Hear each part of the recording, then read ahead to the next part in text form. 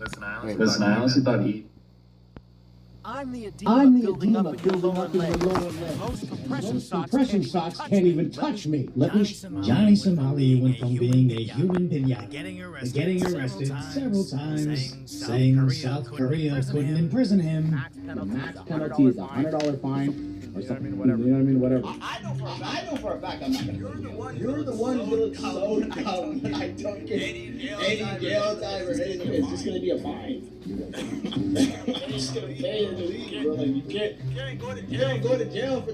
The finally being convicted in South Korea, sentenced to 6 months of prison with forced labor. As this is especially satisfying since he once went after me, specifically openly admitting to submitting false copyright strikes that silenced my coverage of his crimes, calling me a racial slur, saying he'd end my career, when all he really did was live stream his faultless behavior and non-stop beatings across the globe. So before we get into what he's specifically going to be doing in the gulag, let's take a moment to notice this isn't the only punishment he's endured over his nonsense. As over 2 years ago, he went viral over his racism, so he got sucker punched on live stream, randomly strangled by a stranger, absolutely floored by another foreigner, getting rocked all across Japan just to entertain his 24 subs. Then went to South Korea to get smacked again, asked for more beatings. If you want to run up on live. I broadcast my live location every day, every night, bro. I don't care. Come get me. Come get me! To which they quickly obliged, getting hit with a fire extinguisher, and even hunted down by a Korean Navy SEAL, as the entire country seemed to be hunting him down. His sentence might have only just started, but his punishment has been going on for years now. As for almost a year, he's been facing charges in South Korea, not necessarily for the dancing on statues of comfort women, but for the harassment of innocent bystanders, the disruption of multiple businesses for content, and the creation of fake adult AI content of him and a Korean girl. But since he was quickly arrested and released in Japan and that other third country, but all that taught him is he's never going to face any real consequences, openly threatening the Korean judge and their mother. The judge, prosecutor up is my chest. Yeah. Assault. Causing anxiety by carrying a fish. Tell the judge you can bring a fish to your mother's house. Absolutely convinced Korea was too weak to imprison him. I'm going to show you guys how far I can push the boundaries. I'm going to show you that the Korean government is not going to do anything because I'm an American citizen. The Korean legal system is not as strong as people think in procedurally. Everything at this point, but they just keep arresting. Fuck this Johnny Somali motherfucker. We go back to Somalia. To do whatever I want. Not only to the legal system, but as a I wouldn't be on live saying this about really afraid. They're gonna probably give me a suspended sentence, fine, deportation, and ban from like that is like the 99% chance outcome.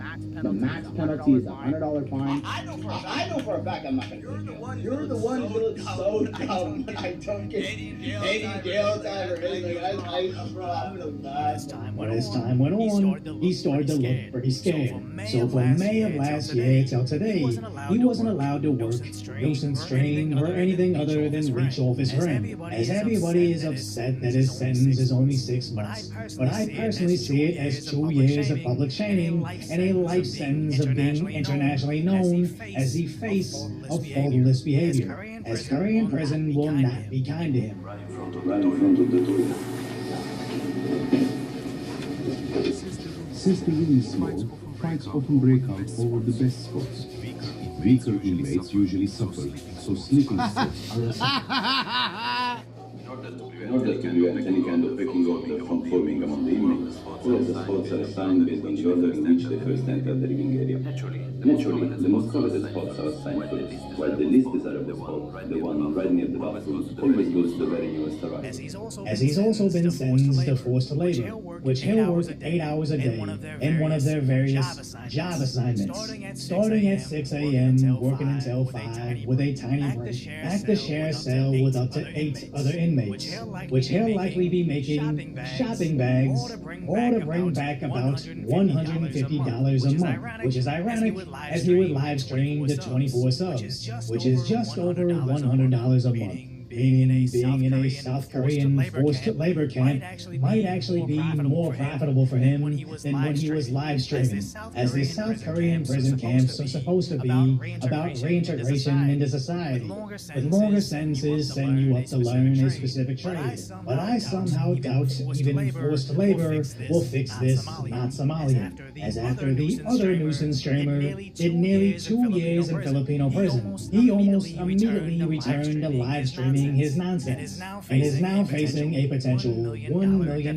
defamation case. Similarly, Johnny Somali faced prison in Japan, but after Japan gave him a light slap on the wrist, said he was heading to Korea. Sorry, Japan. Really? And then I'm gonna go to Korea, and then I'll be the hero of China and Korea. No, we're gonna go crazy.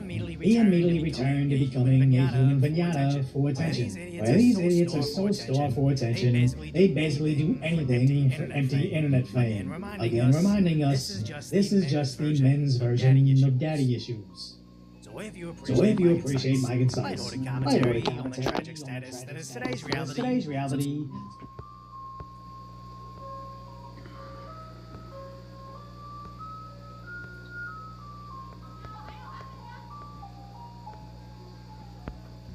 Hey, if you shoot guns a lot and you're not as good as you'd like to be, then you're probably going to want to see this. But I've just dropped inside here. When you take your eye off the sausage for 2 seconds.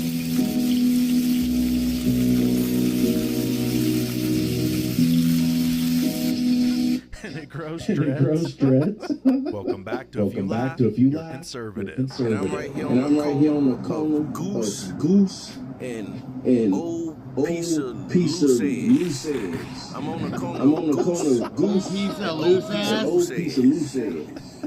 The average Polish bill. Poland is never getting invaded. It's being reported to the U.S. military that six merchant ships have been turned around and compliant with the blockade, and there have been no breaches in the first 24 hours. Yeah, dude, I said I wanted a mullet, and that's what the barber gave me. It's like you need some. I'm a little spoiled. This is a mullet. People were saying shit like sick metal.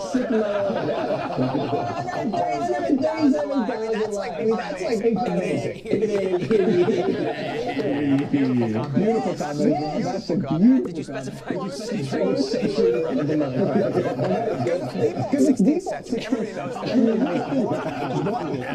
Everybody knows that. Barbers teach you that. They don't hit 16 How Sabrina Carpenter should have handled that Arab lady interrupting her concert. I think I heard someone yodel. It's my culture. I don't like it. I'm so sorry. Please don't take me. I didn't know. Now that I know, that's how Arabs espresso. White people don't have culture. Sorry. That's how I sing. That sounds not Please, don't cancel me. I love Arabic people. Pretty amazing response from President Trump to this reporter's question.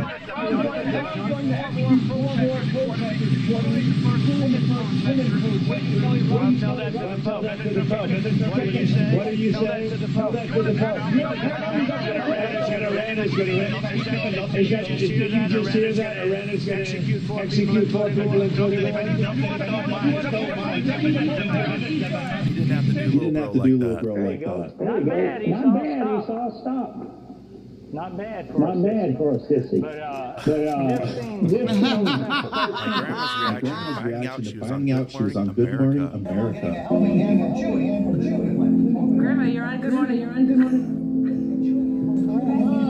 Grandma, you're on conservative vibes too. I can't believe that. I know, what an honor. Do it again. We're on the news. Good morning, America. Trevor and Zach Core. It's a good month for you. I'm not going to reveal my finances. I like that. I don't like that. No, I get that a lot though. That's a fun game. That's a fun game. Go for it, Zach. That's an easy Yeah, it's my grandfather passed through a TV show. He passed away recently, so I couldn't wait for it. Boring. Yes. Yes. Oh my god. Oh my god. Here, let me. Thank you.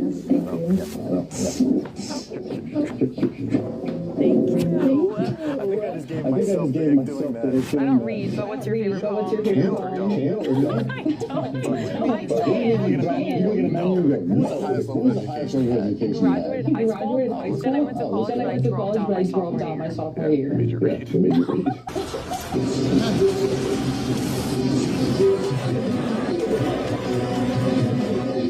Didn't even have to buy him dinner first. This is an excellent way to disarm an armed assailant. And also, find a boyfriend. If you're having a bad day, here's my dog discovering she can blow bubbles.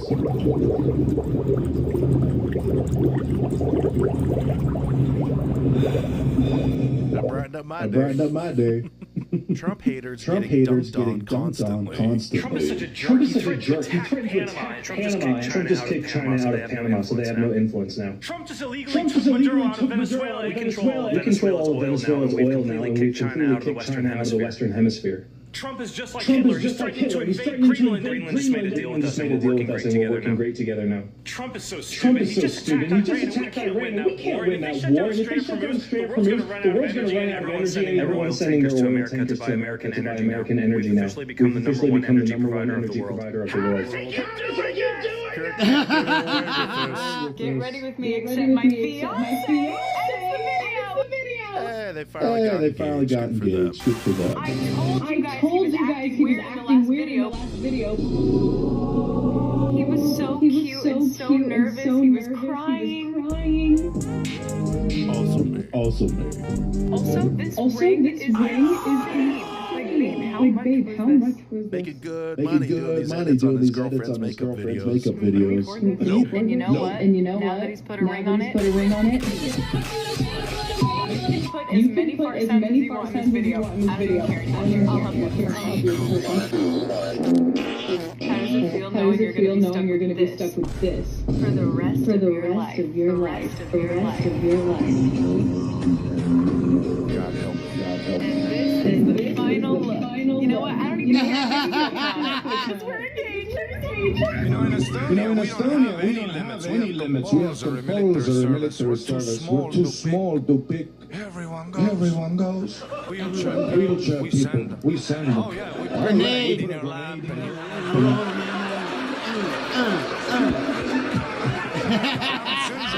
We send them.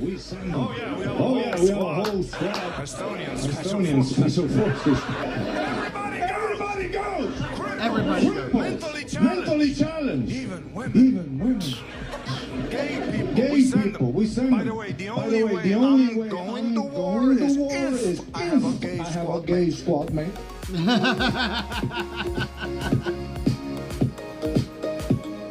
Only way I'm going to war is if I have a gay squad mate.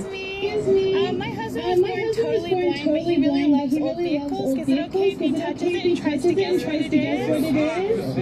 Okay, here you go. I started listening. This would be. This is really nice.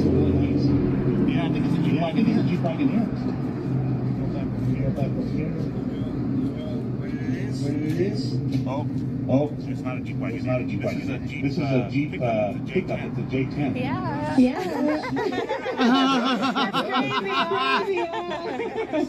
79 to 80. I'm going to take a wild guess at that one. 76. Oh, he loves his old vehicles. Thank you so much. Yeah, we appreciate it. Are you gay or straight? Do you think other people think that? No. He's gay as hell. He's gay as hell. You gay or straight? Do you think other people would think that? Sure. You sure? You positive? You positive? Bro, he's gay as hell. Look at his hair. What's wrong with the hair? looks like Eminem. Feel that Eminem. Bro, you're looking in the You're looking in the mirror. You have the same type of hair, though. That looks like Box Dye. It looks like he's tried going bleach and then just failed. Are you gay or straight? Are you gay or straight? Do you think other people would think that? Yes, 100%. Yeah. Are you gay or straight? Are you gay or straight? Do you think other people would think that? I really hope so. Do you think this guy is gay or straight? He's definitely gay.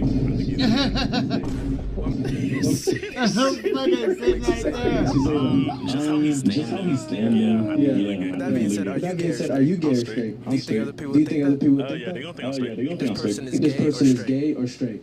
I'm going to exert I'm going to exert my fifth amendment privilege as the United States. That answer's pretty gay. Yeah, he said it's gay. So With that being said, are you gay You're or not in the straight? court You're of not law, in the court of law, buddy.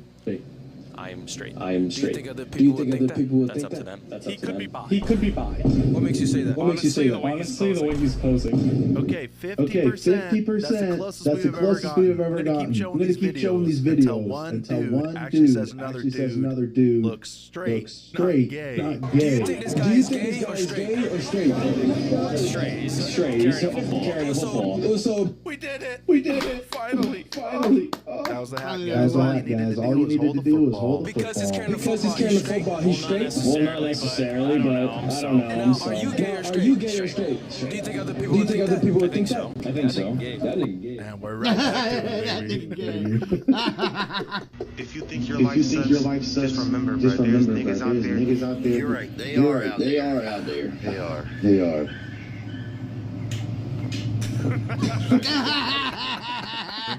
Remember, you can get away with jokes like these if you've got a black friend. Are there other dogs that talk like this?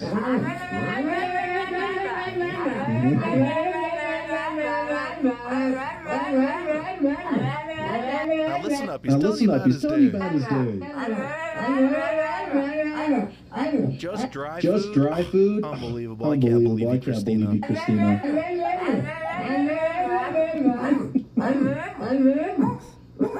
Bro remembered he was a dog towards the end there. Every man should work as hard as humanly possible to present an atmosphere and a reality in their home to where if their wife doesn't want to work, she doesn't have to. What I'm struggling with is how you can think that that's ideal for the welfare of men. Who said anything about it being ideal? That's your job as a man. You see, this is where we've gotten in trouble as a society. Is this whole society owes me something. Society doesn't owe you a dang thing. Entitlement. How is that entitlement? You're saying everybody else work hard and everybody else you're saying it's entitled. Okay, so you're saying that you're owed like a commodity. That's what you're saying. No, I'm saying earn it. I'm saying earn everything. There is no entitlement. It is a living, breathing thing that you have to work every single day for. And it is the hardest yet most rewarding thing that you will ever do in your life. And that is work on your marriage, stay married till you die, and raise your children. Okay, so if a man isn't going to provide materials, then he should get married. Then he should If a man isn't going to provide, then he should not be married. I think if you can do it, go for it. The reality is most households have two working spouses. In 2026, it's really hard for just the man to work. You see a lemonade stand in 2026. How much is your lemonade, sweetie? $10 a sign. Good lemonade, I bet. That's crazy. I only have $1. Apple Pay doesn't work right now. Listen, if you're broke, say yeah. What kind of a 4-year-old are you? What kind of a girl that does have $10? You married this guy? Charge $10 for a cup. I hope the city comes and shuts you down. I'm running the charity here. Fashion trend. And I know if you're American, you will find this hilarious. In the UK, everyone seems to be now wearing this. And if you're American, you're probably thinking, Josh, that's what we go hunting in. And you'd be right. But the irony is, there is no hunting in the UK. I have seen men in America, personally, myself and women, as tough as old boots, wearing this unironically for its use to go hunting. But for some reason in the UK, this is now a fashion trend. When you get this When you intro get this to the intro movie. to the movie.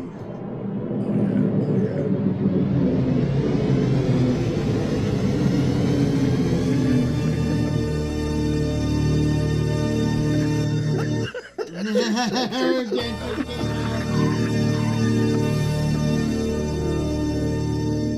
is gonna be a great movie. If the movie's half as good as the intro, We're in for a real treat, Granny. Pro-marriage tip. Always have your wife as a background on your phone. This way, if you're having a hard day, you can just look at the picture and tell yourself, if I can handle her, then I can handle anything. Another pro-marriage tip. Only tell your wife these kinds of things when the camera's rolling. 3 more hours until Dad gets home. 2 more hours. 2 more hours. 1 more hour. 1 more hour.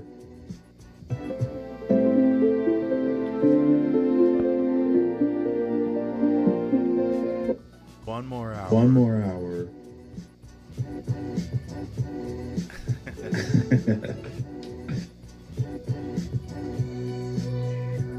You love to see it. You love to see it. This backfired in 3, 2, 1.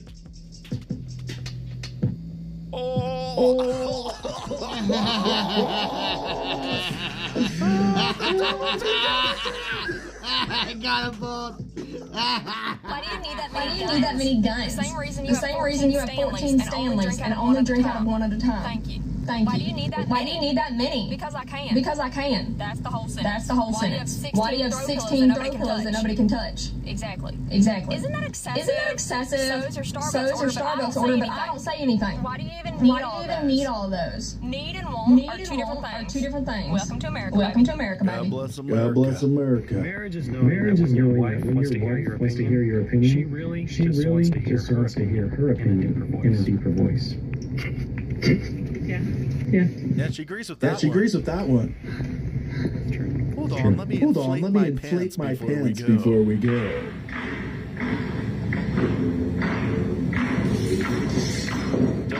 Don't worry, if she falls into a river, she'll be just fine. Girl, where on God's green earth are you going?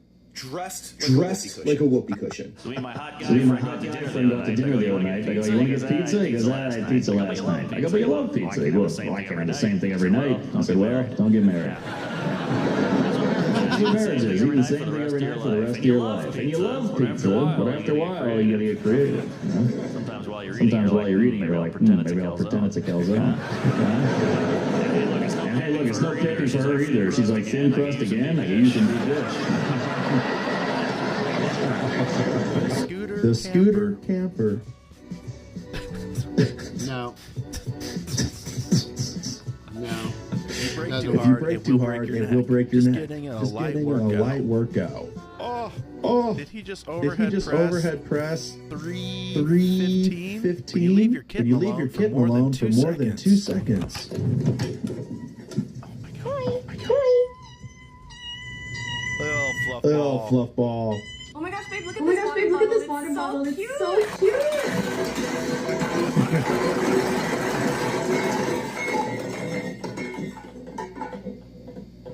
Now, honey, just don't do this with my knife collection. It could be very dangerous. Would you call this a high rider?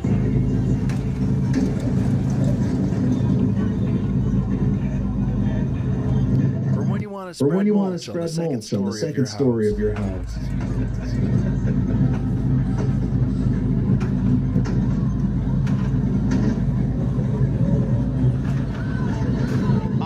I will fill your tank up with gas if you could lift 350 pounds one time. Are you down? Whenever you're ready, big dog. Come on. Okay, so he's lifted them before. I think he can do it. What do you guys think? And drop the butt. Oh my god. Easy. That's it. All right, what you driving? The Yukon. I thought he was in that Prius when Mondami asked why are all those successful businessmen and their businesses moving to Florida and Texas. I said I was going to tax the rich. Today, we're taxing. I'm thrilled to announce the pied-à-terre tax. The first in New York's history. This is the annual fee on luxury properties worth $5 million. Whose owners do not live full-time in the city. Like for this penthouse. hedge fund CEO Ken Griffin bought for $238 million. This peer-to-tear tax is specifically designed for the richest of the rich. Those who store their wealth in New York City real estate. But even so, they're able to reap the huge financial rewards of owning property in, dare I say, the greatest city in the world. It could be again. Once you leave office. I wheelied the smallest truck in the world. Now this will be quite the feat because Weston is like 300 pounds. I should, mother try. If it breaks right now, this is going to be the end of the video, but hopefully a wheelie.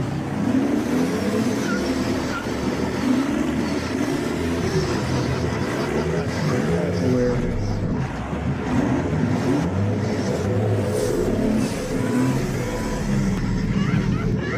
Let's hear what Swallow has to say about women, although he has multiple allegations that he has abused them.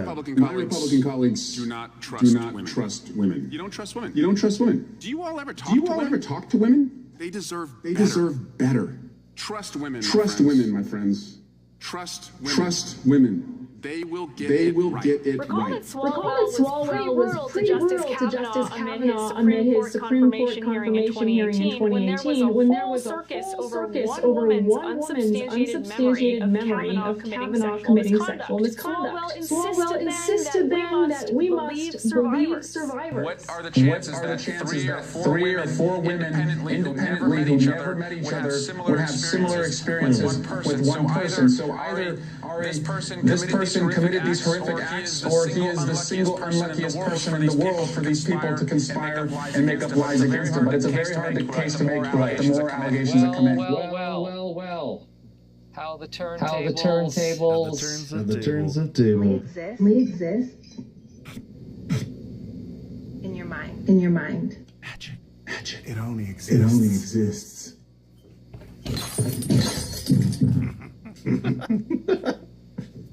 In your mind. It only exists. In your mind. Is this how you end I racism? am racism.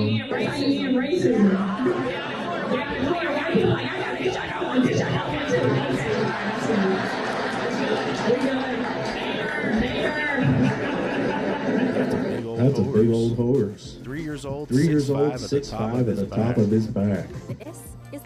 Is lovable. The AI app builder that turns ideas into reality. From small side projects to enterprise. I can't handle this dumb shit. The fucking commercials are just stupid. That's just a charge. Yeah. It's from my Ideas. Can't stand commercials, yo. Commercials. Hassan Piker, the dog shocker, calls Republicans domestic terrorists. The Republicans are far more damaging. The biggest terrorists. The biggest domestic terrorists in this country. The biggest terrorist internationally is the Republican Party. And not only that, but it's just like I want to fight against the growing fascist movement in this country. My frustration with the Democrats is their conciliatory attitude towards that and their lack of investment in this struggle. Let me just see if I understand this correctly. The biggest domestic terror threat in America are Republican voters, not Antifa or drug cartels that came to our country illegally, or MS-13 gang members, the Republican Party. And then you say that you are frustrated that the Democrats are too conciliatory with this dangerous terrorist threat, the Republican Party. But really make no mistake about it, what Hassan is actually saying here is that he really wants Democrats to become so enraged about Republicans that live among them and happen to be in their extended family, or that they rub shoulders with on college campuses. This is how they should actually view them. Kill those motherfuckers! Let the streets soak in red capitalist blood. Not at all terrifying. Not at all a threat to society on par with the Republican Party. We call them dumb, gay, retarded. They call us Nazis, fascists, racists, trying to paint the picture that it's okay to enact violence against us. The case of Charlie Kirk, this violent rhetoric succeeded. This is a perfect example of how these deranged activists react when they're confronted with reality. I got an offer for you before we move on. If I were to give you your $2,350, which is the cost to renunciate your citizenship, and I paid you your first class flight to whatever communist country and $20,000 a spending, would you give up your citizenship to go to that country? Whichever communist country you want to go to. We can give you Venezuela, we can give you North Korea, any one of those you want to go to. Choose any one of them, I'll give you one-way ticket and I'll fund it for you if you want to. Thank you. Thank you, yes. This should be an open offer to anyone who supports communism in America. Here's the door. I'll even pay for your flight out. They say immigrants built this country. That's weird. I guess they work nights. Who knew getting kicked out of the bar could be so romantic? I think racial boundaries are broken. Progression made in the world. Look at that smile. I was born at a very young age. Oh, wow. Jasmine Crockett needs a job. Poor Jazzy needs a job now that she's no longer going to be on Capitol Hill. So I will potentially go back to practicing law. I'm engaged in conversations with some law firms about what that will look like. Notice how she ain't talking gangster no more. I want to be semi-flexible as it relates to the practice of law. Close your eyes and it sounds like a white lady. Because I absolutely want to get to this book. So in other words, you need a job in which you don't need to work that hard because you want to work on your book and go do a press tour. I get it. I've always gotten you jazzy. So does everyone else. You don't want to work hard. You just want to collect the big check. I think she wants to go to Hogwarts School of Witchcraft and Wizardry. Oh, we got a new one. Rating fight stances. Do you think that you can fight? Not very well. Can you show me your best fight stance? Oh, okay. What do you rate this guy's fight stance? Give it like a 5 out of 10.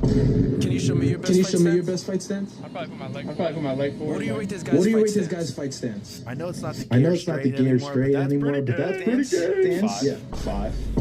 So you think you can whoop him? Can you show me your best fight stance? Sure. What do you rate this guy's fight stance? He doesn't look like he's on his toes. I'm gonna have to go like 4 out of 10. You think you can whoop him? Probably, yeah. Can you show me your best fight stance? Probably someone. What do you rate this guy's fight stance?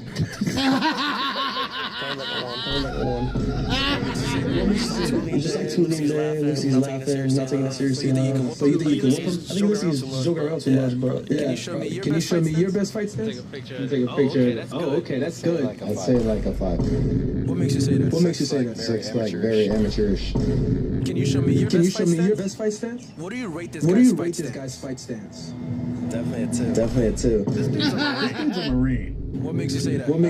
I don't know, the hat. A little stance, I don't know. Can you show me your best fight stance? Oh no, man, you gotta keep that arms up. Float like a butterfly. Sting like a bee. Where's your money going? Well, if you live in California, Gavin's spending it on good jobs for immigrants. So here in California, they give you the breast implants. Yes. Free. Yeah. Wow. Congratulations. Do you feel like that's a good benefit for migrants here in California? Yeah, even. That's not just an immigrant. That's a man, baby. That's a muchacho. So you end up you can get him. Your Samsung S26 needs a mouse kit. Nope. Even if you're undocumented, you can get it. Great news for all of our subscribers out in California. Your tax dollars hard at work. Alexa, turn off the lights. I forgot my phone. Okay, I'll meet you in the car. I thought I bought him an Alexa, but this is just a Bluetooth speaker, so I've been doing the commands. What's the weather in Kansas City? In Kansas City, it's 31 degrees Fahrenheit. Alexa, volume 7. In Kansas City, Missouri, it's 31 degrees. Alexa, turn the heat down. I just spent the $30 to get him a real Alexa at this point, okay? I have to go to the bathroom. I'm running out of excuses. I'm so tired. Yeah, I mean, I realized like 3 days in after weed isn't happening. Australian accent. I've added eggs to shopping list, mate. Sound more like Charles. Okay. Your spouse finds your notebook and doesn't know what the phonetic alphabet is. Hi. Hey. How you doing? Pretty good. What's up? You want to tell me who Juliet and Sierra are? If he was in the Navy, he'd be worried about Oscar, Mike, and Romeo. This woman has zero shame about stealing from the tip jar. Yes. Please back up. That's my daughter. She got caught on camera. You know, there's give a penny, take a penny, but you don't stick your whole hand in the jar and pull out all the cash. You know how much it was that she took? So it for sure was $20. Of course it's not too much, but still. So if she went to where are you taking the money? What do you call that? I can't even see it. Again. Taking the cash out. Money coming out. Okay? I told you what. Okay? So I'm going to need you to turn around. You're going to go to jail for that. Jail? Actions have consequences. One thing about me, I'm gonna enjoy my morning banana. One thing we can tell about you, homie, is that you do enjoy morning banana.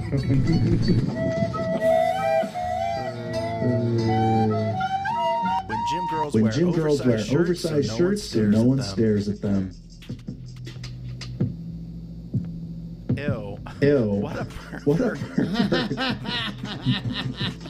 When you live with a staffy. The snoot boot is a must. Okay, it's adorable.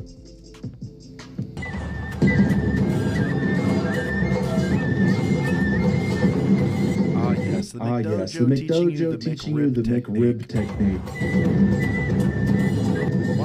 Watch this little boy meet someone just like him.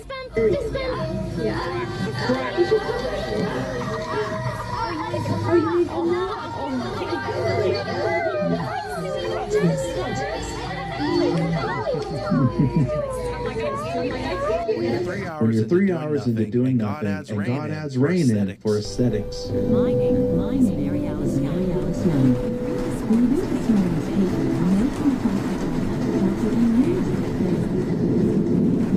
The only thing better than that is if you're in a cabin or out in a tent. This woman is from England protesting against kings in America when England still has a king. Who is the best fit to lead this nation then?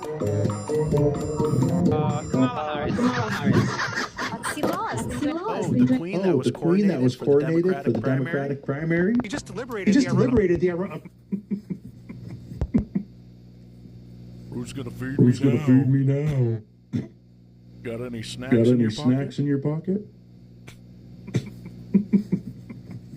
White liberal woman admits she's a hypocrite. Was your anger there for Obama when he did it multiple times as well without congressional approval? Why does it suck? I think Trump sucks. He just deliberated the Iranian people. Because he just went ahead and did something he shouldn't have done. Let me ask you a question. Was your anger there for Obama when he did it multiple times as well without congressional approval? So it's only for Trump, not Obama. Do you see the hypocrisy there a little bit? You didn't care when Obama was dropping bombs on 8 different countries. Don Lemon said Michelle Obama is much better looking than Melania Trump. That's pretty funny. And on brand coming from him. Because he's gay. So he finds men attractive. Some things in life, they're unpredictable. Can happen. In my case, they just banned a Charlie Kirk monument on TikTok. That's ridiculous. Okay, guys, I've just landed in Arkansas, and people are telling me here that they eat chocolate gravy and biscuits for breakfast. Biscuits and gravy. Why are you changing it? I have to find this. If you know anywhere that does it, please let me know. Chocolate biscuits and gravy. What's one food you have to eat from your state or country? Drop in the comments down below. The state of California also just introduced a new bill called the Stop Nick Shirley Act to specifically criminalize investigative journalism. Working Families Tax Credit is an annual tax refund for all Washington workers who qualified. Huh? That's not an admission of guilt at all. AB 2624, the Stop Nick Shirley Act, is trying to criminalize investigative journalism with stuff like misdemeanor penalties, $10,000+ fines, imprisonment, and of course censorship, taking down your content. While these people are screaming at you about how Catholics going to mass, or parents testifying at school board meetings, or moms encouraging their friends to also become moms, or Turning Point USA, or nuns the rosary outside of an abortion clinic are the dangerous terrorists destroying society. They are weaponizing the state into actual fascism and turning a blind eye to legitimate terrorism, enabling it. In fact, they would rather see Nick Shirley thrown in prison than keep a child in prison, or deport an MS-13 gang member, or stop BLM activists from throwing rocks through small business windows, or prevent someone like Charlie Kirk from being killed on a college campus. Up is down, and left is right, and right is wrong, which is why we cannot lose focus on what we're really up against. This is coming back in 2028 if we're not dead serious about stopping it now. For whatever reason, if you've never voted before, this next election, it's your year. It's your year. Here's the problem with Jimmy Kimmel. He is an activist masquerading as a comedian. It's not that he gets political. Everybody got Johnny political. Johnny Carson got Whatever the news of the day was, whatever the scandal was, he had a joke. You know what he didn't have? A purpose. That's Kimmel's problem. That's Colbert's problem. It's not that they tell you political jokes. It's that when the punchline's done and they poke the crowd with a cattle prod and force them to laugh or applaud, they then tell you how to vote in the next election. That's not what comedy's supposed to be. We're comedians, we're clowns, we're buffoons. When Kimmel sat down on Michelle Obama's podcast this week and said, I would be morally bereft not to talk about the breaking news each day in this country.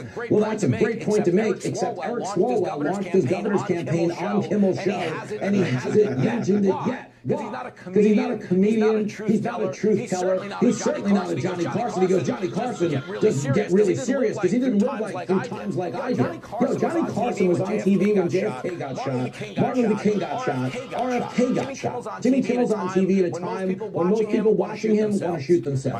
My neighbor's mailbox is a microwave. Well, at least his letters will be hot and fresh in the morning. It's nothing better than a warm envelope on a cold morning. Imagine you're 2 years old and the concrete guys let you help. Tell me they've also got kids without telling me. Dream come true. Make sure to watch out that wheelbarrow, little homie.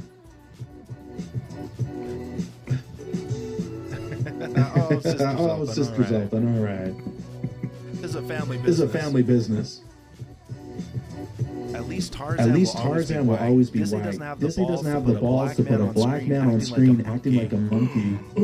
If they can't make Tarzan black, they'll make him gay or trans, or they'll take Jane out of the picture and make him fall in love with a chimpanzee. They'll find some way of messing it up. When you visit your auntie and make yourself at home.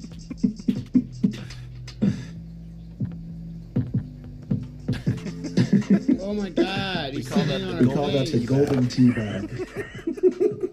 Mitch McConnell meets Katie Couric. I do one impression to seduce women. I know which one you're going to do, and it's making me hot already. Well, every woman in America I found wants to. This is in Kentucky Senator Mitch McConnell. Let me begin by stating what a privilege it is. Be well. Katie today. So I was invited to come on Katie Couric's podcast. But it didn't quite work out. Let me show you the email. We've been following your work closely and truly appreciate how you blend humor, commentary, and cultural perspective to engage a massive online audience. Katie would be honored to invite you for a virtual conversation exploring online political commentary, digital influence, humor and modern discourse, and how creators are shaping cultural conversations today. Sounds pretty cool, right? There's just one problem. The beginning of the email says, Dear Hairy Hair. What? I know all white guys with beards look alike, but I am not hairy hair. You can tell that Katie worked at NBC for most of her career. If this is the level of journalistic expertise that her team had, the military draft back then. children's future. The military draft now. Baby, do you have to go? You don't want to, but I guess you gotta fight for your duel. That's so Delulu. I feel I got my baby. Be safe out there in Iran. Don't even trip, it'll be just like Fortnite. Skibbity. That's my man's. This line is about to roar, and it's absolutely incredible. The King of Kings.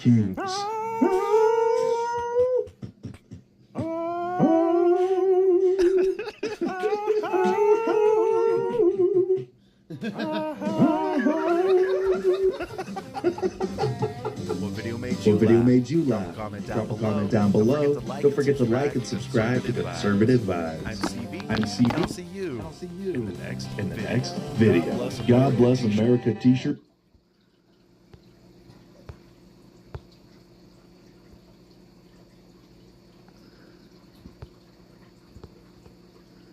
Get deeper and deeper. We'll be like,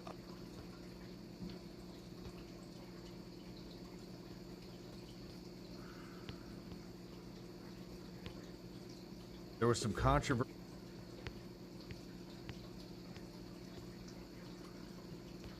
The Democrat.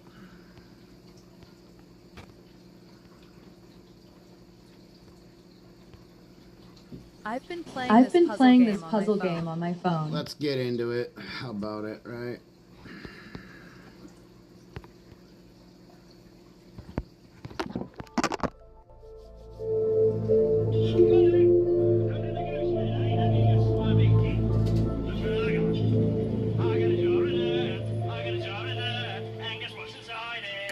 Good morning, folks. Welcome, observers. It is Friday, April 17th, 2026, and today we've got several items to look at in space weather.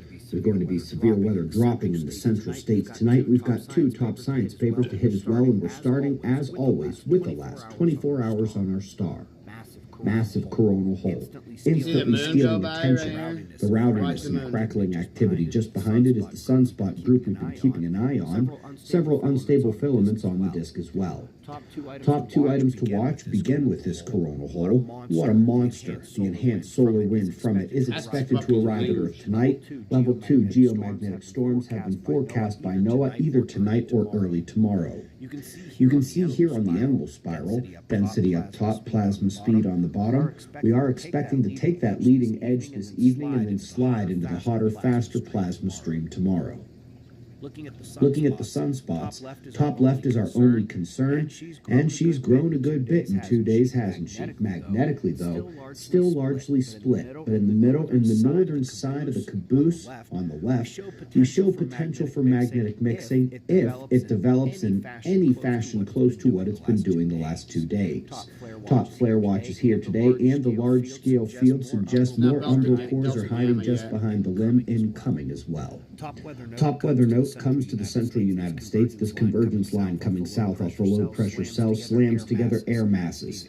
These air masses have wildly varying temperatures, lines colliding from the north and the south. And that's all got to equalize in the convergence, and the same goes for the moisture sucked up out of the Gulf and slamming into drier air out of the northwest. The combination of those gradients drive atmospheric convective potential and storms. High alert tonight. Tornadoes expected. Excellent study here on the astronomical nudging of the lunar earthquake modulator. It's about frequency and patterns of rupture and the slight variability in the 18.6-year cycle of moon forcing of earthquakes is varied by different astronomical characteristics. But our top story today includes Owens, one of the living titans of solar science. The paper describes extreme proton storms and how if we take a super flare, the passengers are in trouble, astronauts are definitely dead, and that's with Earth's magnetic field being strong. The current weakening of the field was not taken into account in this study. It showed, though, that the top proton storm events in the geology were all about 100 times bigger than the biggest atmospheric radiation spike event we've ever seen in modern times.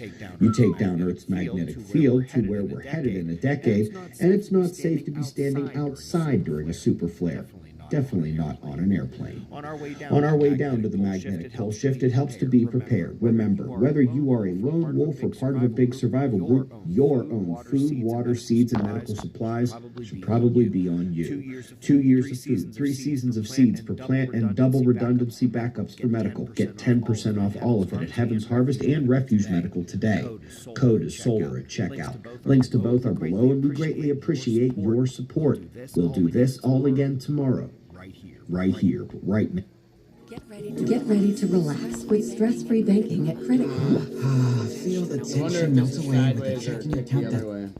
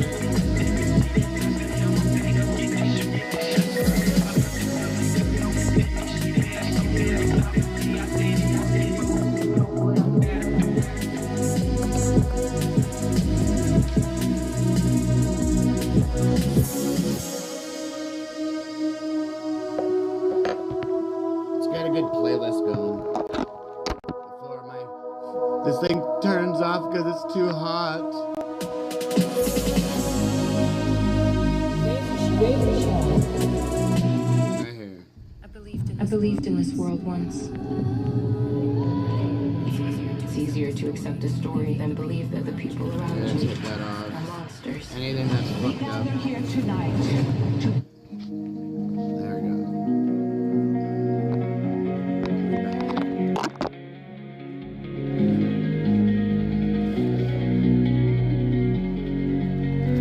Thanks for all the new follows and subs. Appreciate it.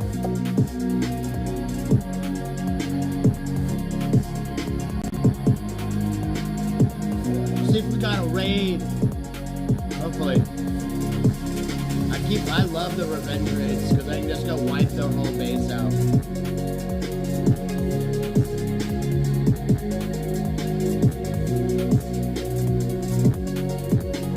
I miss my Audi. I had an AA supercharged for a little while. I leased it. Leases are better because you can just pay for a little year. So you just fucking renew the lease, or you just fucking give it back. You just can't do any crazy modifications on it. Not with a lease. That's like remodeling your apartment when you move into it, or a house you're renting when you can't do major changes, you know.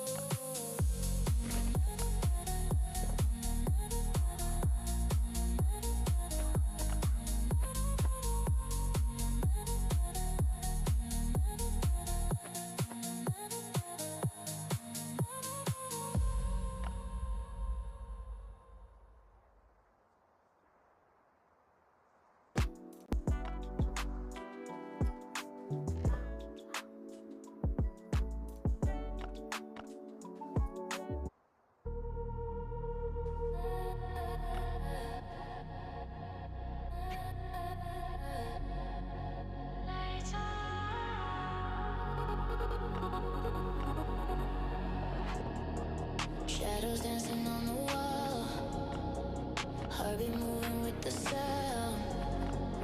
Every look I own it all. When the bass is pulling down, I don't wait, I decide. Every move under control. When I step into the night, feel the fire in my soul.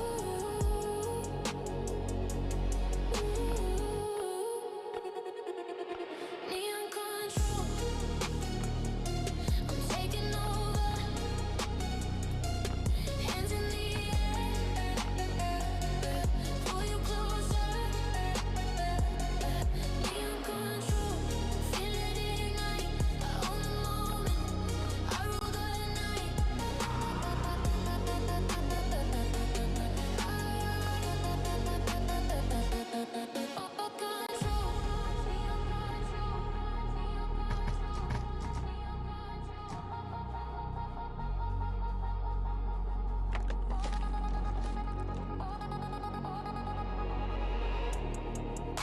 Electric in my veins, every step is razor sharp.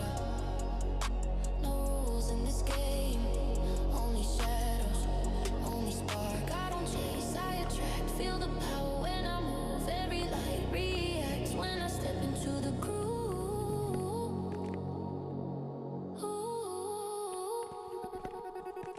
Neon control.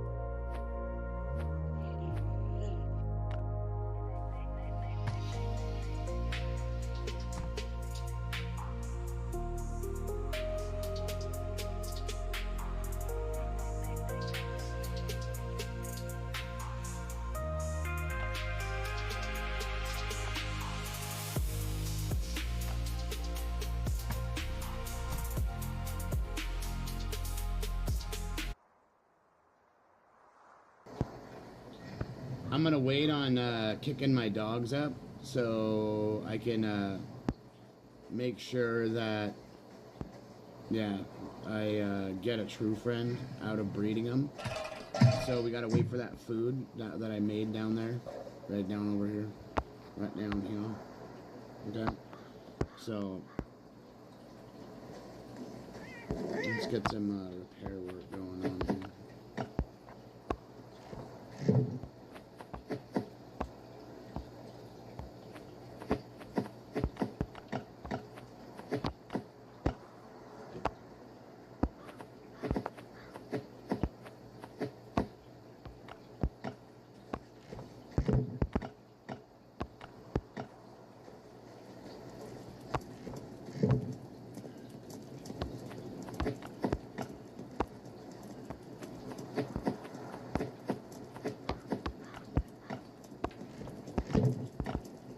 But I'm gonna turn my mic off so it doesn't reverb the music.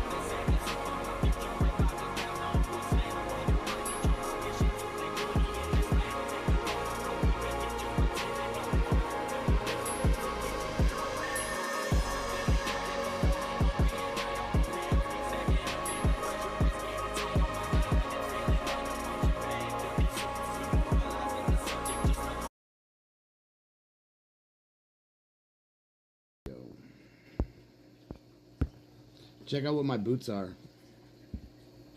The Red Wings. These are composite-toed fucking boots. These are like... These are the cream of the crop when it comes to any type of a hiking boot. Or a work boot. These guys. I had to wear them today. I haven't worn them in a minute. But yeah, these are Red Wings. These are waterproof. They're fucking like the best boots ever made.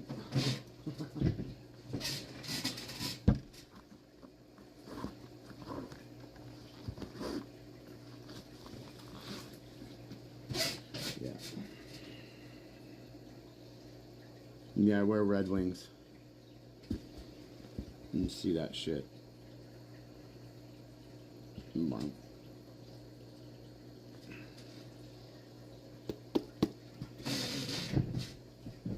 None like $350 on your feet. Kind of crazy, but when you know that your feet, if you take care of your feet, everything else will be perfect. Those things are so nice. I tried on like 5 different kinds of boots because my back's all fucked up. I had to find out something that was good. Yeah, here we go. I'm gonna cut my mic.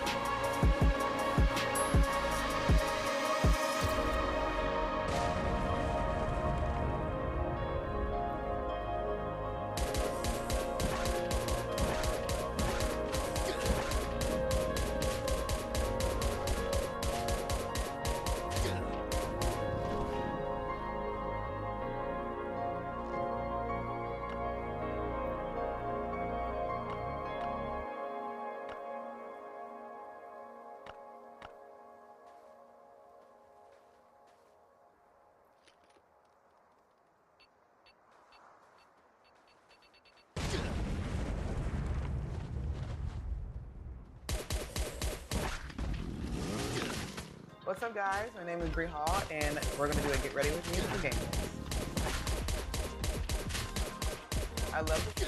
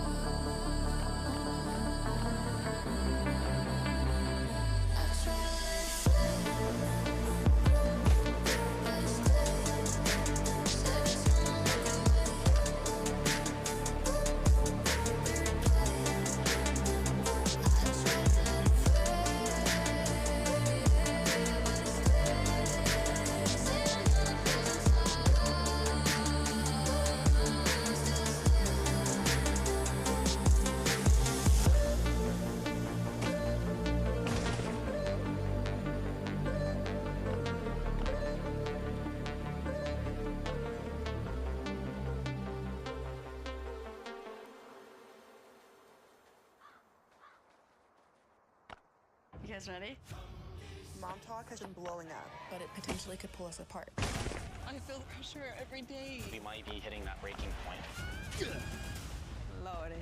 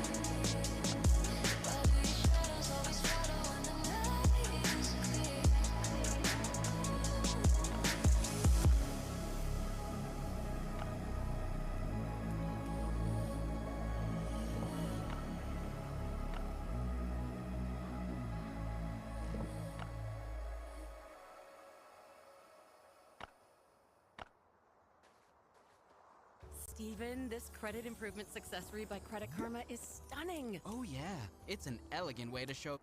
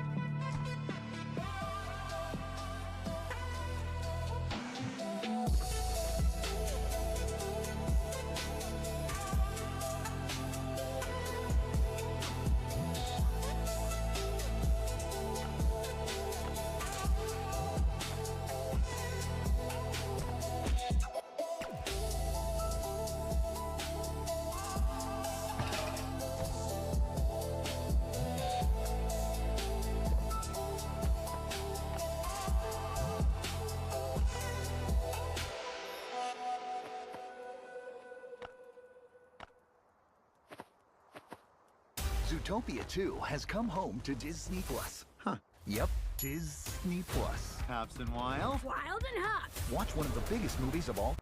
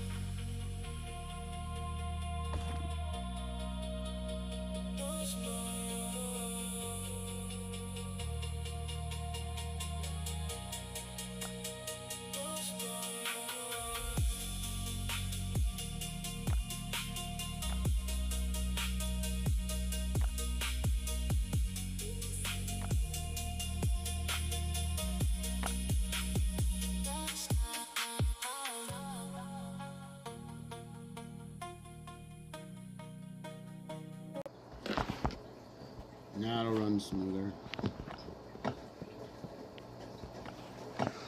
So.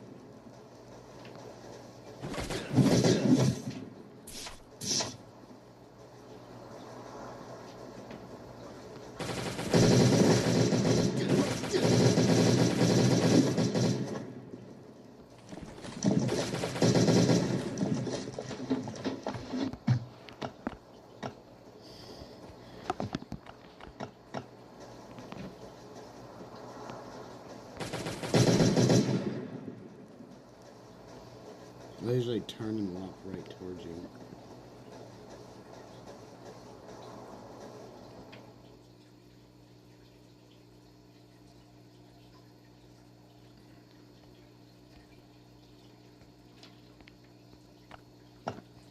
Okay, so let's just do this.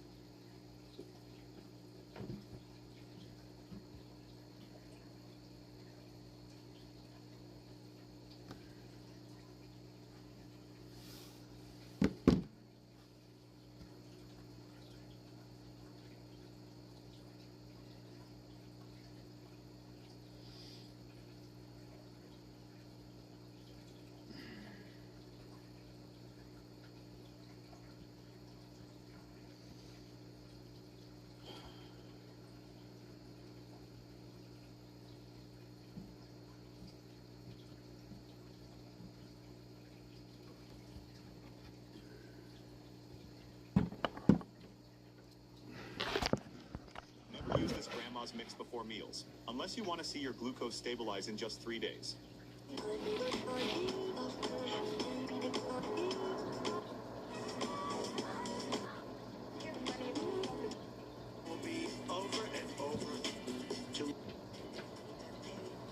Demonetize just for you.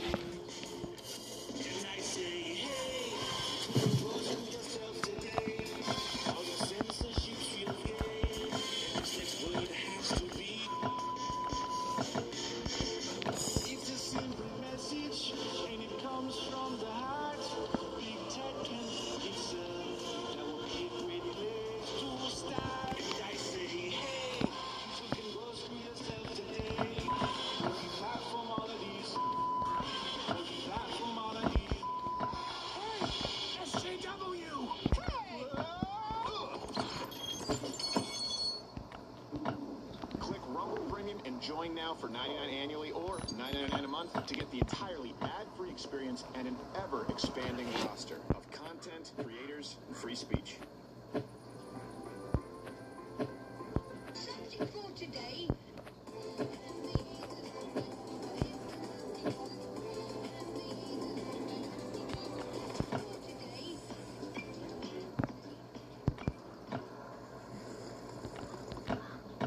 glad to be with you. It is Friday. You know what that means if you're watching this wide right now. It's a love letter to Mug Club, Rumble Premium OG. So we typically don't stream, but like we watch like 5 minutes. I don't know, what is it, 2 minutes? Like 2 minutes? Yeah.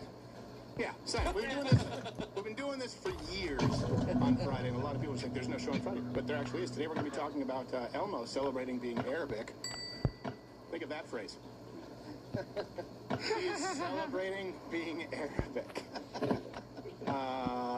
And then we have a review of the film Ladies First, and then we have, what's the other thing? I know it involves Rosie O'Donnell. Women having opinions. Okay. Women gross. No, not Rosie O'Donnell gross. Great opinions from women. And I will say this, Gerald's not here, and we're all very disappointed. He let us down. Yeah. He used to watch Band of Brothers, so we have Lane the Brain in here today. Welcome. For those that were wanting Gerald, well, yeah, you don't need to worry about that. And Friday, Saturday, April 24th, 25th, Comedy Avenue, Lawton, Oklahoma, we have Mr. Firestein. How are you? Hey, good. I'm excited for Lawton. I hope to see a tornado. Yes, me too. Yeah, you definitely will. I hope I get caught up in one and never come back. Well, you know, the building across the street from our office, yeah, the second floor was taken off by the tornado. Yeah. Remember that? Like 20 minutes before I got here. It was completely torn off, and it took them years to put it back on. No, it took them a year, and they started building it right before tornadoes. Yeah, true. I'm convinced it was a money laundering scheme. I think it's losing my mind. I would be like, there's nobody renting those spaces. Were empty for a long time. You're right. And they would have an excavator, and it would be moving dirt to a pile, and then I'd be like, Tim, come, look, what? They're moving the pile again. It's just a pile of dirt that they keep moving around. They're not even building anything. They're using the same bricks they used before, and then using fake invoices. I think you're right. It's a money laundering scheme. They're using the same bricks, but for some reason they painted them a different color. Yeah, and I'm not going to say what color, but new and improved, tornado-proof. It's not a learning center. That's exactly right. They painted it construction green so that the tornadoes know. Speaking of learning, who's your favorite Sesame Street character, Lee? A Big Bird guy, you know. Really? Why? Just substantiate your answer. He's tall. He's got a good stature. I feel like he can pump a lot of iron. You know? That's incredibly vain. Who's your favorite? Oscar the Grouch. Ah, because he's smelly. No, because he's realistic. Oh. He's the only character that everyone's like, hey, what a wonderful time to play. And he's like, shut up, I'm sleeping in here. I'm like, yeah, I get this guy. That was the Arthur. Yeah, that's true. But was it? Yeah, but they play that too. Mine would be that OCD count. Oh, yeah. Yeah, he definitely he needed help. Yeah. I have to flip a light switch on 18 times every time I enter a room, or my family will suffer. Can you imagine your place Rain Man with the count? 18th bar of soap that I only use once before I throw it out.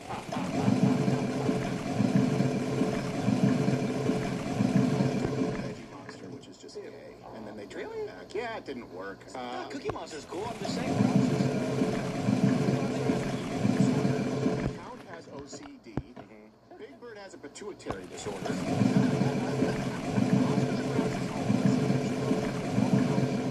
The Swedish Chef has a mental disability. Yes, he does. He's European. Well, now we're getting into the Muppets. I don't know the difference. Learn your canon. What about Fraggle Rock? I don't care. Well, they had the retarded son who was a sadist. Like, I think I got a Fraggle, Mom. They're like, no, you didn't. And then he just tries to kill them. Yeah. It was awful. It's perfect. I like Fraggle Ron. We had Groundling Marsh in Canada. Anyway, the point is this. I'm sorry, it's Friday. Elmo. No one named Elmo. Notice that? No one named Elmo. No, it's because, that would be a child. It's basic bitch, Elmo. It's like Elmo's a little bit overplayed. He has all the spin-offs. It's like, he's the Ted Danson. I'm not a hack. Sesame Street. I'm not going to say my favorite's Elmo. That's a hacky thing to do. It's like saying your favorite team is the Dodgers or something. Right. My favorite team is the Dodgers. Yeah, because you're a hack.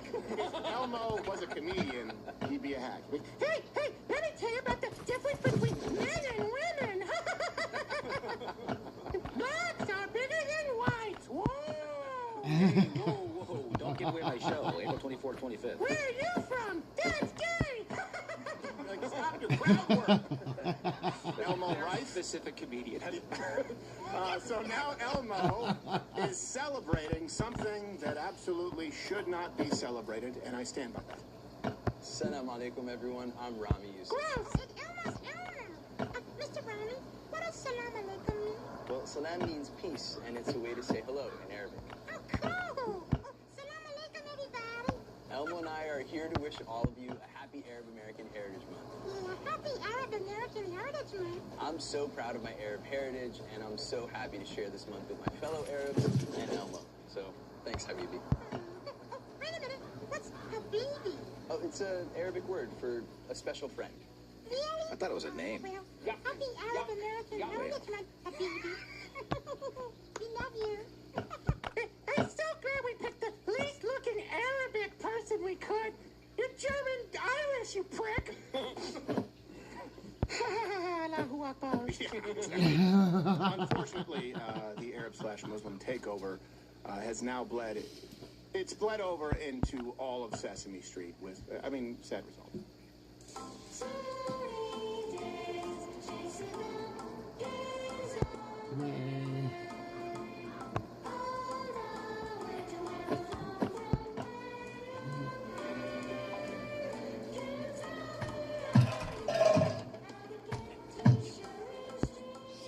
Street. I'll never be able to create something better than that. Now, to be clear, the song is real. We wrote the song. Sharia Street. That's fucking awesome, dude. Yeah, that's fucking awesome.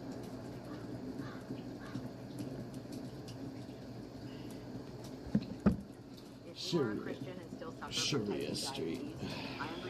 Alright, we're gonna wait for Tim to be fucking done.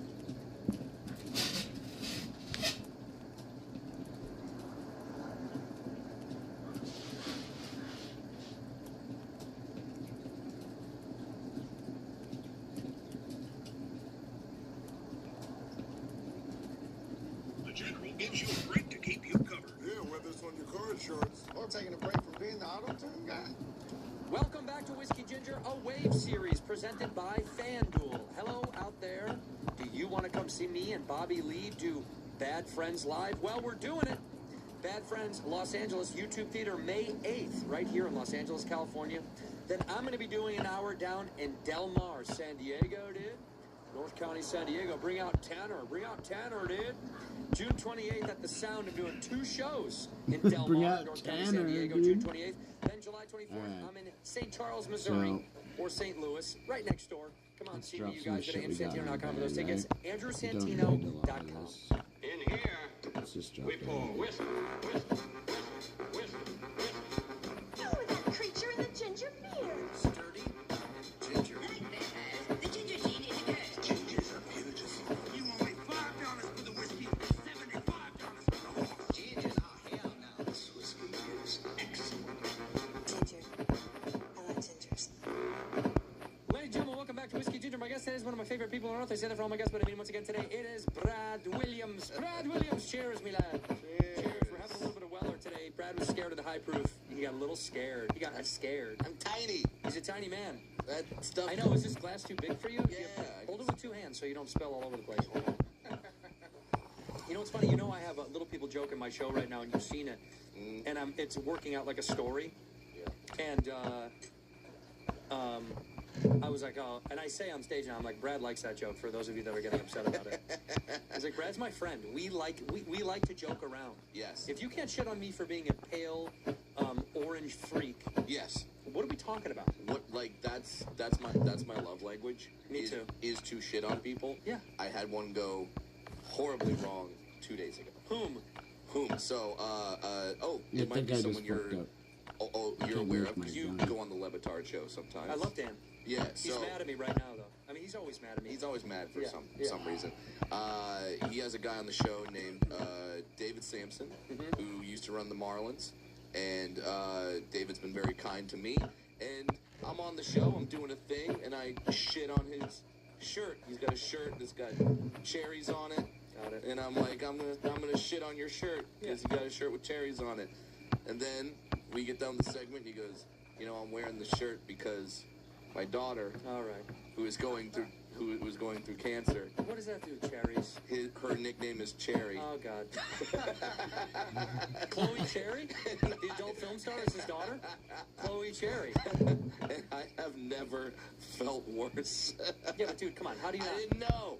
He should be wearing another a shirt and an ascot that says this shirt is for cancer. You should have to flag that. You know what I mean? People need to know they're not stepping into the fire. Yeah, but that's our level. You and I have known each other for a long time. We always goof with each other. That's part of the fun. That's part of the fun. If you didn't know that we knew each other, and you saw us walk into the comedy store drinking together, you'd be if like, I didn't heal shit, that up, this I is couldn't Hatfield and McCoy's. Like, See you that? guys fucking hate each other. Yeah, is this a comedy duo? What's going on?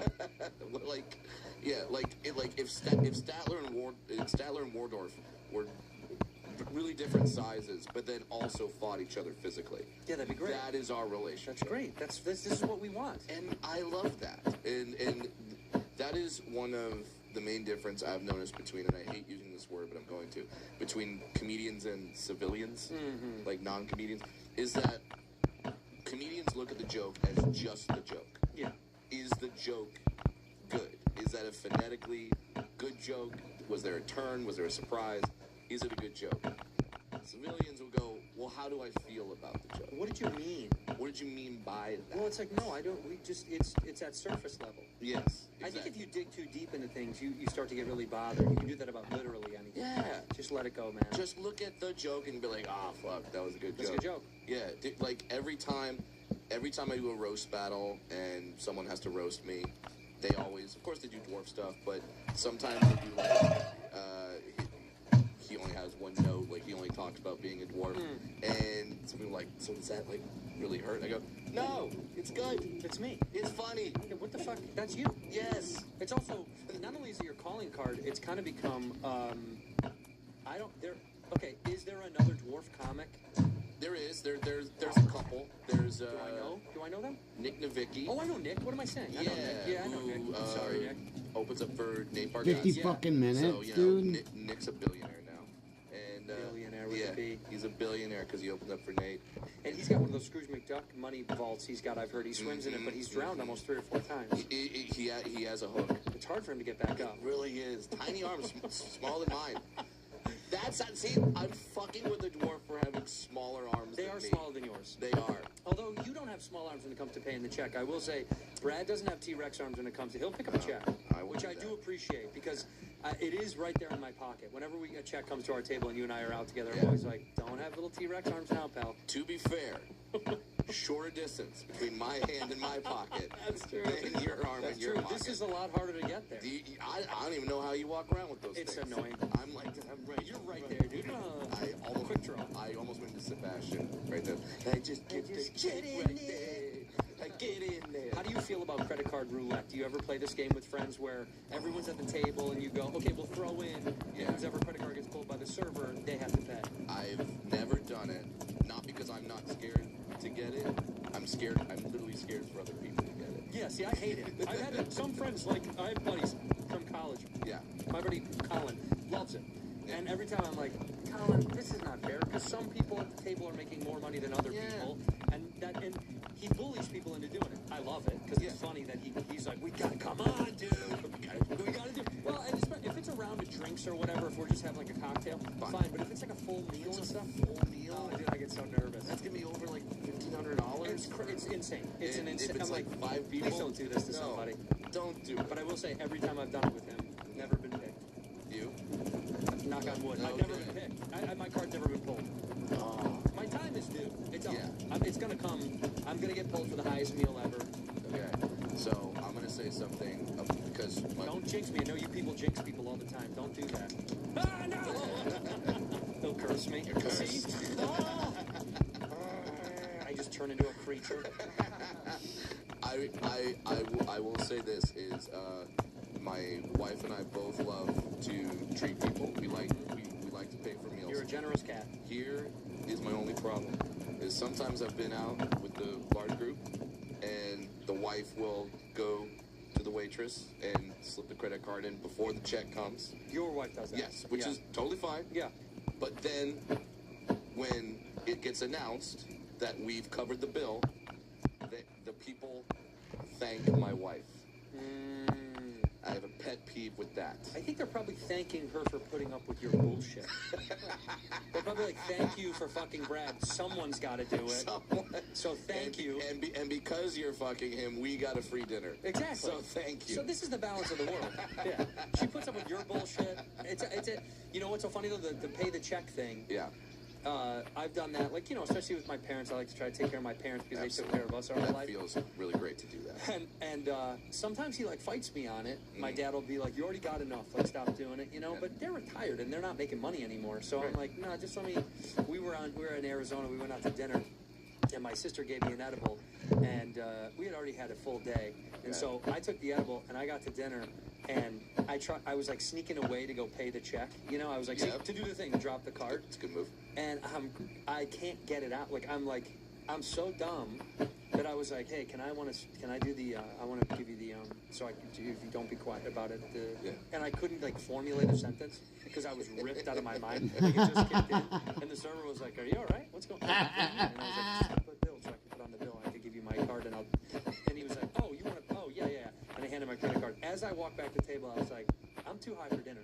Like, I'm too high, even for a dinner. I was like, my God. The waves that I'm now, dude, they're way too strong. You gotta be careful. They're way too strong. And this wasn't even a heavy one. Maybe it was like 15 or something like that. It wasn't that crazy. I've taken the edibles, like, back when I was doing clubs, I would take edibles from an audience member. Oh, yeah, I do that all the time. Audience member would be nice enough to bake me a brownie, a cookie, something. What's in it? Well How done. deep am I going to go? Well done. But now, no, I can't. I've done those nights. I remember one night I took a joint from a guy that was in Edmonton, and it was snowing, and I sat in my hotel in Edmonton having a panic attack because I was way too high. I shouldn't have done it, dude. Should not have done that. That happened to me in Miami, and I was up. It was a very hot hotel, and so much so like whistling. Oh, you hear it through the. Bro. No, bro, freaking out. Freaking out. I was terrified. But a lot of people don't know this. If Brad jumps off that balcony, he will float a little bit lighter than we do. Yeah. He's able to spread out, and kind of like those squirrel suits. You can kind of float. Galileo was wrong. Yeah, dude. All that Galileo was shit. wrong. I'm glad I made a bunch of those guns already. Oh, God. I can't do some... It's so much fun. I almost hate that the brilliant comic on SNL that's now doing Sebastian... Marcelo, right? Yeah. He's so good at it. Yeah, he's the man.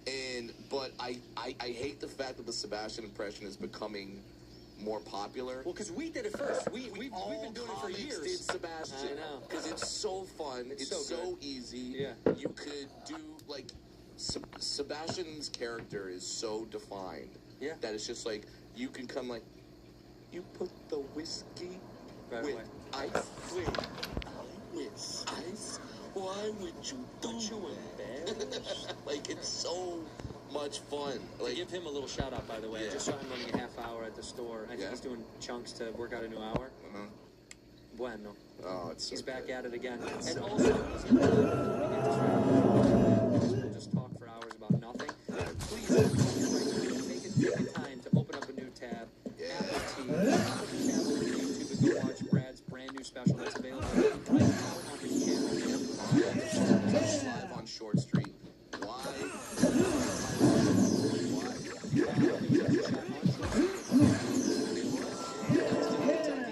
And shot on Short Street. I'm like, I had another title, and then once I found out it was on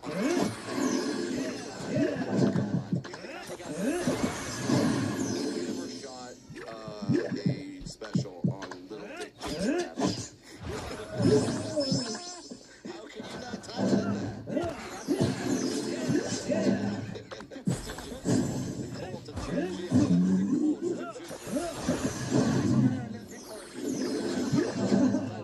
Well, actually, my dad, for years, redheaded stepchild, which is a common phrase. And my dad was like, you should call one of your comedy specials redheaded stepchild. I should. I mean, it works. It's a good idea. By the way, that's a common phrase. You know, beat you like a redheaded stepchild. West Brown. Play now. He's like, that's funny. If I said kick you like a little person, I'd be frightened. you'd be scared. Yeah. But because people say beat me like a redheaded stepchild, I'm like, that's layers of pain. I have two opening acts, JB Ball, Quincy Weekly. I know both. They're They're both great great, openers, and they're both African American. They're both black guys. Whoa, They're Brad. both Brad, nice. New Nice. comics? Very nice. Very nice guys. Very nice. Was that triggering? Anyway, It was for me. And like, if someone came up and said, "Hang you like a," you know what I mean? Like that's. Oh my God. That's horrible. Terrible. That'd be the worst thing ever. this- So yeah, the beat me line like a we just redhead. do, like, oh yeah, cause a redhead. That's unacceptable. But you know what? He'll tell you the etymology right now. What is it? It's associated with 19th century anti-Irish movements in the U.S. Oh, so it's anti-Irish. Well, here's the Okay. here's the other idea behind And it. anti-stepchild. It's because most people would assume, look at that redhead. I bet you his family abandoned him.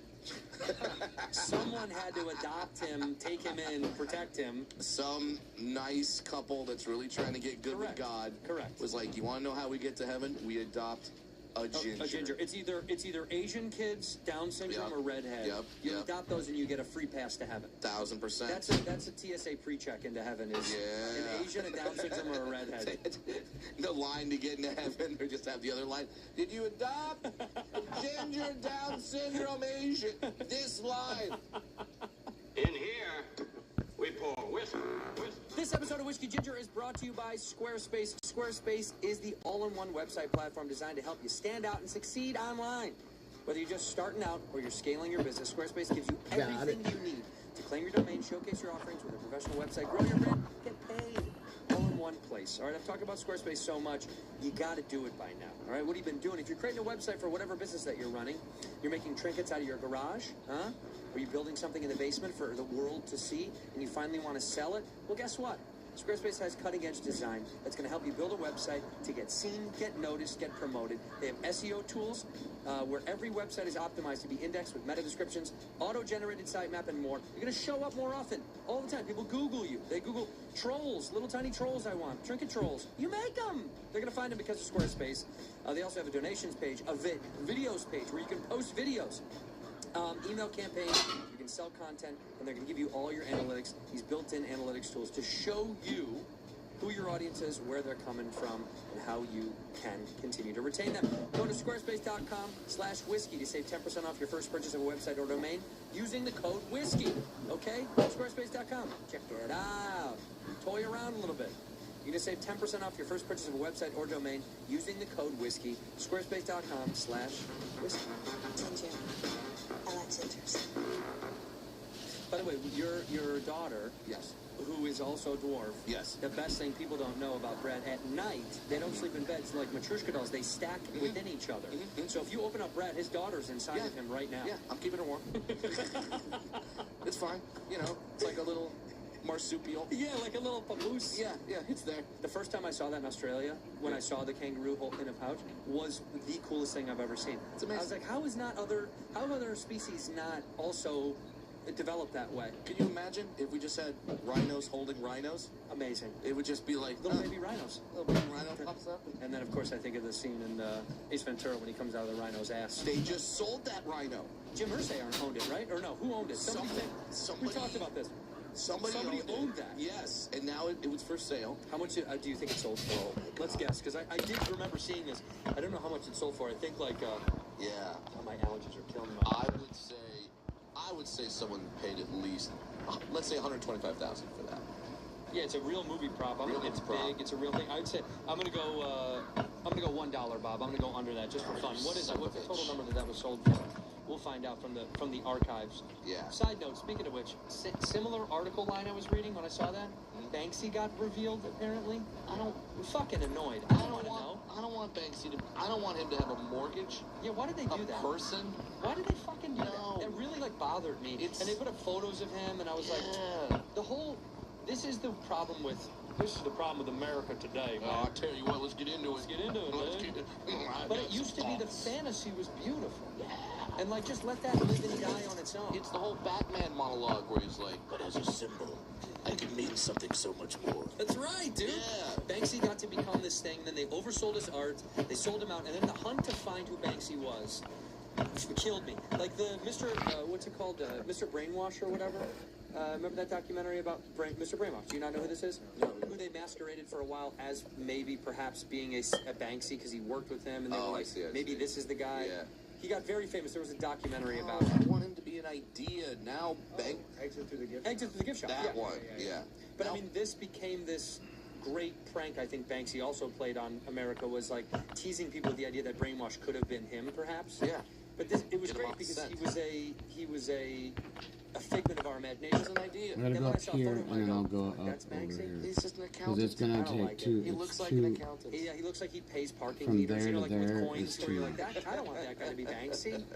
Like that. I don't like that. I want Banksy to be an illusion. I want Banksy to be the V for Vendetta guy. Yes. Just the mask. The mask. And just be like, we'll never remember. But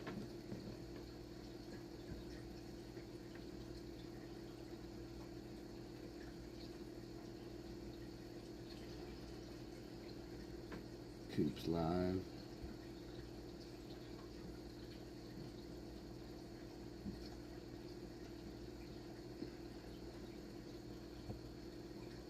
Weekends go by fast. That's why Skill 40-volt tools work faster, with longer run times and features like Smart Caddy, so you can cut through the yard work and get back to what matters with Skill.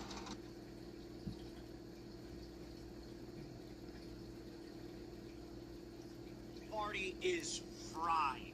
The Democratic Party is fried. They are dejected, broken. We don't know if they're going moderate, if they're going to go far left. Right now, they're fighting over whether or not Hassan Piker should be allowed to campaign with candidates. And the big story is that the 2024 election autopsy, where Democratic officials broke down exactly how it is they lost, is being withheld. That's right. Democrats are saying, release the information. Let us know before the midterms what we did wrong. And they won't release it. But we are getting a glimpse of exactly what went down. And there are a handful of issues that played a role in why Democrats lost. Most of which is Kamala Harris is awful and so is Joe Biden. And they probably should have had a real primary. But unsurprising to probably anyone paying attention to politics, Israel is one of the principal issues. The progressive left bailed from the Democratic Party because they would not come out strongly enough against Israel and in support of Palestine, despite the fact many Democrats actually did. So I wonder, is the reason why Democratic leadership, the reason why they won't release this info, is because it is staunchly anti-Israel? Well, aside from this, there are many in the Democratic Party that maintain Donald Trump stole the election. The thing is, the corporate press isn't giving as much air to this theory as they did when Trump supporters claimed it was stolen from Trump. Well, to be fair, Trump also took all the air stolen. So right now, you've got many prominent liberals, well, I shouldn't say prominent, but active online liberals maintaining that something doesn't quite make sense Just wasted some with the energy. 2024 election. To be fair, the more prominent liberals, I should say, Just wasted are like pushing 50 back on energy. this because it's I don't not care. productive to actually winning. Right now, we don't know exactly what's going to happen in That's midterms, this but it's dog, looking like Democrats are going to win. However, does that mean there will be a unified Democratic Party? It doesn't. And while Donald Trump's favorability in polls may be low, the Democratic Party is polling worse than the Republican Party. So if everyone's basing the midterms off of what we think of Trump, which I think makes sense, then, yeah, Democrats are probably going to sweep. But there are some that are pushing back. Some argue that They attacked the Donald fucking Trump animal isn't and you going to lose it. represent the entirety of the party. Republicans might Oh, but actually you can get a win collar if with the they can get fucking the turnout, thing. considering Democrats are suffering a major, historic It's 11 plus favorability whatever low. that was. Probably has something to do with their wackaloon policies, which plus could 20 be 'cause I why bruised my they bike won't release the autopsy. I'm going to tell you this, my friends. I do not believe that the principal issue We is got one just of these, Israel. I so- think it plays a role. But It's many all people have already good. said, what do you mean? The Democrats have been staunchly anti-Israel. They've not come out in support of them. There must be something else. Indeed, my friends. I posit weird woke policies have resulted in moderates breaking from the Democratic Party. So the question is this. Will Joe Rogan vote Democrat? That's the question. Joe specifically, because, you know, he kind of represents the everyman, the middle of the road. I don't know, and I don't literally mean Joe Rogan, but people who watch his videos, are they going to decide that Trump is so bad they should go vote Democrat right now? I gotta be honest. I don't think so. If ever there was a time for the Nevis Caucus libertarians to actually win some congressional seats, this might be it. Because what we're seeing in the polling, especially among millennials and younger, is that they're breaking from both parties. The Republicans can't cut it, the Democrats can't cut it. So what happens don't actually swing for Democrats. All that's going to matter is voter turnout. Some have said, Tim, have you ever asked yourself why Trump's not worried about the midterms? Could it be he has a plan that you should trust? Sure, whatever. Now, I gotta be honest, I'm not entirely excited about Republicans winning either. I mean, it's better than Democrats, but what are they gonna do? Have they been particularly effective in the past year or so? Not really. So I guess it's fair to say it's better the Republicans win than Democrats, but I'm not gonna hold my breath. Let's read this news, my friends, and get into exactly what's going on. And I want to show you all the social media posts the Democrats who think the election was stolen. It's hilarious. Before we do, however, go to wallet.rumble.com. Scan the QR code. Wait, it's over there, not there. And download the Rumble wallet. What is it? It is a non-custodial crypto app for your... It's a function, okay? There is... It will be played. So go to wallet.rumble.com, pick it up. Let's take a look at the news. So this is from NBC. DNC Chair Ken Martin told party officials he planned to release some of the results, sources said. But more than a dozen Democrats said they wanted to see the full scope of the problem. Let's start here. What do I mean with the Democratic Party being dead? Okay, it's a little hyperbolic. They function, okay? There is still leadership, there's a mechanism behind them, but they are massively divided. You've got the progressives, the Hassan Piker types, the corporate Dems. They don't get along. The only thing they can agree on is orange man bad. Well, that's not going to rally people in a midterm. Maybe people will say, we want some kind of policies to curtail the Trump administration. Do you really think that if you vote Democrat, they'll stop foreign war? That's what really gets me about the Iran war. People are like, you know, Trump, he betrayed us, he went to war. I was like, oh, an American president started a war in the Middle East. Surprise, surprise. Now, don't get me wrong, I didn't want this. I didn't vote for it. It happened. We'll see how it plays out. Trump's saying things are wrapping up again. So I'm not a big fan of these interventions. That being said, if you came to me and said, any president you vote for is going to start a war in the Middle East, I'd be like, yeah, probably. You know, Trump was a little bit better on a lot of things, particularly with domestic policy, so I'll take it. I think shutting USAID was a good thing. Now, here's what matters. Will this be enough to get people to come to vote either? To be honest, right now, the sentiment is massive. People are pissed about the war in Iran. If Trump doesn't get a handle on this one, then yeah, people right now are motivated. But will that motivation last until November? Probably not. Guys, we're talking about 6.5 months to half a year. That is an eternity in politics. For all we know, in 3 months, Donald Trump does, a stimulus package, pays everybody a bunch of money with his name on it, and then they all celebrate and say, let's vote for this guy. For all we know, that Trump comes with some executive order blocking a bunch of Democrat strategies for the election, and then they win de facto. For all we know, a month before the election, Donald Trump says, I'm going to give everybody $10,000, $10,000, it's good money, you'll be yours. But only if the Republicans can pass the legislation come January 5th. Which means you better vote Republican. Take a look at this from Real Clear Polling. Democrats' current spread is -20. The latest poll from CNN is -28. Holy jeez. -28 for Democrats. Yowza. Now when we take a look at the Republican Party favorability, they're at -15.4. Not good either. Everybody hates the Republican and Democratic Party, but hey man, that's like 5 points, okay? It's 4.6 points, but that's like 5 points. The latest poll from CNN has Republicans -23. Yeah. Emerson in November had them at tie.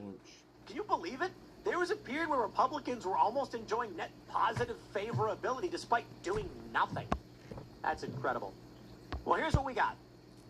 From Axios, DNC chair tries to tamp down uproar over hiding election autopsy. So the Democrats are apoplectic. They want to know why they lost. Well, we can tell you. In February, it was reported the Democrats were working on a secret report. It found that Gaza cost Harris votes. And this surprises a lot of people, but we do have this from democraticautopsy.org. They say what we found. Losing a whopping 6.8 million voters who supported Biden in 2020 proved pivotal in this extremely close election. Harris's inability to mobilize these pro-Biden voters may have been the campaign's biggest failure. Former President Joe Biden's disastrous decision to run for re-election, they call it his betrayal, by the way, abandoning the working class base, agreed, and finally the Gaza effect. There is ample evidence that Harris lost many voters, especially young voters, Arab Americans, and critical support in Michigan and elsewhere due to the campaign's failure to shift or even signal a potential shift in policy on Israel and Palestine. Extensive evidence shows a huge drop-off in both turnout and Democratic support among young voters aged 18 to 29. Now, the autopsy is apparently supposed to go into exactly what these things mean. These are sort of like assessments. But the Israel thing's absolutely hilarious. Like, that's how hyper-focused people are on Israel, that they'd be willing to let Donald Trump win unless...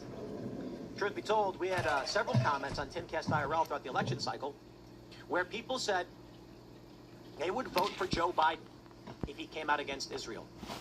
I genuinely believe Biden could have won. If Biden came out and just said he hated Israel, I bet he would have scored a ton of votes. There are conservatives that would allow Joe Biden to sterilize children. This is not an exaggeration. If he cuts military ties with Israel. That's how much people care about the issue of Israel. They would vote for an administration that would explicitly discriminate against people based on race and amplify child sex changes because they hate Israel that much. Jeez, man.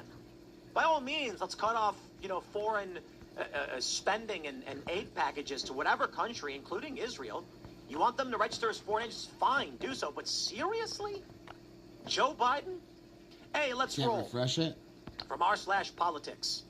This is the post on Reddit about Democrats wanting the full election autopsy revealed. And we got some great comments and sentiment. Lonely, top comment says, Ken Martin pledged to do this autopsy. Now that it's done, he suddenly thinks releasing it would be a distraction. Funny how that works, and the findings might point fingers at leadership. One person said, sir, the people are feverishly demanding more transparency in government. Quick, hide all our mistakes. One person says, what could it have possibly said that was more distracting than choosing not to release it? The response, only the fairly politically engaged care that it isn't being released. But the headlines it could generate, depending on what it says, could reach a lot more people. Indeed, my friends, absolutely. Well, here's the thing about the Democrats. They're not doing too well. They may still beat the Republicans, but the Republicans, I wouldn't describe the Republican Party as cooked or dead, but people are, I think everybody's in trouble. Now, here's the distinction I draw between the Democrats and the Republicans. I would argue that everybody is burned out on both parties. I think the polling shows that too. But the Republicans are still kind of unified to a large degree. The coalition, which included libertarians and respected liberals, is kind of broken. Democrats, however, are just going to war with each other. I mean, the Hassan Piker stuff is hilarious. They can't figure out whether they love him or hate him. Here we have this. Let's dive in. From Change My View 1 year ago. I do not believe there was meaningful fraud in the 2024 U.S. election. Change my view. Now, I got to ask this question. Why is it that someone would need to make the argument there was no fraud in 2024, as if the implication was it was widespread belief that there was? The person says, I voted for Harris. There was a massive rightward shift. Someone says, I suppose this hinges a bit on what you consider meaningful fraud. Regular, normal adult is the account. He says, fraud on the scale that tips the election. We all know that there's negligible fraud every election in the hundreds or maybe low thousands of votes, but Harris didn't lose the battleground states by a few thousand votes. This wasn't a Hillary Biden situation where 40,000 votes across a handful of states could have changed the election. Here we go, gentlemen. I hope you're ready for this. In response, the fraud wasn't with voting machine manipulation, it was vote suppression. Republican legislatures passed a number of last-minute changes to voter eligibility rules in a bunch of states. This led to massive amounts of voters being denied voting rights without recourse. I don't know if this through the election, but it was widely reported. Here's a summary from the Brennan Center for Justice, a nonpartisan organization, nonpartisan, granted labeled variously as liberal or progressive by conservatives. I googled voter eligibility changes in 2024 got a list of multiple other sources. Here's a description from the MacArthur Foundation, another organization labeled liberal and progressive of the Brennan Center for Justice. Apparently, if you focus on making things better for the average person, people who focus on making rich and people and corporations richer will label these organizations liberal. You know what the truth is? I'm trying to explain to my liberal friends here on X what's wrong with this luxury property tax and why it would be bad for the economy, and they just don't have the capability to think beyond layer one. Like, you need to ask them, okay, if you make this tax, what will happen next? There's a bunch of things. They can't ask that question. They say, what do you mean? The people will have to pay the taxes. And I say, okay, let's try a conditional hypothetical. If this tax makes it harder to invest, what would happen? And they say, huh? But the tax is going to make money. And you're like, if you didn't have breakfast yesterday, how would you have felt? And they go, but I did have breakfast. And that's what we're dealing with. Seriously. That's it. This person says, so in a sense it was done locally, coordinated effort, blah, blah, blah. What else do we got? What else we got? From Ask Statistics a year ago. Irregularities in the 2024 presidential election data. Sound familiar? Remember when the Trump supporters all came out and said the data doesn't make sense? That certain number frequencies didn't add up properly? There's no way the election was clean? And Democrats have been doing the exact same thing. The only issue is that the corporate press isn't giving air to it. The question is why? When Donald Trump, well, first, Donald Trump, fine. Trump himself kept saying the election was stolen, so I'll give you that one.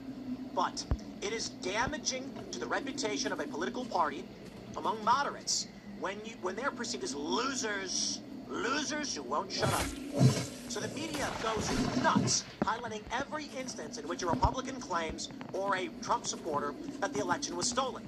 They go to liberals and say, see, look, they are sore losers. But when the Democrats are doing literally the same thing, not a peep from the corporate press. Why? Because it makes them look bad. Despite the fact that it's widely believed that the election was rigged.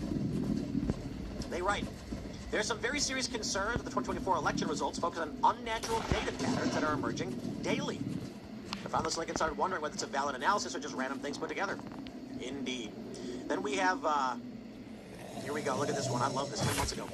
Lawsuit alleges secretly altered vote machines stole election from Kamala Harris. Do you remember that one in the news?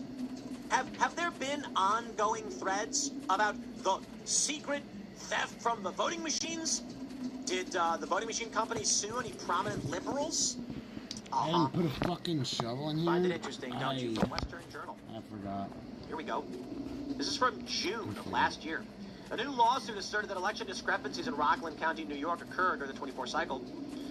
The lawsuit filed by Smart Legislation said that more voters indicated in sworn affidavits they cast their ballots for independent Senate candidate Diane Sayre than the Rockland County Board of Elections ultimately certified for her. This means the results of the elections undercounted the actual numbers of votes for Sayre. There were additional discrepancies that seemed to have affected the presidential election outcome as well. In several districts, hundreds of voters cast their ballots for incumbent Kirsten Gillibrand while surprisingly withholding their votes for Harris. Get 30 protein sticks for just $36. That's only $1.20 each. Here are 3 reasons. Remember that? Remember that narrative where they said, how come so many people voted for Biden but nobody else? Well, they've also got a similar lawsuit where everybody voted for the Democrat but not for Biden or Harris. Could it be that Harris is just unlikable? Whatever, man. Indeed, this is where we're currently at. Here we go. Lawsuit challenging 2024 election results advances as watchdog group requests full hand recount. Yeah. Been there, done that. I'm bored, right? From r slash political opinions. People who think the 2024 election was rigged are as illogical as people who think the 2020 election was rigged. And the top response, outside of the moderator, there should be legal consequences for anyone who tried to violently overturn an election. Really.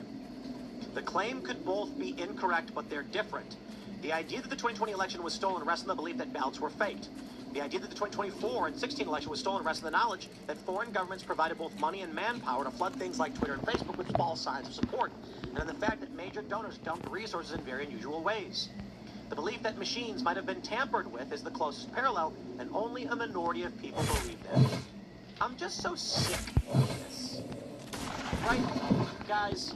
The Democrats have been doing the exact same thing Republicans did, whinging and whining about how the election was stolen. You've got a whole Wikipedia entry. Republican Party efforts to disrupt the 2024 United States presidential election. They give it institutional authority. Well, outside of all of that, the question is, will we actually make it in the end? Will the Republicans win? The Daily Beast reports CNN data guru exposes absolute disaster for Trump. And I think that's probably the case. But I'm not entirely convinced. The point is, the Democratic Party is split, and young voters have broken away, and they're looking for a new political party. The Democrats don't know whether they want to be staunchly anti-Israel, pro-Hamas, or pro-Israel, or just Israel ambivalent. This divide in the party is bad news for them. Now, that's equally true, apparently, for the Republicans. I think we're seeing something new emerging. What do you get when you take, I don't know, Anna Kasparian and Candace Owens and mix them together? You get hatred for Israel. That seems like a new spoiler political party that might start emerging, the We Don't Like Israel party. And I'm not even joking. We take a look at Republicans, and they're doing fairly bad. It's going to be a disaster for Trump, they say. But Democrats are also doing particularly bad. The one issue that's really unifying these disaffected Republicans and liberals is the issue of Israel. That issue is not going to be strong enough, in my opinion, to overpower the Democrat or Republican Party, but it certainly can spoil, or at least create a meaningful middle of the road. With this autopsy, I wonder if they're withholding it, because the report would suggest if they come out anti-Israel, they will gain a lot more votes. It'll do weird things to the Democratic Party, turning them into this weird amalgam of, Candace Owens, Anna Kasparian. I don't know the Democrat leadership wants that. And so they're probably thinking, guys, this is one issue we don't want to use. Not to mention, a lot of these people get money from AIPAC, so they're probably just like, my donors don't want me to do it. Let's see if we can get the... So, also, this is a state where, we know suburban voters make up a pretty big share of the electorate.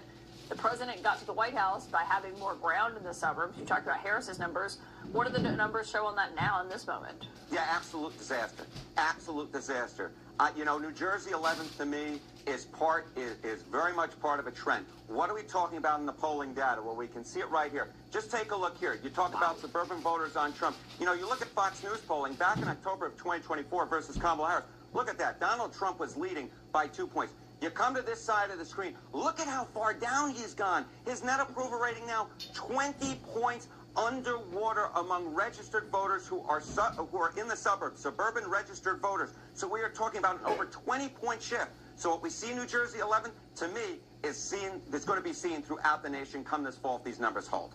And then my question is, does that translate to votes for Democrats? I'm not entirely convinced. Trump's screaming at Jessica Tarlov because she's talked about his negative polling. And fine, talk about the negative polling, but I am not convinced that translates to votes for Democrats. Here you go from Mediaite. Progressive Senate candidate praised video of Hamas's 2014 killing, saying, damn fine looking. Okay. Controversial candidate from Maine, Graham Plattner, repeatedly praised the tactics of Hamas. This is a guy who had a Totenkopf on his chest. The Democrats are Nazis. Help. He came out and said, oops, I didn't know what that was. If you don't know what a Totenkopf is, it's a skull and crossbones, and it was a symbol used by the Nazis, worn on their uniforms. The tattoo, the Totenkopf, is used to support neo-Nazism and white supremacy. Guys, I'm going to go ahead and say, I believe Graham Plattner probably still is a neo-Nazi. I don't think you accidentally get a neo-Nazi tattoo and leave it there for 20 years, or however long he had it. And his praise of Hamas, I think this guy just plumb does not like the Jews. And that's the party you join. Donald Trump loves Israel, right? Okay, well, if you're an anti-Israel white supremacist, who's the party for you? The Democratic Party. Seriously. They're in favor of racial segregation, and half of them hate the Jews. So I'm not surprised this guy is their candidate, or trying to be. Well, he's a candidate, but did he win the primary? I don't know. I don't know where we're at with that. The point is this. People may say Trump is bad, but does that mean they're going to go and vote for this guy? Some might. There's a lot of people who think Trump is bad because he supports Israel, despite the fact he supported Israel the whole time. The question is, do they want this guy to win? I don't think just because people are mad at Trump, it's going to translate into a vote for a guy like this. There's going to be a lot of regular Americans who might vote Democrat just because they don't know anything about the party. But I kind of think that a lot of people are going to say no. Listen, I might not like the war with Iran, but there ain't no way in hell I'd ever vote for some wackaloon like that. You don't accidentally have a Nazi tattoo for that long. Here we take a look at some of the latest polls for the Democratic primary. Among black Democrats, the #1 candidate for the primary is Kamala Harris. Yikes. Followed by Newsom at 4%, Pete Buttigieg at 6%, AOC at 2%. Among white Democrats, Harris is at 22%, Newsom's at 18%, Buttigieg is at 14%, and AOC's at 3%. And Hispanics have Harris at 31%, Newsom at 19%, AOC at 6%, and Buttigieg at 3%. The interesting thing is, somehow actually looks like they want Kamala Harris to be the nominee. Could you imagine that? Well, there's going to be a double primary. Democrats and Republicans both have to have a primary, and we have not seen this since 2016. It's kind of crazy because usually we haven't had a primary at all. No, seriously. You take a look at 2020, and you had a Democrat primary. Fair point. Typically what happens then is the next one's going to be a double primary, but it wasn't. Because despite the fact that Biden couldn't run, like he could, but his brain is fried, they just anoint Kamala Harris. I don't even know if that's legal. And Donald Trump is the de facto primary victor, so there was technically a primary. But we just basically skipped the primary season.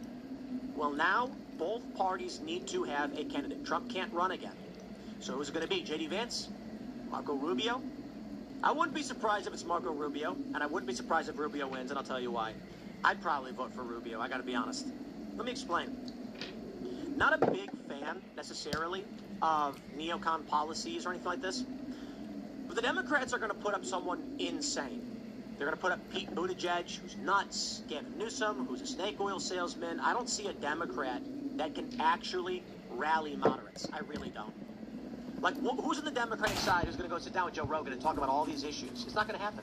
Because the reason I don't want to release this autopsy is that the trans issue's bad for them, Israel's bad for them. They are split in every direction. Republicans can come out and say, I'll cut you a deal. Here's what I agree on, here's what I disagree on, and they'll get votes. So Rubio, I say this. J.D. Vance is great, but he's a culture warrior. Rubio, not so much. So when you take a look at Rubio in Congress and things like that, he's a pretty chill guy. He does not get overly aggressive. He's not insulting. He talks low, professional. And I think he's going to play very, very well. I don't know if he has the X factor to win, though, to be completely honest. Certainly, I don't see anyone on the Democrat side who could either. To be fair, when I look at who could be president among everyone we have, just in terms of lowest common denominator, it's J.D. Vance. The reason why is, the saying goes, great minds discuss ideas, average minds discuss events, and simple minds discuss people, right? That's the saying we brought up last night. When you take a look at J.D. Vance, he fits the mold for simple people. Look, I'm sorry. I'm not here to play games. I'll say this. Think about how stupid the average person is. Now realize half of them are stupid. It's a George Carlin quote. And then I get these comments who are like, how dare you call people stupid? They are, and you know it. That's why George Carlin made a joke. I'm not saying I'm smarter than everybody. I'm saying half the people are real dumb. So they're going to vote based on, is he tall? Does he speak well? They're going to focus on single issues. So J.D. Vance is going to target broad, lowest common denominator political issues. And then he's tall, and he's got some of the X factor. Marco Rubio does not so much have that X factor. I think he's like 5'10". Height really doesn't matter. So I don't know if I can see Rubio taking that victory. VP, maybe. And so we actually just end up seeing a Vance-Rubio ticket. And Vance's VP, I think, could carry out. Who do the Democrats have? Honest question. Kamala Harris? Never going to happen. She ain't going to win. If people are voting purely on party, then maybe. But I don't see how it's... Kelly? I have no idea. You know, let's do this. I have the balance of power for the midterms. But let's pull up the Democrat primary. The Democratic presidential nominee, the current favorite, of course, is Newsom, followed by Alexandria Ocasio-Cortez. John Ossoff, really? Kamala Harris at 6%. Josh Shapiro, Mark Kelly, Andy Bashir. I will say this, who I think will actually be on that primary stage, Kelly for sure. I think Buttigieg for sure. I think Pritzker for sure. And do we have Pritzker on this list? We don't actually, do we? For the 2028 Democratic presidential nominee, oh, he's got to be here somewhere, isn't he? Because this guy's, wow, he's way down. Or just not on the list at all. Okay, maybe he's gone. Beto O'Rourke, I don't see making sense. Warren, definitely not. Graham Plattner's actually on this. I don't see that for none of these people. Jon Stewart, that's a joke. Michelle Obama's a maybe. Oh, Pritzker's right there, 3%. My bad. I think Pritzker's a yes. I think Ro Khanna's a no. I'm surprised Ro Khanna's at a higher percentage than Pritzker. You know what I think a lot of this is? Just what people expect to hear in the press.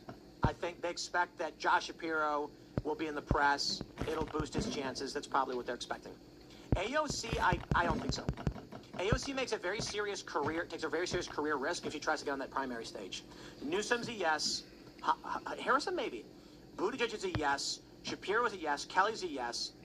Andy Bashir, I think so. Tallarico's a maybe. Even though he's running for Senate right now. That's why I put him in a maybe, so I'm not going to add him to the list. I think Pritzker's an absolute yes. I think Pritzker's, he's been dropping weight and doing press. I think he's going to be a yes. We'll see. The rest, I'm not so sure. We'll see how credit it gets. The point, ultimately, though, I don't think any of them can carry any weight. It's going to be weird. We're going to have a bunch of people with no gravitas. Anyway, I'll wrap it up there, my friends. You tell me what you think. Democrats, they got it, they don't got it. I think they's cooked.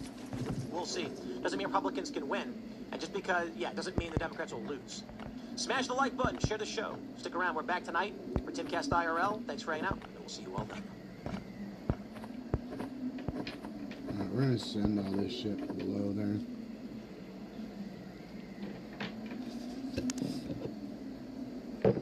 I asked my husband, when did you get so big? His confidence hits different with Rougiette Ready. It dissolves under his tongue, works...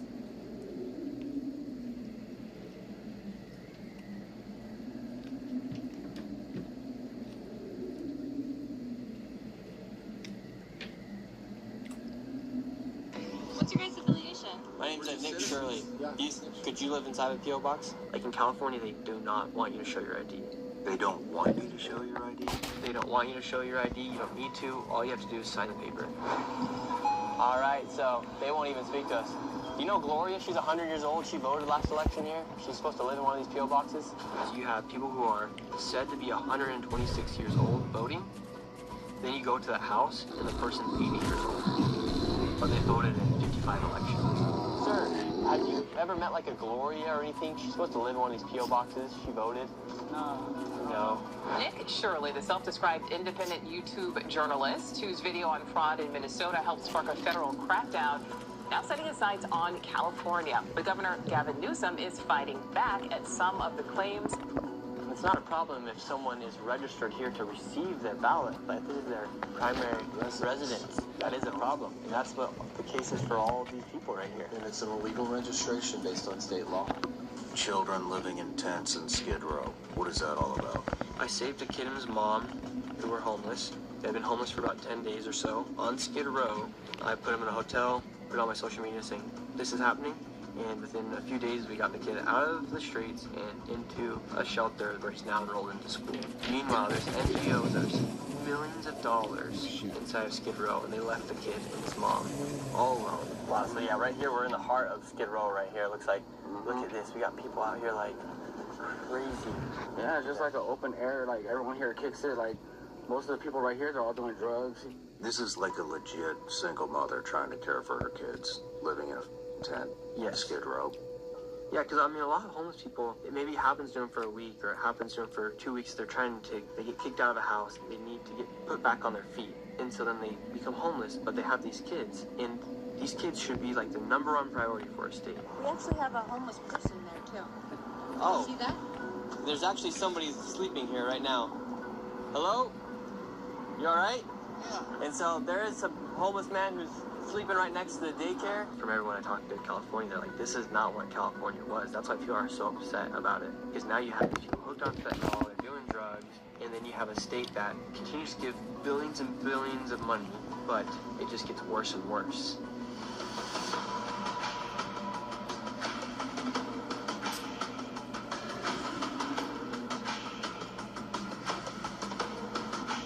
This homeless industrial complex that they've created inside of California, well, if we receive more money, why would we stop the solution? Because then we stop receiving more money.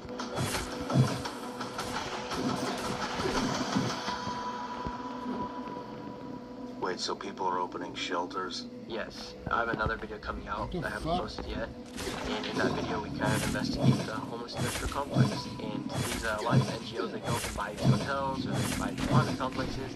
And a lot of times, they're actually not even housing homeless people. They're housing low-income individuals that are then on Section 8. And so then the NGOs that then continue to receive money from the government who pay the Section 8. I own 153 Section 8 rental properties that generate me over $200,000 a month in guaranteed income every single month. So this is a big business. Big business. There's like nothing in this country that makes a bit of sense. It's like the suicide epidemic that's killing the country. Currently uncovering millions of dollars of fraud in California for fake hospice care facilities. These NGOs are literally just becoming these mega enterprises that are receiving millions and millions of dollars. I mean, some NGOs, their assets are upwards of $500 million. $500 million? Another Tesla, Audi, must be very lucrative because a lot of these businesses, these doors right here, have nothing on them. All the blinds are turned out. Received $1.3 million, yet there's absolutely nothing inside. The most valuable thing to somebody over the age of 65 is their Medicare beneficiary number. And that's even more valuable to a fraudster than a credit card. They get the medical beneficiary numbers, then they can just bill people without them even knowing. And the thing with the fraud is they want to make it so big and so complex that it's hard to actually crack down on. And so when you have that much money going out to these locations, going out to these hospices, going out to these home health cares, it makes it very hard to crack down on.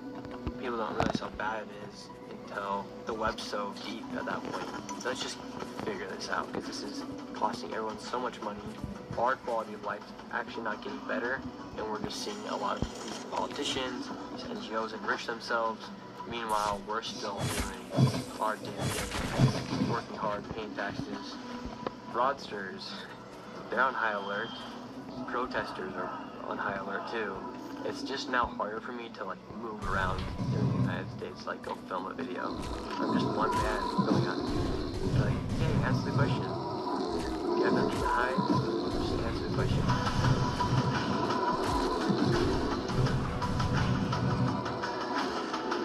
Check out early access and an ad-free version of my SRS episode exclusively on Patreon.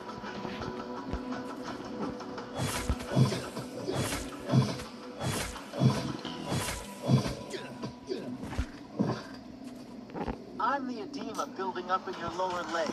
And most of...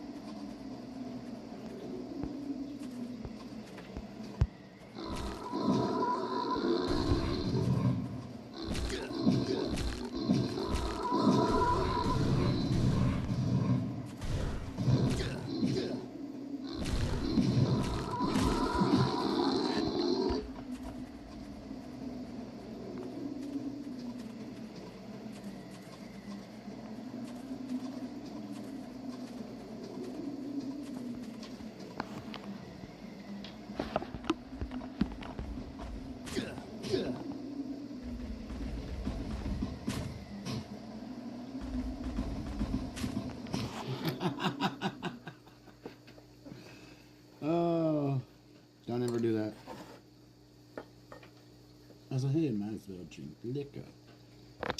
That just fucked me.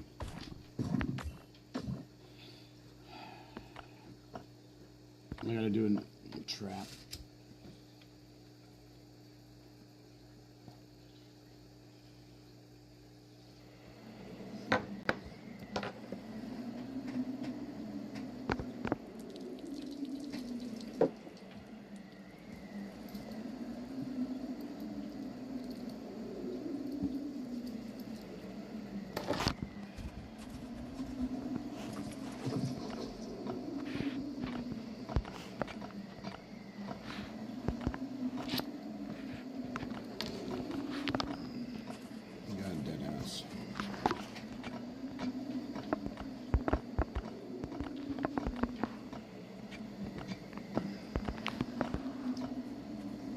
So, need to trap one. And we can go down and grab a... Oh, I already know where to trap one at. So we'll go here. We got one of these. Let's see which box we get. We can get a thermite. We can get some thermite boxes.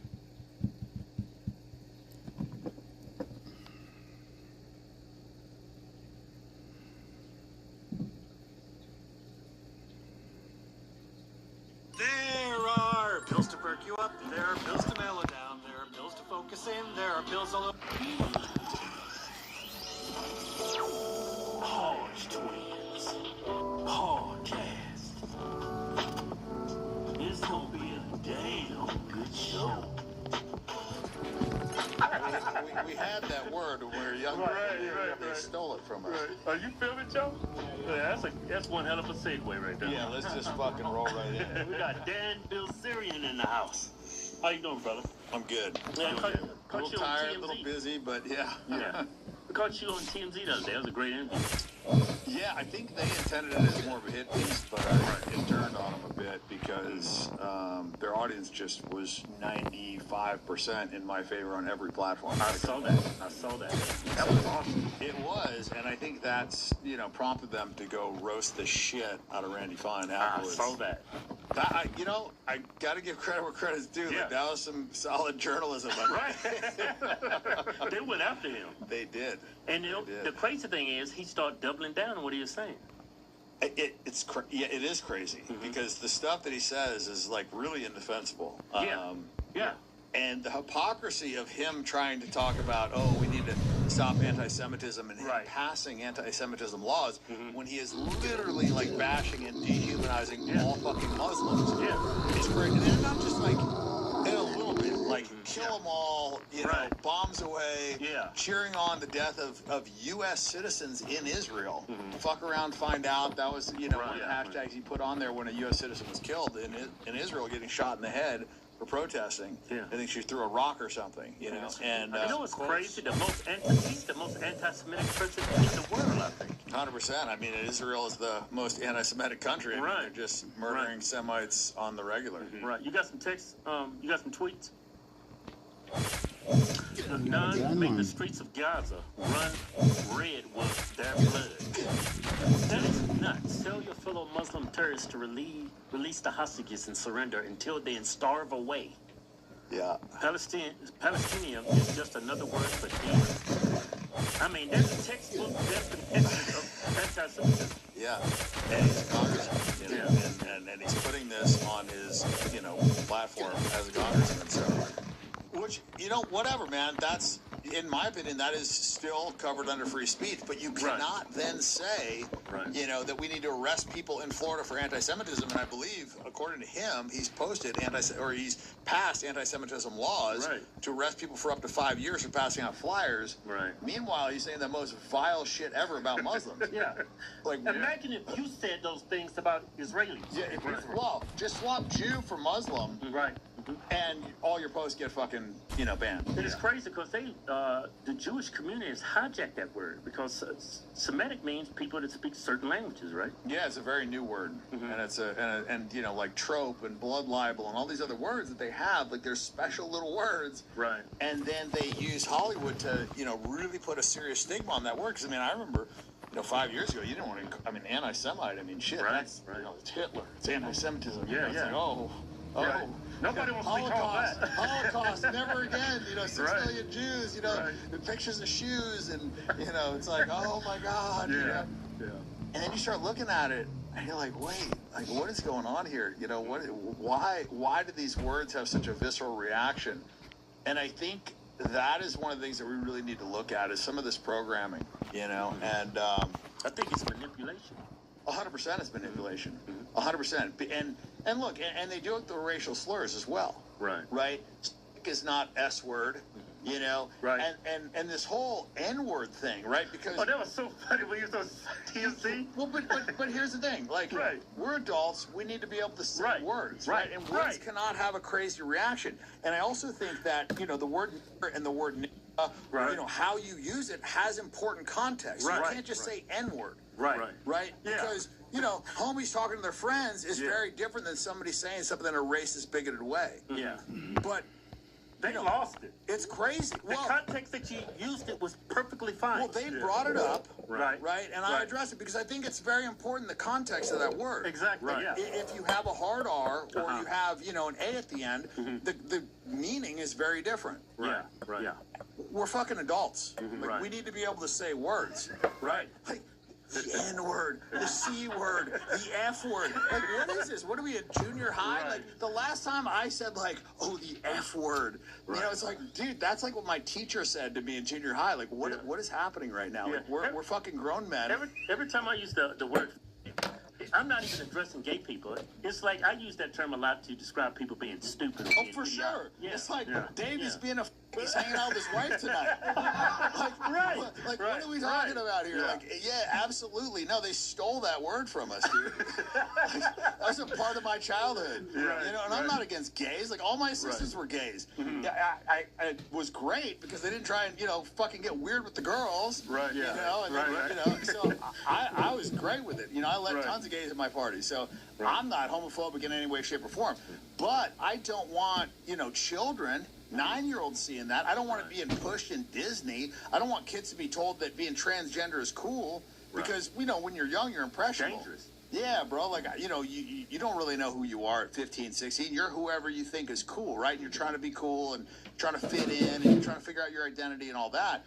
And so the problem is if you encourage this sort of thing, then it makes people who don't believe that say hey, I want to be a part of this cool group. think about how much stupid shit you did when you were 15, right? I look at the 15-year-old me and I look at me now and it's two totally different people. I wouldn't even talk to that motherfucker. I would laugh at him and be like, you're a fucking idiot. Riding around with rap music, blowing your fucking ears out. You probably call him a yeah, exactly. Total thinking he's cool, trying to get attention, all that shit, Right. And so, just, when people are impressionable, especially the youth, you can't be trying to push them down roads like that so that they feel like they can fit in. That's why a lot of people join gangs. They want to fit in. They want to feel accepted. Yeah, exactly. Exactly. Just think about your mentality when you were 14, 15. You just want to fit in. You wanted to be cool. You wanted people to like you. Yeah. Right? And so that's my issue with it just being force-fed. I don't care about gays. It's natural to have, 10% of the population be gay. It's whatever. It doesn't bother me. I don't give a shit what you do. But I don't need to see it all the time. Right. I don't need there to be, 30% gays in movies. Dude, they put it in everything now. I'm looking at all these shows they have to put, gay people in. I'm not pushing back on it, but it's just, sometimes it feels like they're forcing it down your throat. It's just too much. Well, if you really zoom out, honestly, if we're calling a spade here, it's an attack on whiteness. That's what it is. This whole DEI thing, everything that's being pushed by Hollywood, it's, the white guy in every movie is a fucking total cucked out beta male. Right. His wife is cheating on him, and he's apologizing for her, and he's trying to get her back and send her flowers because she fucked another dude. It's crazy.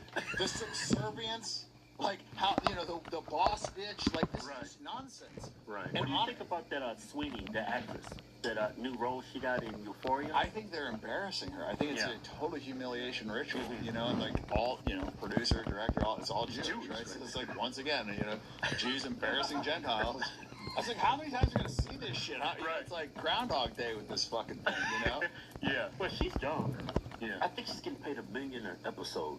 Oh yeah, no, she's in that like Hollywood thing. So for her, she probably it's my it's my career. This is great. Like I got to do whatever.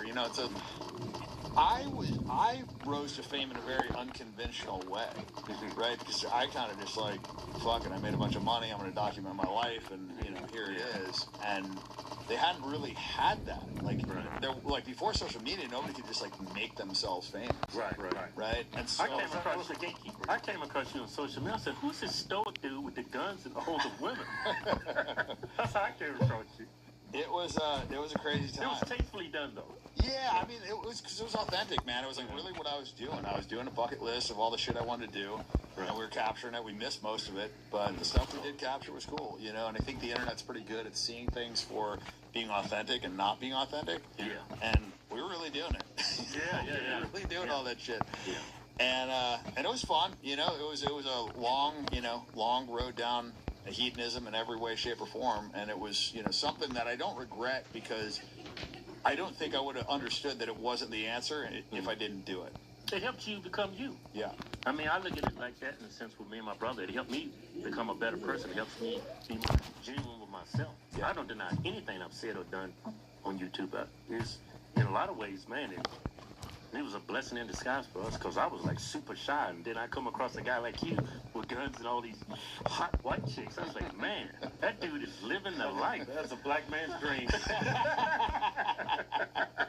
It's funny, man. Looking back, I had like most of the black friends. I had the most in common with them. Who's this white dude, man? This dude's cool as shit. Oh man. Yeah. Hey, so what do you think about the job Trump's doing? I think he's horrendous. Yeah, I really do. I think he sold us out. And the biggest issue I have is just his lack of honesty. He's just not shooting us straight. And to me, I think a government official should be legally forced to tell you the truth. I mean, there should be real accountability if you lie to people. He's a pathological liar. It's unbelievable. I mean, he basically, I mean, when he posted himself as Jesus, so the first thing was, yeah, I did it, and I thought it was a nurse. Right?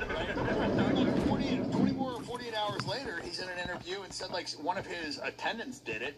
And then, it was like the craziest thing ever. Like, he can't even remember his lies. And so, but if you look at the Iran war, too, I mean, it's like, those girls. Week one, we've won. We've won the Iran war. It's already over. We have completed air superiority. They can't touch our airplanes. Then literally like 2 or 3 hours later, they shoot down 3 of our airplanes. Like pre-jets, yeah. I mean, and then it's like, we have to stop them from having nukes after, like, what was it, 9 months ago, 8 months ago? They told us that they couldn't have nukes for years. We destroyed all their capabilities. It was the most successful mission ever, blah, blah, blah, blah. You know what the most horrendous lie was? What's that? When he said it was Iran that bombed that girls' school. Yeah. Tried to blame Iran for that. Yeah. I was like, why you just... I would like to see some accountability. Why can't he just own it? We screwed up. Well, I'll tell you why. Because it was Patriot missiles, and those are missiles that have very, very specific guidance, and he triple tapped it. So one mistake is one thing. Double tapping is even worse. And the thing about double tapping, this is something that Israelis do a lot too, is what they do is they hit a hospital. Then they wait for the news crew, the paramedics, the family, whatever, and then they hit it again. And you saw that. They have that captured on, they got that on the news. It was like literally like they hit a hospital, they had all the paramedics in there, the news crew, filming, whatever, and then they hit it again. And so what I was told is we hit the school 3 times. So they moved the girls into the prayer room, they hit it again. And so this is one of those things where also with our satellite imaging, like you can see extremely well. Right. And there was a bunch of little girls out. Like, it was absolutely horrendous. And that was like one of the first things intentional that they did that. I think it can't be. It can't be. Well, that's 100%. They knew the second time. Like, this was a school. Like, they have the aerial surveillance. Like, these are precision guided missiles. Like, they can see what exactly it's hitting. Just like the boats in the middle of the ocean, out in the ocean. What's that? Those boats that were blowing up in the ocean. Color. They said it was transporting drugs. Oh, yeah, that was so ridiculous. Yeah. That was so ridiculous. I was believing it at the beginning. Well, but here's my thing. Like, let's say they were transporting drugs. It's not a death sentence. And it's in international waters. It's got nothing to do with us. If you actually want to stop illegal drug coming in the U.S., you're going to stop it at Mexico. That's where like 90-something% of all the fentanyl that's actually killing people is coming into America. Or you could just focus on the Sackler family that's killed more Americans than anything else because they were responsible for the whole opioid crisis, and we know that. We made billions of dollars doing that. We did nothing to them. So, like, yeah, I mean, this is not about drugs. And he had just pardoned some, like, big narco drug trafficker right before that. So it's like, it's just not true. It's just a lie. It was a pretext to grab that guy and get that oil. Oh, 100%. Yeah, I mean, because he knew he was going into Iran eventually. 100%. Yeah. Well, yeah, they were allies. Yeah, it was 100%. It was all about oil. Yeah, natural resources. The drug thing had absolutely nothing to do with it. And then what did they do? They like charged the guy with firearms violations. You see the actual? Right, I know. Yeah, they got his wife. Yeah, it's like, oh, you have illegal machine guns. It's like, dude, this is a foreign country. This is like the leader of the country. Yeah, he can have a full auto machine gun in his country. Like, what are you trying to enforce? U.S. laws and enforce? Like, it's just crazy. Yeah, they kidnapped a president and his wife. Like kidnap the guy's wife. Like how? Like on what? Like we just don't look at this through the lens of what if this happened to us? What if they did that to us? What if they took our president and his wife? What if they bombed a U.S. children's school? Right. Like imagine the outrage if they bombed a U.S. children's school, triple tapped it with precision guided missiles. We would go fucking crazy. It'd be like the new 9/11. Bring on the spring at the Honda Spring Event with the 2025 Kelly Blue Book Best Value. 11. Yeah. It's crazy. We post about that girls' school, and then I'm reading my comments. People are attacking us for reporting it, so that's a lie.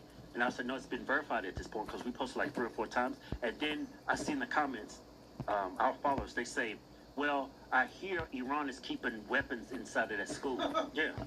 They're using it as human shield. That's what Republicans were telling me to justify this nonsense. It's so crazy. I mean, yeah. And you look at what Iran is doing. They're targeting military targets. You know, they're not hitting fucking children's schools and shit like that. And if they finally start, targeting civilians, it's because their civilians have been targeted over and over and over again. So it's like... This, and then they were bitching because they were using cluster munitions. Meanwhile, like Israel's been using white phosphorus for fucking 20 years and cluster munitions. So like, yeah, the hypocrisy is something that you just like, yeah, you can't explain your way out of. I mean, the thing is that Trump supporters at this point, the only people that are like still left on the MAGA train are just so glued to Fox News and they can't think for themselves. And also this rhetoric of like, oh, the fake news. It's not wrong. Like, the news has been total bullshit, and they have absolutely reported, like, completely fake things against Trump. But what they've done now is they've created this, like, echo chamber within the Trump movement where, like, everything said negative about him is Trump derangement syndrome and this, that, and it's like, or you're a liberal if you say it, and it's like... Right, they created a monster. Yeah, and I'm like the least liberal guy, right? Like, yeah, we're liberals now, supposedly. Yeah, like I was like a Trump supporter initially, but like I actually have a brain and I can think for myself. Right. And I can see when somebody's lying to me. Like I played poker for a living for 14 fucking years, right? Like part of that job is determining whether or not somebody's full of shit. Exactly. Yeah. Right? And this guy's just lying to us. Like he is such a pathological liar at this point. It's just crazy. And so that's my biggest bitch. Like that really, I mean, other than the fact that he's being just like completely controlled by Israel and we're getting dog walked into wars that we have absolutely no reason to be in. I mean, like Iran was not a credible threat in any way, shape, or form. All of our intelligence said that. Joe Kent reported the same thing. Like 18 different intelligence agencies said there were absolutely no credible threats. Tulsi Gabbard refused to answer that question. Well, of course, because they didn't have intercontinental ballistic missiles. They absolutely did not have nukes. They allowed all nuclear inspection. In fact, they had fought one 2004 saying that it was against their religion to ever have nukes or use nukes. Right. So they killed the guy that refused to use nukes. What they do, they killed him and his family, and they put his son in, thinking that's going to be less radical. Let's kill the guy saying he's not going to have nukes. And by the way, Israel's done this. They killed one of the negotiators that agreed to never have nukes, and then they tried to kill the negotiator that was trying to have peace. Israel doesn't want peace. No, they don't. And because of that, I mean, our whole justification, according to Trump, was we had to bomb them because Israel was going to. It's like, wait, this is a country that's receiving more foreign aid from us than any other country in the world, and they're telling us what they're going to do, and we don't have a say in that? Right. And also, by the way, the crazy part is, of all 5 countries that we've given the most aid, they're number 1. And the other 4 that are below them have all sent boots on the ground for us when we've been in foreign conflicts. The only one that hasn't is Israel. Right. They literally start a war and then refuse to even send troops to support us. Right. It's fucking crazy. Right. And then Trump, like, we noticed that he's a pathological liar. Like, when he came up with that image of him depicted as Jesus, he came out and said it was a doctor. This girl came out, her name is Riley Gaines. She provided some constructive criticism, right, of the incident. Because she's Christian. Most Christians, you should have some type of constructive criticism for the president depicting himself as Jesus. He came out saying towards Riley Gaines that I was never a big fan of her. Yeah. Oh, that's what he says about everybody. Yeah. That's crazy. As soon as you criticize him, you're dead to him. Well, all of a sudden, now you're a piece of shit. You never should have got appointed. Meanwhile, he's the one that appointed Joe Kent. Right? So like, oh, Joe Kent was soft on this, and, he was a shitty guy. It's like, okay, why'd you appoint him, idiot? It's like the moment somebody criticizes you, now all of a sudden, all these bad things, like, so if they don't criticize you, then they're fine, right? Because you have the ability to remove people also. Oh, I see. You mean they can't take a joke? You don't mean the Catholics, you mean the fake news media. Not the Catholics loved it. I had nothing to do with it. Somebody made up a picture of me dressed like the Pope, and they put it out on the internet. I did post it, and I thought it was me as a doctor. That's not me that did it. I have no idea where it came from. Maybe it was AI. But I know nothing about it. That is crazy. You can't make it up. It's just like, at this point, you got to be really fucking blind. I think he's at the point where he's like, my base is so fucking stupid, and they're going to follow me. It doesn't even matter what I say. And if I say it, I just got to keep saying it, and then it'll be true. That's where he's at. He's literally at the place of, like, if I just say it enough, it'll be true. People will assume it's true. Well, I think we're going to get murdered in the midterms. 100%. I don't think we're going to win in 2028 either. So that's one of the reasons why I'm running for office, because I think that if I can do this and I can unseat Randy Fine, I think other people will be motivated. I think we'll get other people in office. I think we'll actually have a chance of getting a real president in. And honestly, if we don't do it by 2028, we're fucked. Yeah. We are both sides are destroying this country. Both. Yeah. We'll get the Democrats in and they'll fix everything, or, we just got to get a Republican. It's not right or left. It's funny, I did an interview with Joe Galloway the other day, and he said, it's 2 cheeks of the same ass. It's true, together. Yeah. And that was the best. I heard 2 wings of the same bird, but 2 cheeks of the same ass is much better analogy. Yeah. I usually say it's different sides of the same coin, but I like cheeks of the same. I like 2 cheeks perfect. of the same ass. That's perfect. Yeah. He's great, man. He was one of the OGs of this, and they really went after him. And he was like a lot more vanilla than I am. Like, I'm pretty aggressive in my stance. Yeah. He really toted the line and said all the right things, and they still fucking crucified him. It's almost like we're in a cult. In what? It's almost feel like MAGA is a cult. Oh, 100%. It's 100%. At this point, it is a full cult. It is whatever he says. And I think Fuentes' audience is similar to that. It's like, it doesn't matter if he promotes Epstein or promotes Stalin or whatever. They're just like, whatever he says. It's a really weird mentality. Like, I've always been, since I was a young kid, I just kind of wanted to do something different. Everybody's going left. I wanted to go right. I don't know. Maybe I'm wired wrong, whatever. But that just wasn't in me. And I'm not saying that as a brag or a flex. It's just I just don't understand the mentality of everybody's doing this, so I got to do this. Yeah. Right. It's but that's the way most people are wired. Yeah. You see it in the stock market. They need to live through somebody else. Well, you see it in the stock market. It's like price drives thought. It's like, everybody's doing this. And I see it too with my social media. It's like I don't really give a fuck about social media other than recently it's been very political. I guess not recently, the past few years, but I don't care about the attention side of it. But when I do start posting and everybody's talking about me and I'm doing interviews and then it's like everybody's reaching out to me, my fucking phone battery dies in 2 hours. I'm getting all these texts. It's like people, they just can't help themselves. It's like if you're popular, they want to be around you, they want to talk to you. And that's one of the reasons I kind of stopped posting because I want all that fucking attention. But I think there's a lot of people that are really starved for it, and attention is a currency now, especially with all these podcasts and stuff. People really do monetize it, and I think there's a little bit of danger with that too. And I think you see that a little bit with Candace, where it almost gets to the point where it's like it's so sensationalist. It's like something could be really crazy, but it doesn't matter because if it gets a lot of clicks, then it makes them money, right? And you see that with the media as well. Yeah. And the problem with that is then it kind of doesn't really matter. Like if you're right, if it's the right message, it's just if it gets clicks. And when you do stuff like that, then it's like you really do want to kind of like rage bait and say crazy, edgy things, like, oh, Stalin was a great guy, or, like Epstein wasn't bad or whatever, because it gets you attention. And I think before, a lot of these people were used to getting attention by saying, anything about Jewish supremacy or, Zionism or even Israel, whatever, like that would be like, oh my God. But now that's kind of mainstream. It's a fucking TikTok trend. So they have to come up with things that generate like shock and awe because they're so used to getting that attention from shock and awe. I think a lot of these people get addicted to attention, and then also the attention is then directly tied to their bank account with how many views they get. So you create a situation where now all of a sudden people don't really care about the quality of what they're money. Exactly. They care about the attention. Really, like it just boils down to attention.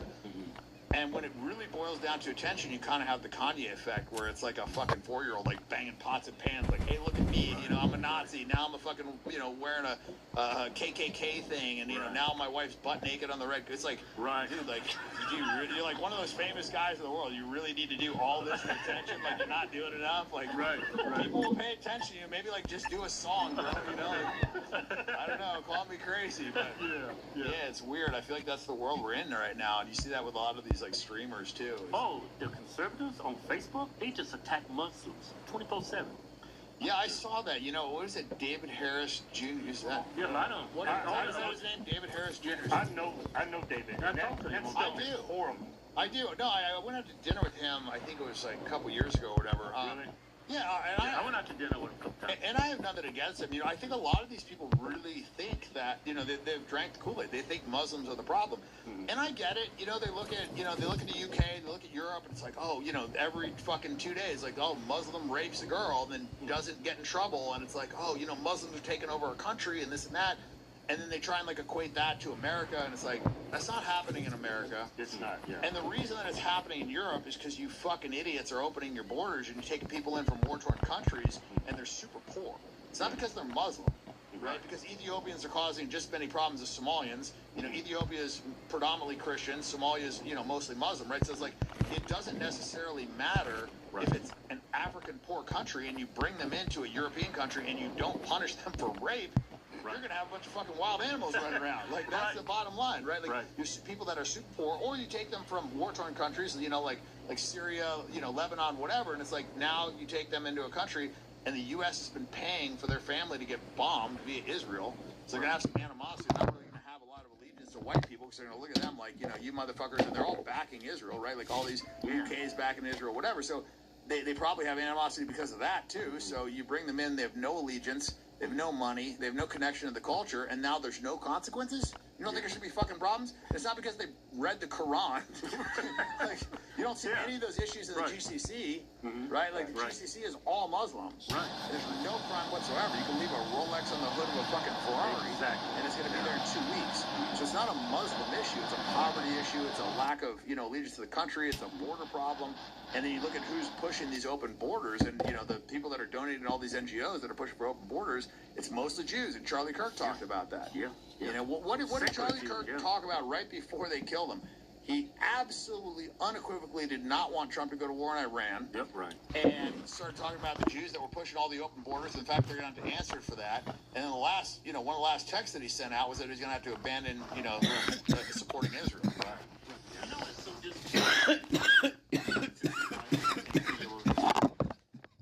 Said not one word. Dude, she is such a fucking scumbag. I mean, she's like literally like the face of profiteering off somebody's death. Like, she is the textbook definition of a grift. It's like, dude, I mourned my cat for like 5 times as long as she mourned her husband. Like, dude, when I had to put down my cat, I was fucking devastated for that for like a month and a half. Bro, like, dude, I was dreading that day.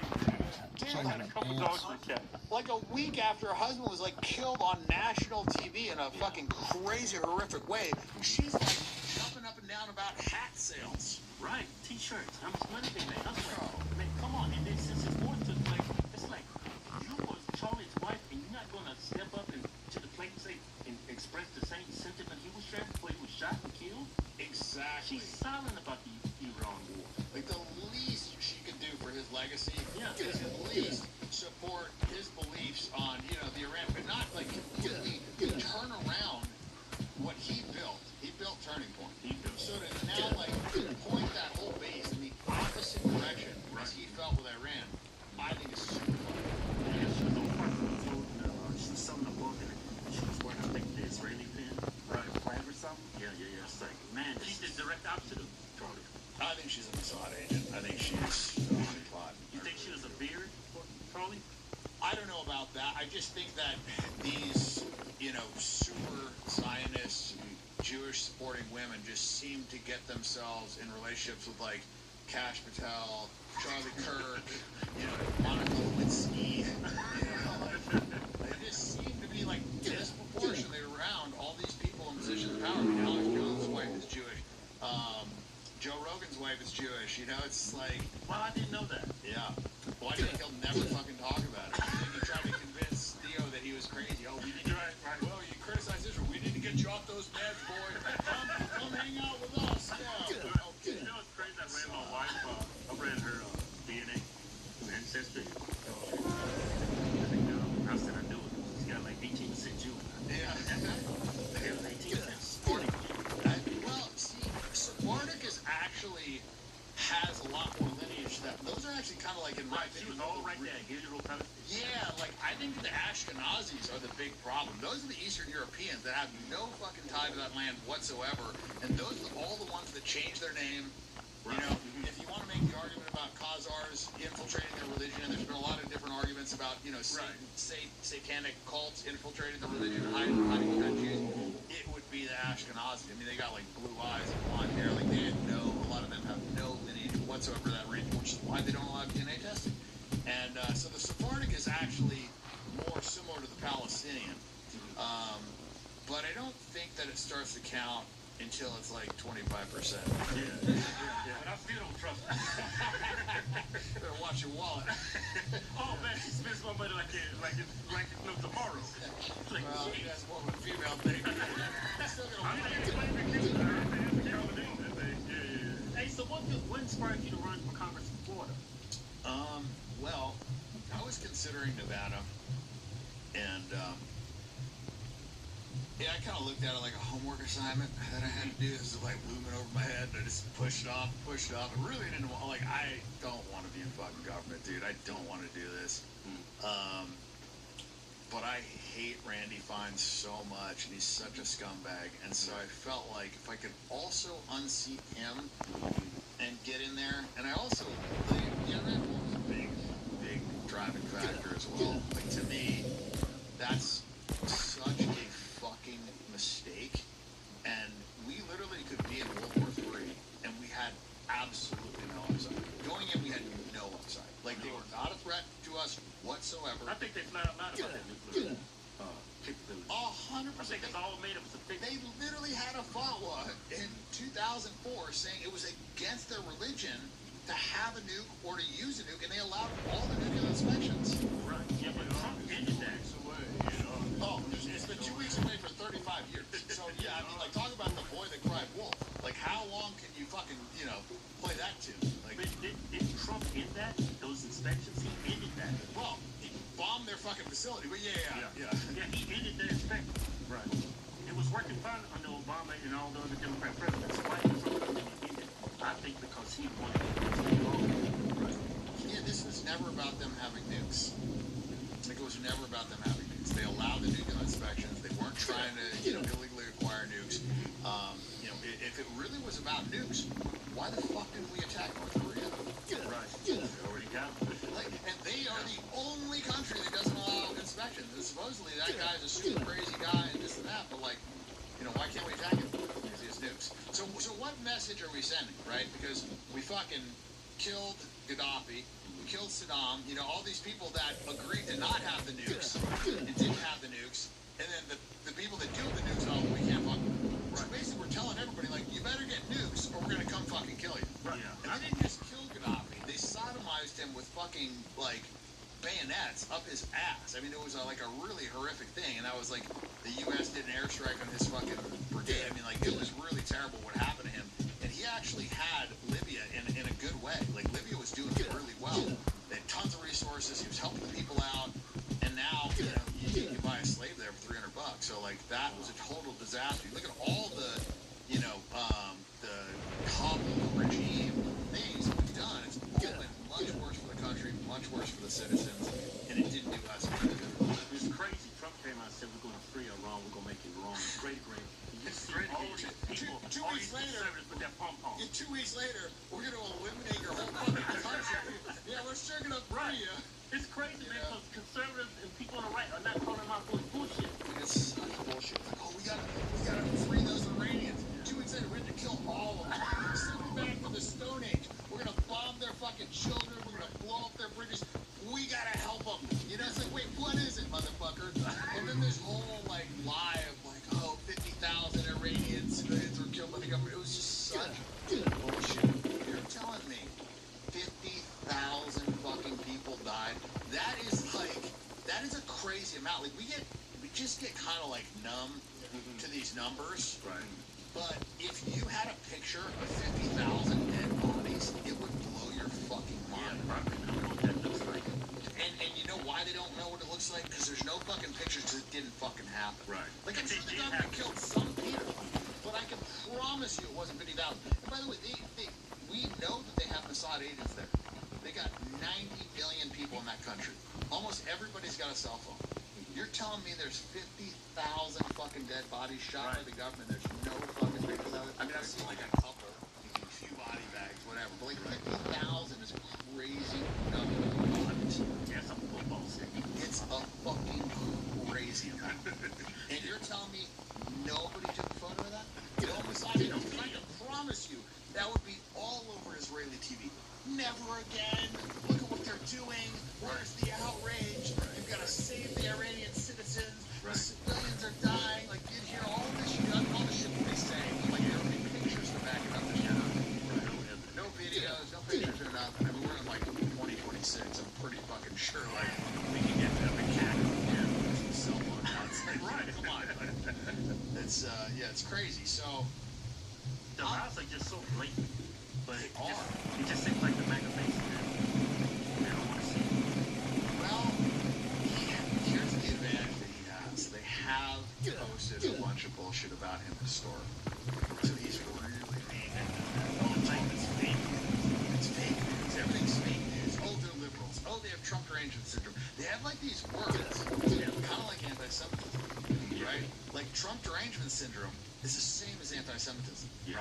Right. Any criticism of Trump is Trump derangement syndrome.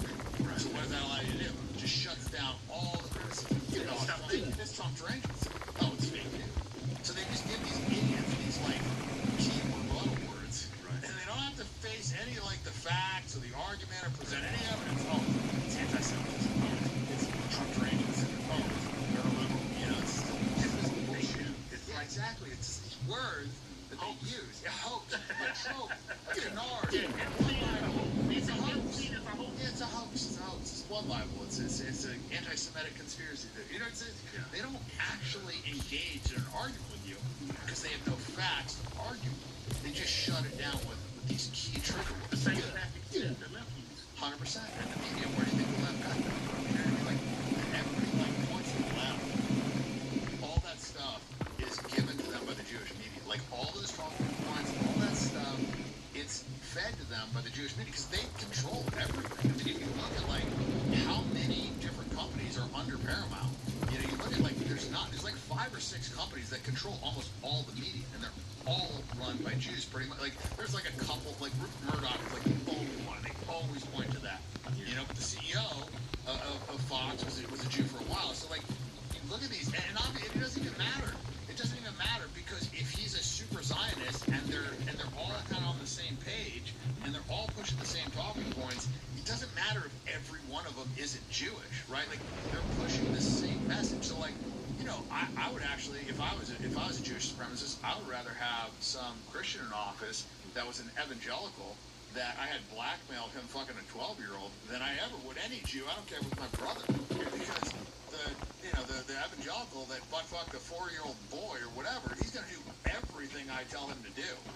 Right? And especially the guy that, like, thinks that Jews are the chosen people. He's actually better than a Jew. The Jews know that it's bullshit. This guy doesn't, right? He's still drinking the Kool-Aid. So it doesn't always have to be Jewish people.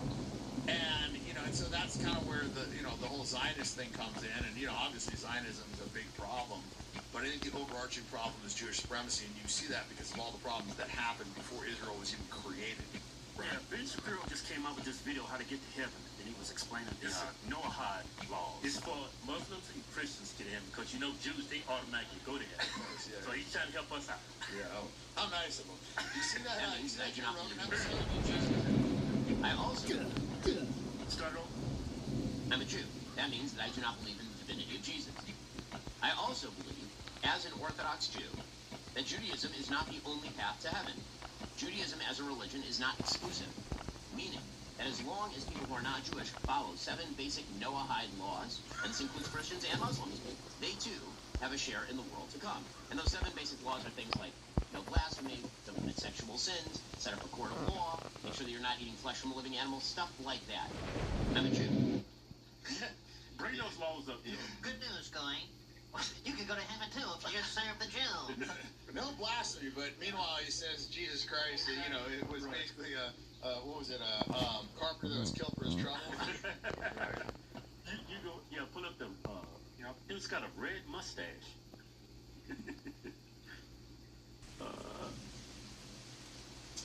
Okay, do not worship any idols. Place your belief and trust in God. And who's an idol to them, though? Jesus. Exactly. Yeah, so we can't worship him. Yeah. In other words, do not blaspheme his name, respect God, and praise him. Who God are they talking about? They're not talking about the divinity of Christ. They're going to have a little problem with number 3. Do not murder. Bring it back up, poor man. Number 4, do not have full men relations. God has defined. They the ones who came up with the transgenderism. Well, that's just the rules for you, guy. Do not rob, steal, and extort. Respect the property of others. Do not eat meat taken from a still living animal. That's crazy. Who takes meat from a living animal and eat it? Yeah, I mean, and it says avoid cruelty. Meanwhile, I don't know if you're familiar with they have that holiday there where they have these big bonfires, and they literally have to have people policing this because they throw a bunch of people's cats and dogs, their pets in the fires. Yeah, look it up. It's a part of it. They have all these things because it happens so much. They have all these animal rights activists that come out and try and make sure there's no cats or dogs around because the Jews will throw them in the fire. Wow. Yeah, it's pretty crazy. That's the problem. There you go. Lag bottom word. A joyous Jewish holiday celebrated on the 33rd day of the Omer, falling in April or May, marked by lighting bonfires, picnics, and festivals.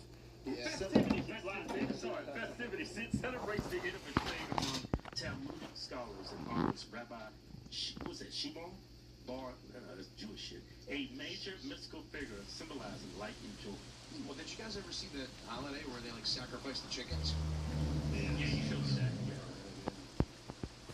No, but if you look up this one though, they have all these, like I said, animal rights activists that have to come out and they, give all these warnings about lock your pets up or whatever, because they've had so many instances of people throwing live pets. Yeah, there you go. Wow. Make sure to protect pets and street animals on land, bottom, Ministry of Environmental Protection Animal Welfare Department has published guidelines for protection of pets on the eve of the holiday, during which it is customary to light bonfires. The Moed is also calling on the public to be vigilant in order to prevent animal abuse. I thought Randy Fine liked dogs. That's just Everyone wants to be an astronaut, but who do astronauts want to be?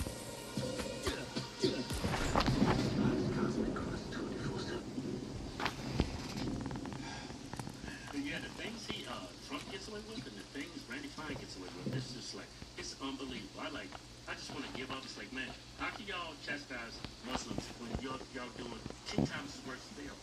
I mean, that's the thing, man. You what are they doing?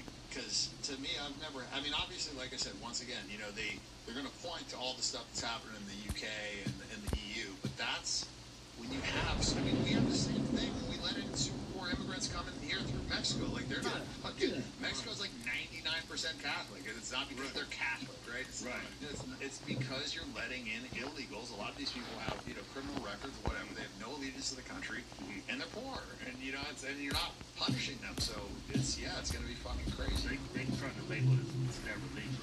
Yeah, it's just not, you know, because we're having a lot of issues with immigrants, you know, causing crime or whatever that come in, and you know, a lot of that's coming through Mexico, and like I said, they're not Muslim. They're Catholics. Yeah, so it's just crazy. And by the way, more than half of Africa is Christian.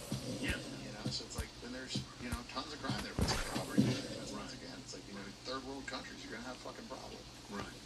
So I heard you want anti-Semitic person of the year, something like that. Anti-Semitic.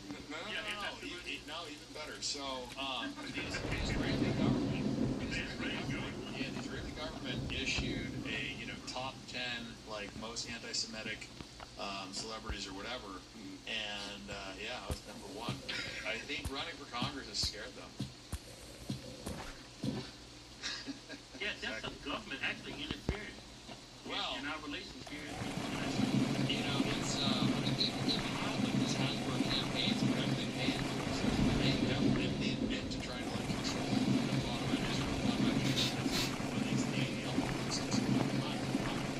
Anti-Semitic views have to be stopped. Have to control the narrative. So it's like you start hating random groups of people, you know, and so they're paranoid. Number 2. Yeah. Candace #4.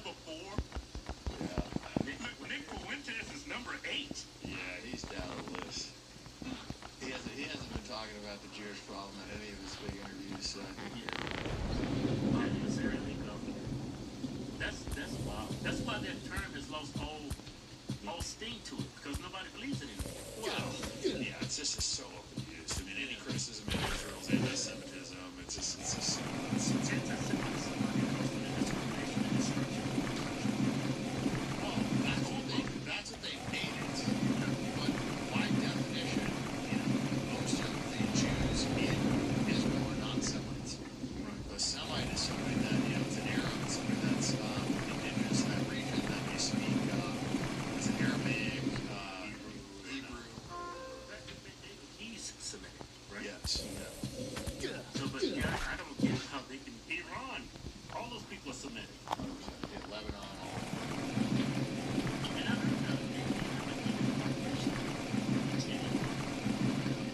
Yeah, they got a Christian population, yeah. But I was going to say that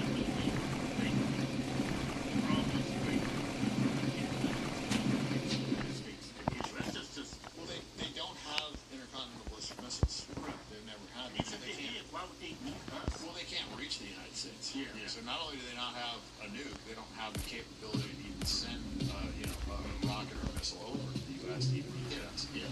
But now they're going to get them. You know, part of that 10-point deal was that they don't have to. So we haven't paid them reparations. They're allowed to enrich uranium. You know what's crazy? A lot of these people, these sycophants on the right, they don't understand or realize that we're going to pay for all that damage they did. Yeah. Every penny, the school, everything. They're going to figure it out pretty fucking soon when they go to the gas pump and it's fucking $7, $8, $9, you know, and everything is more expensive. I mean, you know, Trump's answer to the closure of Strait of Hormuz was, you know, oh, we won't open it. It's like China was like, they want like, this is going to go through. Right. Yeah, and they did, you know. And then, you know, and then the second day we tried to turn some of those shits around for them. So they're like, okay, we're close by us. That's going to really fuck you. And so, I don't know, man. It's going to be a disaster, like an absolute disaster. And the GCC is fucked. They're going to bring us down. I mean, because a big part of the reason why the U.S. dollar was so strong is because everybody had to trade their oil in the U.S. dollar. And they're single-handedly going to change that. So, Trump pretty basically fucked everything up. 100%. He fucked us so bad. And also, a big part of what he did was he removed a ton of our credibility. Right. Because a big source of our strength was our ability to threaten people and them to think we were going to do it. I'm telling you, know, if I'm a big bully and I tell you, hey, I'm gonna fucking beat your ass if you don't give me your lunch money, and you know, you give me the lunch money, and then you start seeing other people not giving me the lunch money, and I get into a fight with one of these kids, and I'm not quite as tough as you thought I was. You know, it's just like that's kind of what you're seeing here is the threat and everybody else complying and recognizing the U.S. was a superpower they didn't want to fuck with was kind of the sentiment up until now. And now Iran is challenging that, and we are making empty threats. We said 2 days we're going to destroy your nuclear, or not your nuclear, your power facilities. They said fuck you. We said okay, 5 days we're going to do it then. They said fuck you. We said okay, 10 days. We said fuck you. So now it's like okay, well, you know, we're going to do it. You know, we're going to fucking nuke you tomorrow. Iran's like okay, fuck you. And then you know Trump had to call up and get Pakistan over there and say okay, well, Pakistan's going to negotiate this. You know, like, every time they're just calling us bluff because they know he can't do anything. But he keeps saying they want to make a deal. They want to make a deal. It's total bullshit. He's the one that wants to make the deal. He asked for a 48-hour ceasefire, and they say, go fuck yourself. Right. You know, and then the moment we do sign a deal, agree to all their terms, Israel can't wait 2 hours. They break the fucking ceasefire by attacking Lebanon. Right. It's honestly, when you understand what's going on, it's common, and it's indefensible. Our problem is relationship with Israel. That's the problem. That is the complete crux of the issue, yes. It's not our support of them, it is their control of us. Oh, that was a great quote. That's a great quote. We can support them, but they just run all over us. They tell us what they're going to do, and we accept it. And that's not a relationship where we are giving them aid. This is a one-sided relationship where they clearly have some kind of nefarious control over Trump, whether it's black millions. I mean, obviously it's got to be black. Yeah. And then on top of it, he's taking money, so he's blackmailing and bribing. Well, I mean, that's on record. Yeah. Right? Like, how much other money? I mean, how much money did he make in that crypto rug pull? I mean, how much money has his family been allowed to make? Millions. Yeah. And it's a bunch of insider trading going on. It's like these people are shorting the market like 5 seconds before we tweet something. Or put something on Truth Social. That's an inside job. That's my point. So how many different ways is he making money because he's kind of like, you know, playing by the rules, doing what they're going to do? And that's the definition of selling out. Right. Right? It's like, you know, sacrificing what you should be doing for personal gain. That is by definition selling out, and that is while American soldiers are dying. Yeah. Well, yeah, while we're dying, while we're paying for this, while our economy's getting fucking destroyed, while we're losing credibility. It's so crazy because he's worth what, like $5-6 billion before you went in office, and then you start pulling this shit. Yeah, it's hard to say because I've heard conflicting things. I've heard, you know, he had a bunch of convictions that he was worried about, that, you know, he was actually, you know, had some debt. It's hard to say, you know, because these balance sheets can sway so much based on, you know, how a company's doing or whatever. But the bottom line is he had enough money to not be selling us out. Right. Like he had plenty. Yeah, exactly. He had plenty. Whether he had $5 billion, whether he had $1 billion, whatever the fuck he had. Like, look, if somebody's dead broke and their family can't eat, you know, that's one scenario. He wasn't in that scenario. Right. So that's the only scenario that you could say there could be some justification for a guy, you know, doing what he doesn't believe is right. You know, it's like Benny Binion. He said people are honest as long as they can afford to be. Well, he was rich enough to afford to be honest. He chose not to. Yeah. Yeah, like all these people that get so loyal to Trump. It's like loyalty is a two-way street. He has not been loyal to us. 100%. He's betrayed everyone. But I see all these people still loyal to him. And I don't get it. It's a cult. It's the only explanation. It's a cult. Because it's not logical. You know, and he's not treating them well. He's not doing anything for them. He doesn't give a shit about them. This is like a one-sided, this is like a U.S.-Israel relationship. His fan base to him is what we are to Israel. Right. They're his bitch. And we are Israel's bitch. And the shit is rolling downhill. Trickle down bitching. Yeah, that's what you call trickle down economically. Yeah, from one bitch to the next, the shit just rolls, you know? Right. And somehow at the end of it, Israel ends up with all of our fucking money and troops. Yeah, spent over $17 trillion on that. 17 trillion. Yeah, I mean, yeah, maybe even more now. I mean, if you calculate in all the foreign aid that we've given them, do the compounding interest for all that, you look at how much we spent on, you know, the Iraq war, you factor all that in, and yeah, it's close to $20 trillion, depending on, you know, whether you go with the prime university assessment or some of them are, you know, much higher.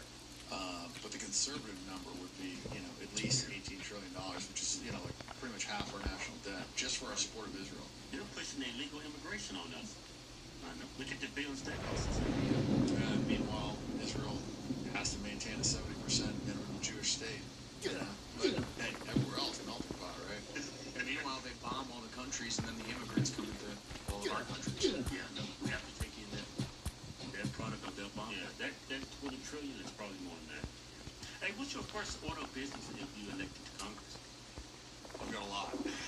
The first thing I want to do is pass some laws where committing treason is actually punished. So if you put a foreign nation before America, that should be treated. I mean, by definition, if you're in office, you have the allegiance to the U.S., and you are putting a foreign nation before the U.S.'s interest, that is treason. Right. And people should be fucking hung for that. Right. And I also think that there should be serious repercussions for promising to do certain things and then coming into office and then doing the opposite. Right.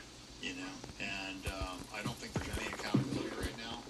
I think there's a lot of problems. I mean, I would want to completely dismantle the IRS. I want to dismantle the Federal Reserve. I think the ATM is our government is just too big, and we're wasting a ton of money. It's not efficient in any way, shape, or form, and it's not functioning for the people. It's not functioning for the benefit of the people. And I don't think people in America understand how good life would be if their government actually gave a fuck about them. And the people in government were doing what's best for Americans instead of what's best for them and their donors in Israel. I don't think Americans have any fucking clue because it's been corrupt for so long that they don't even have the slightest semblance of an idea of how good America would be if the government actually functioned for the people. Right, because we have the money. We have the capital. Yeah, we're like supposed to be the greatest country in the world. You know what I mean? We've got tons of resources. Everybody uses our dollar. We can print as many dollars as we want. Like, you know, we are the, you know, the beacons of everything. Technology, you know, military. I mean, nobody can fuck with us militarily. You know, I mean, nobody's ever attacked us. I mean, it's just, I mean, I guess other than Pearl Harbor, we know that not happen. But if you look at what we have going for us and how we're just squandering it, and what we're squandering it for. You know, like, I get it if somebody attacked us and we're like, you know what, fuck you, we're going to burn the boats, we're going to have our vengeance, whatever. That's not the case here. That's not what's going on with Iran. Like, if somebody attacked us, like I said, somebody's really fucking with us, even if they were bigger than us, you know, because to me, if I was running Iran and they killed my dad and they killed my family, I'd burn it to the fucking ground. And these are also religious zealots. These are Shia Muslims. Okay? They're Shia and they're Sunni. Shia believe in, you know, jihad, and they believe that if they die fighting, that they are going to the highest level of heaven. They are the fucking true believers. So what did you do? You killed their fucking supreme leader, their most highest virtuous leader, the leader of their, basically, like, you know, the equivalent of our Pope, but even stronger. Right. That's who you killed. And what do you think the effects of that are? If these people die fighting for that, that in their mind is their greatest heaven, and, you know, God willing, it's like, I mean, that's a noble cause. Somebody killed the Pope, you know, and you're an extreme Catholic, and you go die avenging his death. I'd say you're doing the right thing. Right.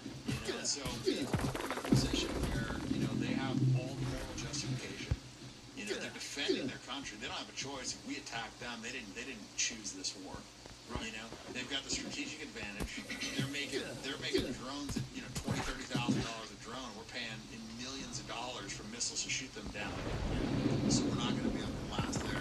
They have the high ground. They've got mountainous terrain. Like, boots on the ground isn't going to work over there. They'll fucking chew us up. We know that.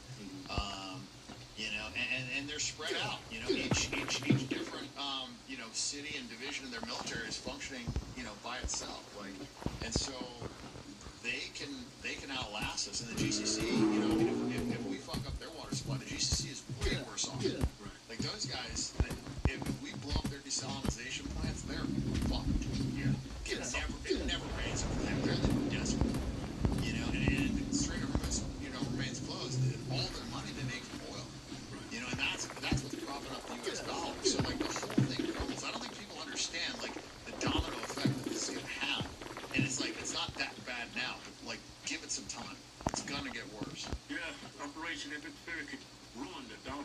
Oh yeah, I mean Epstein Fury has been a disaster, and that's the big thing of this too is like how much of this is a distraction from the fact that like Trump is in the Epstein file like anybody else. He's had all these horrific accusations in there.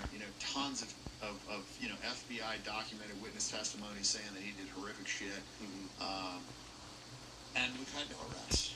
And I think people are just getting fucking pretty tired of this shit. It's like not even performative arrests. We've got nothing. Yeah. Everything he promised. Yeah, one of the things him and his son kept saying, release the files. Right. Because somewhere in there he figured out, hey, I'm all over these motherfuckers. These files aren't so good for me. And then all of a sudden now it's a hoax. Right. It's fake news. Yeah, well, you've got a lot of support since you announced. But do you think people are actually ready for America First? Because that's what MAGA was supposed to be. Absolutely. And people are absolutely ready for it. The question is going to be, is the voting demographic ready? Because the youth is ready. The youth knows what the fuck's going on. They realize we got the wool pulled over our eyes. They understand the situation thoroughly. In fact, much more thoroughly than I ever understood when I was their age. Because the access to information is out there. And the ability to curate information in such a way that in 15 seconds you get like so much, right? Because, if you're just reading a textbook, right? You've got the text and, it's black and white. It's kind of boring, right? But when you throw in pictures and graphs and you've got audio and you can explain things, and people are getting to be really good at packaging a ton of information into a very small package, and attention spans are very short. So they just give you so much information in such a concise and compelling way that now all of a sudden it's like people get it, right? It's like the curtain's been lifted, and now once you see it, you can't unsee it. And now all of these other things become so clear because you understand what's going on. Like when you didn't understand what's going on, like. Right. To me, like 3-4 years ago, like the idea that like the Jews were behind all this, it's like, yeah, right. Come on, I didn't even consider it. Right. Like it's a possibility. I'm telling you, I sat down with Trump and we were fucking having a chat. I'm like, what's going on? Like our country's being divided from within. It's the Russians, the Chinese. What's going? I don't get it. It feels like we've never been more racist. We've never been more divided. It's never been more left against the right. Like, but it's coming from within. Like, what's going on? Like, yeah, it's crazy, man. Because I came across Nick Fuentes, you, and other influencers, and then all of a sudden I started getting, because I saw your video or Nick Fuentes' video, I started getting recommended like crazy shit out of the blue. I was up one night, couldn't go to sleep. So I said, I'm going to go listen to some YouTube videos and go to sleep. And then there's a video. Yeah. Transcribed to English. I said, oh, this should be interesting. So I started listening to it. And I'm like waiting for this dude to drop an N-bomb. But I just thought this guy was an evil, racist guy. And I heard it and I was like, wow, what an amazing speaker. And I didn't hear not 1 ounce of hating him. Yeah. It was like eye-opening. Then a couple of days went by and I'm on TikTok and I get recommended this Jewish lady who was a Palestinian. She said her passport wasn't Israel, it said Palestinian. And I was like, Palestine, yeah. And I was like, oh, they told me Palestine never existed. Yeah. And I started putting 2 and 2 together and I started taking in the information. I was like, man, all that stuff is a lie. Yeah, it was an old black and white video that we saw. It was a woman who lived in Palestine. Yeah. Jews, Arabs, everybody lived there in that area. That's Israel today. And their passport was Palestine. Then I came across a Jimmy Carter video. He said that's been a genocide for decades. You see, a lot of people were talking about it, like Michael Jackson was talking about it. Yeah, then he died. Yeah. I guess Princess Diana. Oh, she was talking about it too? Wow. You think she was going to marry a Muslim guy? No kidding. I didn't know that. 30 protein sticks for just $36. That's only $1.20 each. Here are 3 reasons why you should try them. That's nuts. Didn't she get decapitated in that accident? It was I don't know. But there was a lot of, claims of foul play, whatever. I guess it was some car accident, they said. Yeah. But that's kind of the same thing that happened with Ellen DeGeneres' ex-girlfriend or whatever. It was like this high-speed chase, and she was like burning a thing, and then she jumped out of the body bag after they told her she was unconscious. You didn't see that video? Yeah, the video's gnarly. You could probably pull that one up. Then I got to run after that, but yeah, let's pull that one up. It's pretty crazy. Her condition is far worse than originally believed. Oh my gosh. According to her spokesperson, she's in critical condition and on a ventilator.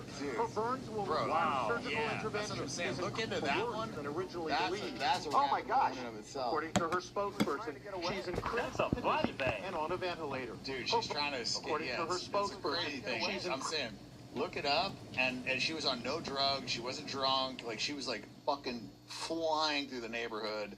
You know, crazy speed. She was like clearly trying to get away from somebody. Right. And this was like right before I guess she had. She doesn't look like she's in critical condition to me. No, they said she was in a coma, and then she fucking pops out of the body bag like that. Yeah. Fucking zombie. Yeah, it was pretty So crazy. she's gone. Yeah, she died, and yeah, crazy stuff. But she's like trying to get out of there. Are those real firemen? Yeah. That's the next question, right? Because the fireman's like, shut up, bitch, you can just push it in there. Right? Yeah, it's kind of crazy. Anyways, I gotta. All right, bro. I'm gonna Hey, be late for thanks the for coming, bro. Yeah, thank you. Hey, Jim, where can people follow your campaign? Yeah. I think it's BillZarianForCongress.com, I believe. Here, I got it. BillZarianForCongress.com. There it is. That mugshot. Yeah, we need to. That's America president all over that. We need to definitely generate some money to get people to knock on doors. The thing is, like 70% of the people that vote for the primary are over 55. So the problem is they're not getting this message. They're glued to Fox News. So we gotta like show up there and actually educate them. You know, they grew up with the whole like Israel's the greatest ally. You know, like that whole thing. So Yeah, brainwashed. Yeah, totally. cool. All right, boys. Thanks, bro. All right, bro. Yeah, good chat. Always good. Oh, take a quick picture, go. Yeah, make one.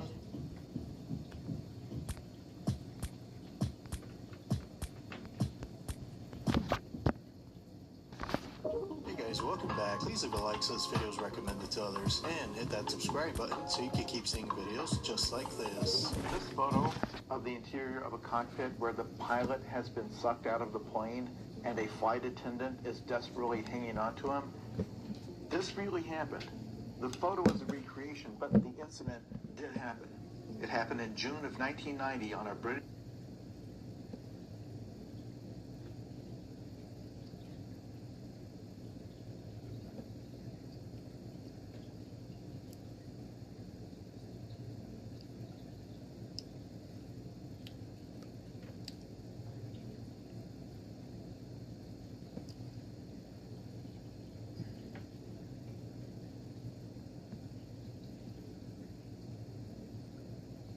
The diabetes. The Fed just installed a kill switch in your bank account. If you have over $100,000 sitting in a traditional IRA, 401k,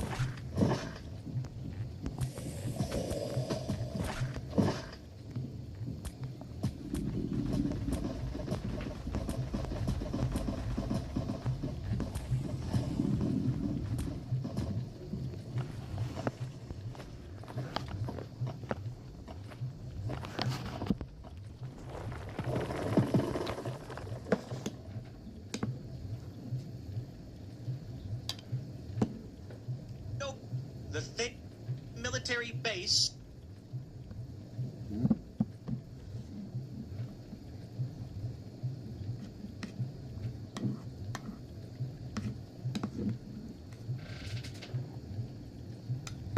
Spotted over the military base where an Air Force scientist went missing, and now an update.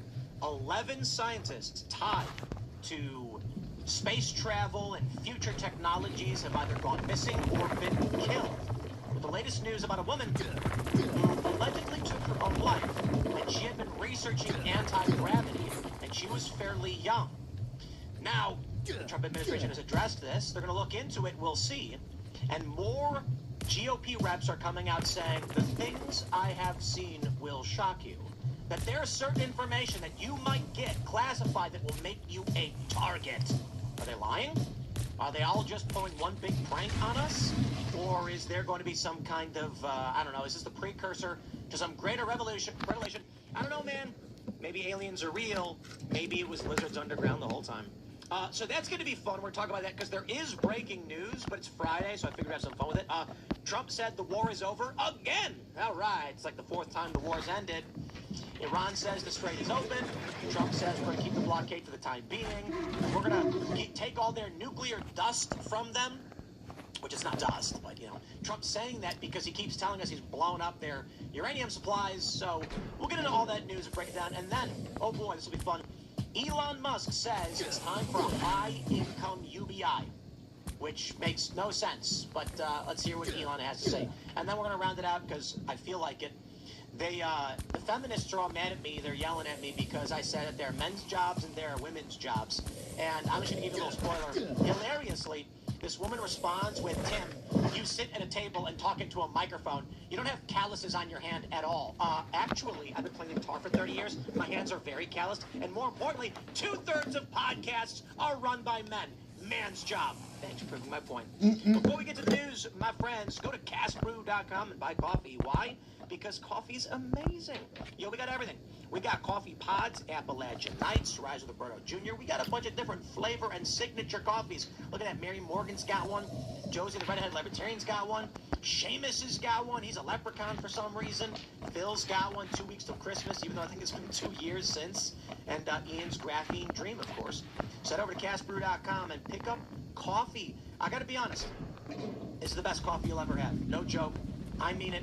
Stand your grounds. Rushboro Jr., Appalachian Nights, Ian's Graphene Dream. I have not had better coffee in my life. I am being fully serious. I actually formulated Appalachian Nights. Probably why I like it so much.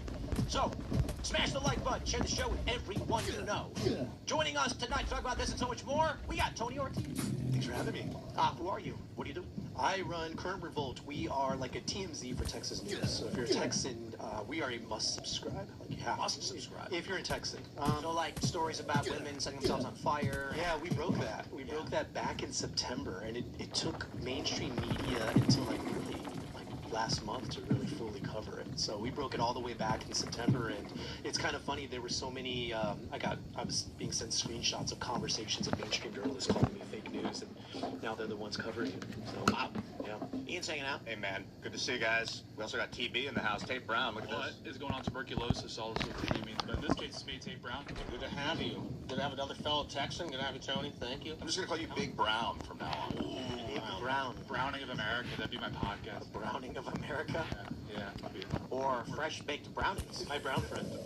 Brown friend. We got a brown guy in the show. One brown guy. If you see me, you think, wow, that guy's clearly ethnic. Yeah, That's true. that's what I think. Shall we talk about news instead of whatever that was? I want to talk about Sure. Tate. Yeah, Here's- the news. okay, here's the New York Post. String of missing or dead scientists. Too coincidental not to be major concern, Congressman says, as 11th mystery emerges. They said the death or disappearance of 11 top U.S. scientists and researchers is a matter of urgent national importance.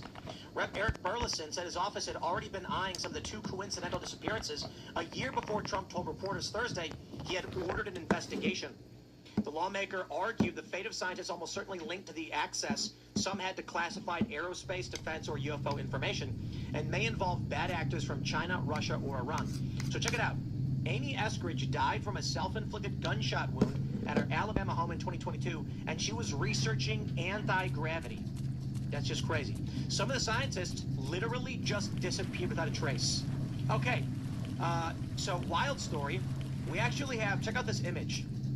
Let me see if I can find a better version of it. Links between the missing and dead officials. So Frank Mywald, Carl Grillmayer, both worked at JPL. Monica Jacinto Reza did as well. She received funding from Air Force, Wright-Patterson, and oversaw the. Okay, so this is her project was overseen by William Neal McCasland, who also worked at Kirtland, which collaborated with Los Alamos, where Anthony Chavez and Melissa Cassius, and then you've got you also got Michael David Hicks, dead, linked to JPL, worked on deflecting asteroids from Earth. Theories. Okay, I'm gonna go with this one. I have seen every movie where the great catastrophe is heading to Earth. So the government goes to round people up. You know what I'm talking about, right? The helicopter lands in like the backyard, and like the guy's out there with his kid, and they're like, yeah, we need you. yeah, and they're like, Mr. Crossland, the president needs you. And, what? Come with us. Or like, what was it, Arrival with Amy Adams? They show up and they're like, you have to come with us. So here's what happened. Okay, let's start with the poles are about to shift, causing a great flood. So they're rescuing top mines to bring them to deep underground bases in Appalachia. I think they're literally that might be the case. And if the other ones are going rogue or refusing, they're killing them. Yup. Yeah. What was that? The new Project Hail Mary movie where they try to rope him in, he says no, so then they just like inject him with the serum and knock him. Oh, I haven't seen it. Thanks for spoiling it. I was going to go see it this weekend. Oh, that's just the old. The movie just came out. You just spoiled the movie. No, that's not spoiler. Believe that. Early screening or something? No, we can believe it technically. We can. It's on the trailer. Why would they kill them though? Just because they don't. So all joking aside, let's remove the actual tilt conspiracy. People really love the story of the Earth flipping and then the flood coming. Is that a real thing? I mean, I know it's happened, but I think it's well, real. so the real theory, mainstream science, is that the poles are shifting. We're experiencing an extended excursion from the North Pole into Siberia, where it's normally tilted over Canada. So we are also, I think, 100,000 years past the average cycle of when the poles normally flip. The mainstream view is it's not going to happen, calm down. If it does, the magnetosphere will weaken and we'll get blasted by solar radiation, which will fry all electronics. The Adam and Eve conspiracy theory is that every time this happens, it's actually 6,500 years, not 400 or 500,000. The Earth will also rotate 90 degrees, causing water to flood around everything, slosh it about, and it'll wipe out most civilization. It's interesting because carbon dating is not a lot of erosion and heat can make it look like time has passed. So that makes sediment layers. Could make sense that 6,000 years looks like 40,000 in the right, fossil. It's like a giant server fossil record. Yeah, well, let's throw that all out. I mean, it's a fun story. People really love it. But it wouldn't really make sense they'd kill people. What does make more sense is that we're on the verge of World War III. Rediscover trust with Rumble Cloud. No vendor lock-in. No hidden... China's super pissed about what's going on in Iran. Trump is saying the strait's going to be open, but we're still blockading Iranian ports, which means China's still going to be cut off from some of its energy access, though the fuel that it gets from the other Gulf states will be fine. The problem is Qatar has stopped producing LNG, liquid natural gas, so China's still largely cut off and hurting economically. If we are on the verge of a major war, imagine the government's going to these people and saying, you need to come with us now and work on this base. There's two theories. One, the U.S. government rushed full speed to the missing scientists and said, you need to come with us now. China, Russia, Iran, who knows, assassinated these other scientists, taking out powerful elements of U.S. weapons development programs. Or the military went to these people and said, you will join the new Manhattan Project. And when these researchers said, I'm not going to be party to weapons of mass destruction, they went, bang. It's also possible that the Chinese took these scientists, they went rogue to other countries, and that the U.S. government found out some of these other scientists were working for the Chinese, so they killed them. Possible. That's true, too. I mean, whoa, like imagine these researchers were on the pay with the 1,000 Talents program. You guys know about that one? Yeah. There was that one professor who was caught taking money from China and selling off our IP, our intellectual property, from research we were funding. What if, like, special agents, like guys in suits with, silenced pt5, James Bond style, there goes this lady and they were like, you've been revealing secrets, you're a traitor. Wouldn't it be better to just arrest them if that's the case? Wouldn't it be better just to arrest them and like send a message, be like, yeah, we're No, because then they can talk. I think the best thing you could do is make a message to all the other scientists that might be on the pay. Well, but if that were true, then at least say one person was found to be a traitor and a spy or whatever. Kill the rest. Yeah, to make an example, people need to know. Yeah. To be fair, however, with 11 dead or missing scientists, it's possible anybody breaking is getting the message. That being said, hold on, sorry, I don't want to jump to disparaging the name of the dead or the missing, because we have no information to believe these people have done anything wrong. As far as we know, these people were working for the U.S. government on projects of public importance and have died or gone missing in mysterious ways, indicating some kind of foul play. So I wonder if the U.S. government is pulling the work for us or else. But I don't see why they would kill him. Honestly, if the U.S. was willing to kill, they just kidnap, right? Like the U.S. government would go to one of these people and say, your anti-gravity research has to be done in our deep underground base from now on. And when they go, no, they wouldn't kill them. They'd say, you don't have a choice, and they'd force them. Aren't they kind of already working for, like, U.S. government adjacent? Not Black Ops. Right, so, you know what I love about these stories is that I was reading this one UFO story where an Air Force pilot said he saw strange objects flying over near, like, it was like western Florida. And then the news article was like, the strange UFO sighting was witnessed, was about 70 miles away from an advanced weapons research facility run by the Navy. And I'm like, what is this? Why would you headline it UFO spotted and then mention at the bottom of the article, near advanced weapons research for the Navy? It was clearly advanced naval weapons. What are you wasting my time for? I've also heard the argument, too, that like no one is actually more directly incentivized for there to be public fears over the UFOs than the United States government, specifically the military, because, again, that's something they go to Congress with and say, hey, we need a budget increase, like, now. So actually, like, if you look at where the incentives would be, that's, I don't know if that's fair to say 100%, but in theory, you know, the defense, you know, the Department of War now would be directly incentivized for there to be, like, increased fears over UFOs and that thing, because they go to Congress and say, hey, we need our $1 trillion budget, like, now, or now they have it, but we need a $1.5 trillion budget, like, hey, there's these potential, China has these, you know, super weapons, or potentially there's extraterrestrials, let's get some more money right now. I mean, we see that all the time where government agencies stoke fears, like the postmaster comes out every year, he's like, oh my gosh, we're going to increase stamps like 50%, and then it's always over a budget shakedown. You know, I will say this, I have to be a downer. I'm going to be a downer, guys. And, you know, I'm going to preface this with, if instead of saying what I'm about to say, I instead said, it's aliens, this proves it, we'd get more views. But this may just be a bias where people die. These people have died at different times. Some people go missing. People go hiking and fall off the trail, you know, onto a cliff all the time. And so a lot of people have just speculated we're seeing patterns where there isn't one. That could be happening, too. I mean, there's tens of thousands of scientists, and here's 11, and we're like, oh. I'm jazzed about the anti-gravity because it's a real technology, like the Byfield-Brown experiment. These scientists, they'll work on it, and then it gets to the point where you're like, there's no anti-gravity. Byfield-Brown, check out the Byfield. That's made up. Ian. It gets to the point where you're like, how ethical? I talked with Asham Forrest. Careful, Ian. I'm going to say it one more time. Exactly. This is the thing is, be careful, because like we're using the internet, we're speaking to the world, so you get to a point where how ethical is it to talk about the deep tech? Like you want to tell your military this stuff so that we can preserve the world together and establish American republicanism. You're gonna go missing tomorrow. Yeah, really. Well, I want to help them, so I'd like to be a mouthpiece to like make. Hey, you don't need to say everything you know on TV. Some of this stuff, like the Manhattan Project, if we hadn't done it, and people didn't know the scientists were working on it while they were, we would have lost World War II. We could very well lose the World Economic Order if we don't have. You know, I just want to point something out real quick. Could you imagine being like a Black Ops U.S. government guy at an advanced research lab making these technologies, and there's a bunch of really annoying people like Tom DeLonge who won't stop bothering you, and you're like sitting there and you're like, okay, the anti-gravity should be coming online, and it's like, bro, Tom DeLonge's outside again. He's looking in with binoculars, like, oh, this guy won't stop. He's got it all wrong. Yeah, exactly. It's completely wrong. You want to correct it, but you can't. He seems to be like, you watch him on TV saying insane things, and you're like, oh, gosh. I can't fact check him at all. You make a burner Twitter account. Here's what happened. The lady, one of these scientists is at a bar, and someone's like, I heard Tom DeLonge talking about it, and he said it's aliens. And she goes, I've been working on this for 15 years, and it's not oh, crap.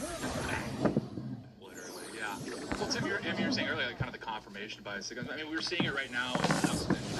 People going missing around Lake Travis. Oh, that's a serial killer. And people are like, the alternate. Yeah, the majority of the people going missing are gay men. And they're thrown off a bridge, right? Yeah, that's what I was going to say. It's like some people are saying, like, well, you know, it's Lake Travis, you know, people get swept away or whatever, but they're all gay. Thrown off a bridge. Wait, not to make light of it, but you saying the serial killer's gay? It's a gay serial killer or a guy who No, he's probably anti-gay. Yeah, targets. He's a really homosexual. He's a gay guy, and he goes on a date with them or seduces them, and then he kills them. But like, the gay guy would want to have sex with them. That's how he gets them. Yeah, he wants to kill them. You know, it could be like, there's plenty of cases, or there's been plenty of movies or theories where like the gay guy feels guilt, and like then Jeffrey Dahmer was gay. Yeah, right. Yeah. Could be that. A lot of them are. Yeah.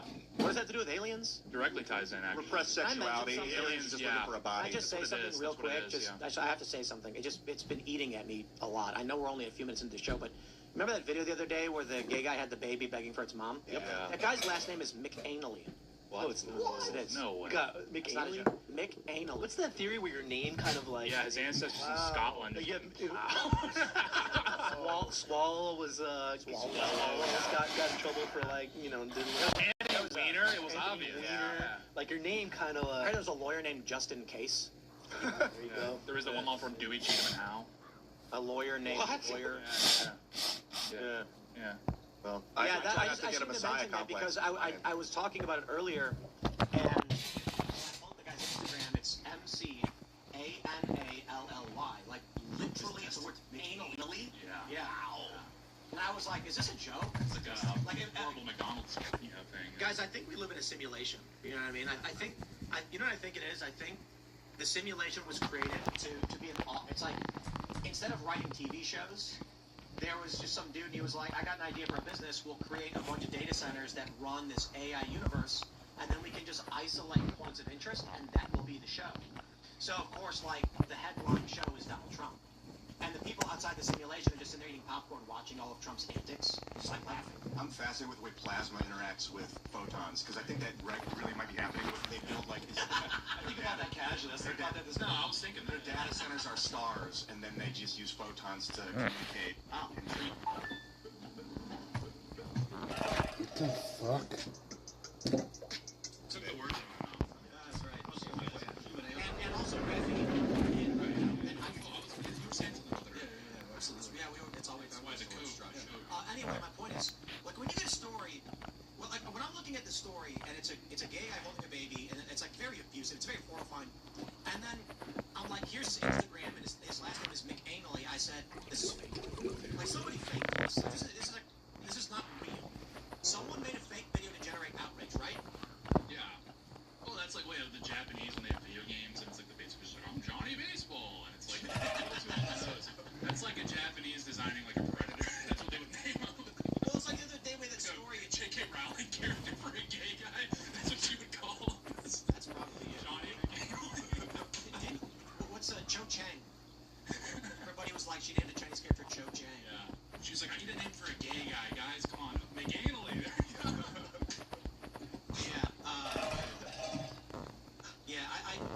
We had that story the other day where it was like, Gavin Newsom provides taxpayer funding for taxpayer funding for sex changes for transgender illegal aliens.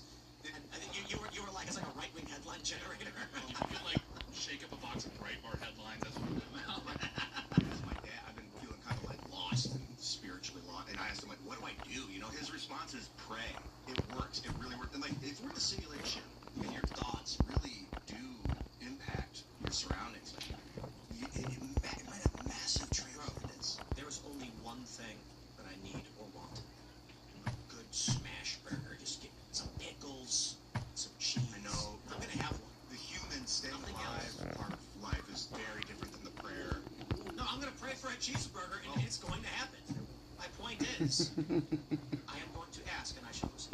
If really the simulation is creating, like, sending a note to the help desk, saying, hey, I gotta do this. Yeah. I need you to drop this into the server. Well, what if?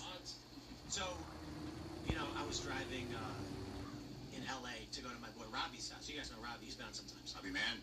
Robbie Man. And okay, so this is Robbie. Like, him and Ian probably get along, right? So I call him and I'm like, hey, I'm gonna be at your house in like a few minutes. Is there anywhere to park? And he goes, in front, like, see if you can find something. I'm like, okay. So and this is LA, right next to the Grove. And I pull up, no parking. So I drive around the block, look around another block. There's no cars, and I call him like, bro, I've been driving for 15 minutes. There's no parking. He goes, well, manifest it, bro. And I said, what? And he goes, bro, you gotta manifest the spot. And I said, what does that mean? He's like, bro, you have to manifest it. Like, envision it happening, and the parking spot will appear. And I was like, Robbie, I can't magically make a parking spot. What are you talking about? He's like, now that attitude. And I ended up driving until someone moved. And then I was like, this is what's funny. I go to his door, he buzzes me in, and he's like, you got space? And I was like, yeah, for like 20 minutes. He goes, you manifested it, bro. And I was like, no, I drove around until someone moved. And he's like, what'd you make that happen? Oh my God. Sometimes people drive cars. Patriot manifestation is real. Like, again, if you're like circling the blog, no parachute, President Trump, Donald Trump, you can hear me, please, Donald Trump. And then next thing you know, boom. I do that with Costco. When I go to Costco, I just always go to the front. There's manifestation is if you believe it's real, then someone gets like an idea and they go move. They're like, oh, I gotta move my car, and they'll go do it. And it's kind of when someone yawns and you yawn. It's like, oh yeah. Did you see that experiment where they had people in like isolated closets, and then one person yawned, and then everyone started yawning? What is that? Even though they couldn't see each other or hear each other, one person yawned, the next person yawned. They were like, there's a lot of ways, like quantum tunneling. How deep do you go? Yeah, why is our... That's the thing. Say if I see somebody yawn, even if it's on a TV show, I will yawn. What do you think? Dogs? I yawn when my dog yawns. It's crazy. Your dog? Yeah, it's a thing. It does with animals too. What do you think would be cooler? The scientists are being assassinated by foreign adversaries. They're being recruited and or assassinated by the U.S. government, or interdimensional beings are capturing and or killing them. I have a phobia of aliens, like legitimate, like aliens freak me out. Like not the reptile ones from like Aliens vs. Predators. Yeah, those are cool. Those turn me on. They don't do that for me yet. Oh, just so slow. I'll manifest that. So lizard will kill them. But like the big-eyed alien ones, like my hands sweat when I see them, like in movies and with stuff. the grays. The grays. Yeah, like I freak out a little. Do you think there's probably people who have like a fetish for like lizard grays? There's a fetish for fun. I'm sure there are. I know. I'm just imagining how funny that would probably be. Like we talked about Chris Vito's husband and like this bimbo stuff, but that's just the stuff you find out about when someone leaks some stuff. I wonder if there's like some member of Congress who got elected just because they're like super into lizard people. Yeah, there's like, somebody out there praying that aliens are real because they want to have sex with them. Yeah, it's just really into energy beings. How funny would that be if like some member of Congress getting briefed on lizard people, they're real, and the guy's getting all sweaty and like excited. He's like, something wrong, Congressman. It's like, there's something wrong, Congressman. He's like, pictures. What is it? Can I take these to review? Their dating app Slither. They're like, have you used Slither? I'm gonna have to take this to review. But you can't leave the building. I'll just go somewhere private. Is the bathroom allowed? Can I go in there? I'll be in the bathroom for 10 minutes, 9 of which I'll be asleep. What's y'all's thing? Do you think aliens are real? It's not corporeal that we know. They're like high frequency density consciousness. Well, that's true too. But they are physical aliens and higher forming. So likelihood is there's Would you other argue that's like the demon theory? Like aliens are just demons? Yes. Yeah, anything that control your body, they kind of move you with magnetic. It scares the crap. Let me put it this way. Like, little ant can't even comprehend that you were there. But what happens if you block its path? It will stop, see the road, and then turn and run. It doesn't comprehend that a human being has intervened in its life. Right. Imagine anything in your life where you're going about your business and all of a sudden something changes. To you, it seems like nature. We can't perceive the angels and the demons that are interfering or intervening the way we do for lesser entities. When my flight gets canceled, it's a freaking alien messing. Every time. No, but sometimes. So we talk about like manifesting things. Imagine if, so we can understand some simple things about, say, a dog or an ant. Like dogs, obviously much higher than ants. So dogs understand you exist and you can do things. I love this meme. It's like, to a dog, humans are, they live for the equivalent of, several lifetimes. They seemingly have magic powers, can fly and, can strike someone down from a distance. We're basically elves to them, the way elves are to humans in lore. So for a dog, we can still interact with them in a way that is beyond their comprehension. They just know that we're capable of doing crazy things. We don't have any equivalent to that, but for an ant, the gap is so massive, they can't even perceive our existence for the most part, comprehend what we are. So imagine what we understand about what ants want or do. It's very simple. They're going to grab food, they're going to bring it back, right?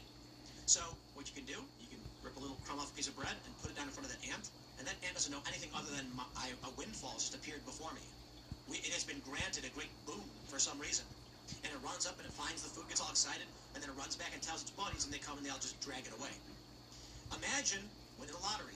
Imagine something good happened to you, and you are just thinking, wow, a good thing just happened to me. Right? You don't even know why. Could be an angel. Now, hold on. What about the little, the magnifying glass frying all the ants? To the ants, they're like, oh God, a great catastrophe is just wiping us all and killing us. Could be a demon. So what if the angels and demons, their motivations are rather simple. Higher entities that are sometimes bored. So imagine this. We understand the desire of the ant. It wants food for the most part to bring back to its house. We don't really care if it does or doesn't. Sometimes it's sometimes you give a little like chocolate, chip, and you watch the ant. You're like, hey, look at him go. Imagine you now praying and saying like, I just really want to succeed and like have all this money, and there's a higher entity just being like, here, I'm gonna put $1 million right there. Look at him go, oh, little guy, he's loving it. You know what I mean? Yeah, the angel manifests the thing by twisting the subatomic time space, I think, and then you can rationalize however they did it. I'm saying liken it cymatic formula. Sure, liken it to an angel. Equation. My point is, it could be higher dimensional entities that view us like ants or bugs, and are looking down, giggling, being like, this guy's trying to have a pot. Ready to show off your live gameplay? Start streaming with Rumble Studio. Easy, it's seamless. You can now multi-stream up to 4K quality to all your favorite platforms, including Twitch, YouTube, Kick, and everything in between. Take your live streams to the next level. Use some of the best on the planet for content creation. Yes, watch, I'm gonna create a linear path of success. I'm bringing my car right there. The McRib just kind of spontaneously reappears in the video. You know what the real reason is, right? Fine. Yes, it's excess pork. Yeah, Well, it's the human it's for an pork ant. byproduct. That's So, ants have explanations like that. cartilage, bone, and other garbage gets mashed into 1,000,000 bits. Like a McRib. Right. I wonder, like, that's because we're ants. We don't understand. It's actually a cosmic intervention saying now is the time the McRib can return. I ask why do the spirits do this if they're doing this, which they seem to be, like why? And maybe that question just breaks down at that level. There is no why. I don't know. Like you were saying, they're curious. You think maybe they just are interested in changing things. Maybe there's a bigger purpose. Like they want us to create a galactic empire so that we can coexist. Have you watched Star Trek Next Generation? I've seen them all. Almost Q. all of them, I think. So Q is a character in the show who is a higher dimensional being, can manipulate reality however he wants. And the one thing I always did not like about the character, it's fine. I love Star Trek. It's just the presumption of Picard and the other characters is that Q is temperamental and erratic, whereas at no point did the characters actually just address obviously a higher intelligence with expansive knowledge is going to be beyond our perception, our conception of pettiness. Thus, Q is acting irrationally and antagonistic for a reason. And they just, so in the show, the general idea is Q, like I said, he's all powerful, right? He's some kind of weird entity. And they presume he's just an annoying guy. Yeah, that's, probably not. The emotional spectrum we have relative to an ant is, near infinity. If Q can see the future, he's like, maybe he punches a guy in the face. The guy's like, why'd you hit me, Q? And then 3 days later, the guy gets attacked again and he's ready for it. And Q's like, see, I was preparing you for and I think they do address that when Picard asks, why do you do these things? And he's like, it's for a reason. But they never have the exposition of the show for Picard or anybody to say, the way he behaves is an intentional act. Clearly a being at that level would not need to behave in a petty way. Dude, I wonder if there's angels and demons. If there's actually entities that want us to succeed and then entities that want us to fail, literally. That doesn't make sense. It wouldn't make sense. It does. I just explained it. Wouldn't that be an angel or a demon, though? Well, I just explained it. Why would a magnetic field try and repel you away from it? Why would someone kick an anthill over for no reason? Yeah. Why would someone put a pepperoni slice next to the anthill to watch the ants eat, and the other person kick their anthill over and destroy it? Why do some humans dump molten aluminum into anthills and then massacre the entire civilization and then lift the mold out of the ground? That's research. They don't care. They don't think about the ants' lives or goals or anything like that. They don't care. Oh, so there's some of these spirits are more interested in researching on us my point than is us seeing us succeed. They just want to throw us trouble and see if we can handle it and how well, there's a child who burns ants with a magnifying glass. There are adults who see an anthill and kick it over.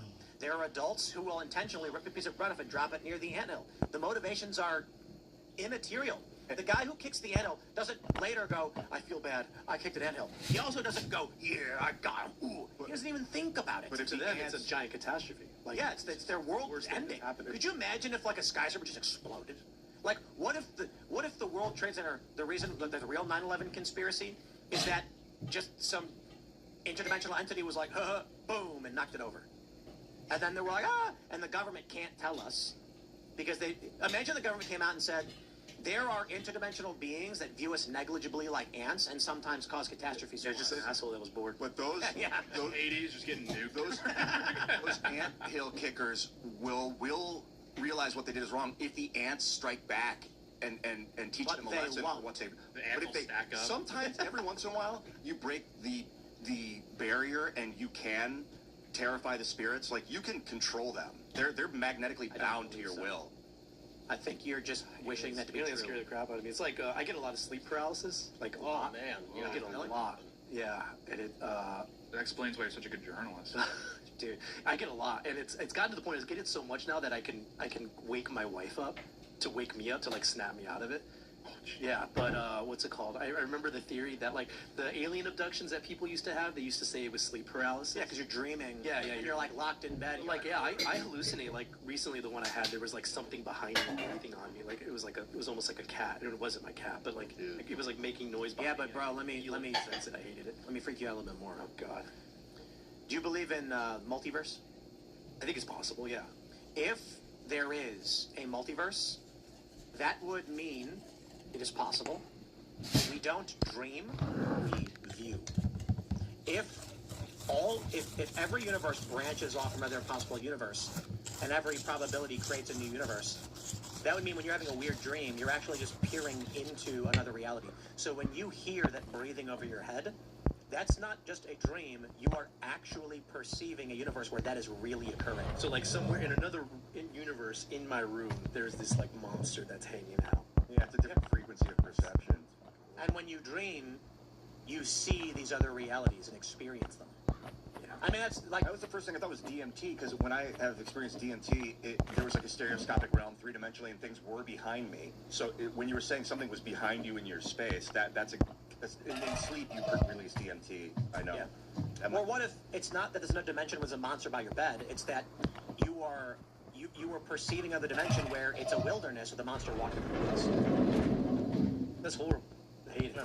But I think that's why we have imagination, too. You don't have an imagination. You have the access to the overview of the multiverse.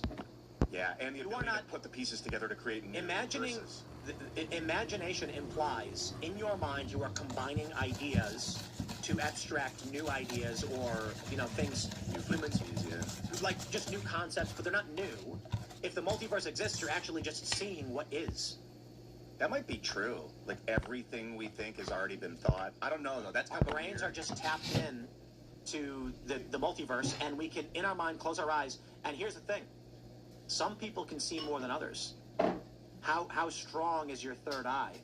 Some people, when they close their eyes, and you say envision an apple, they can't do it.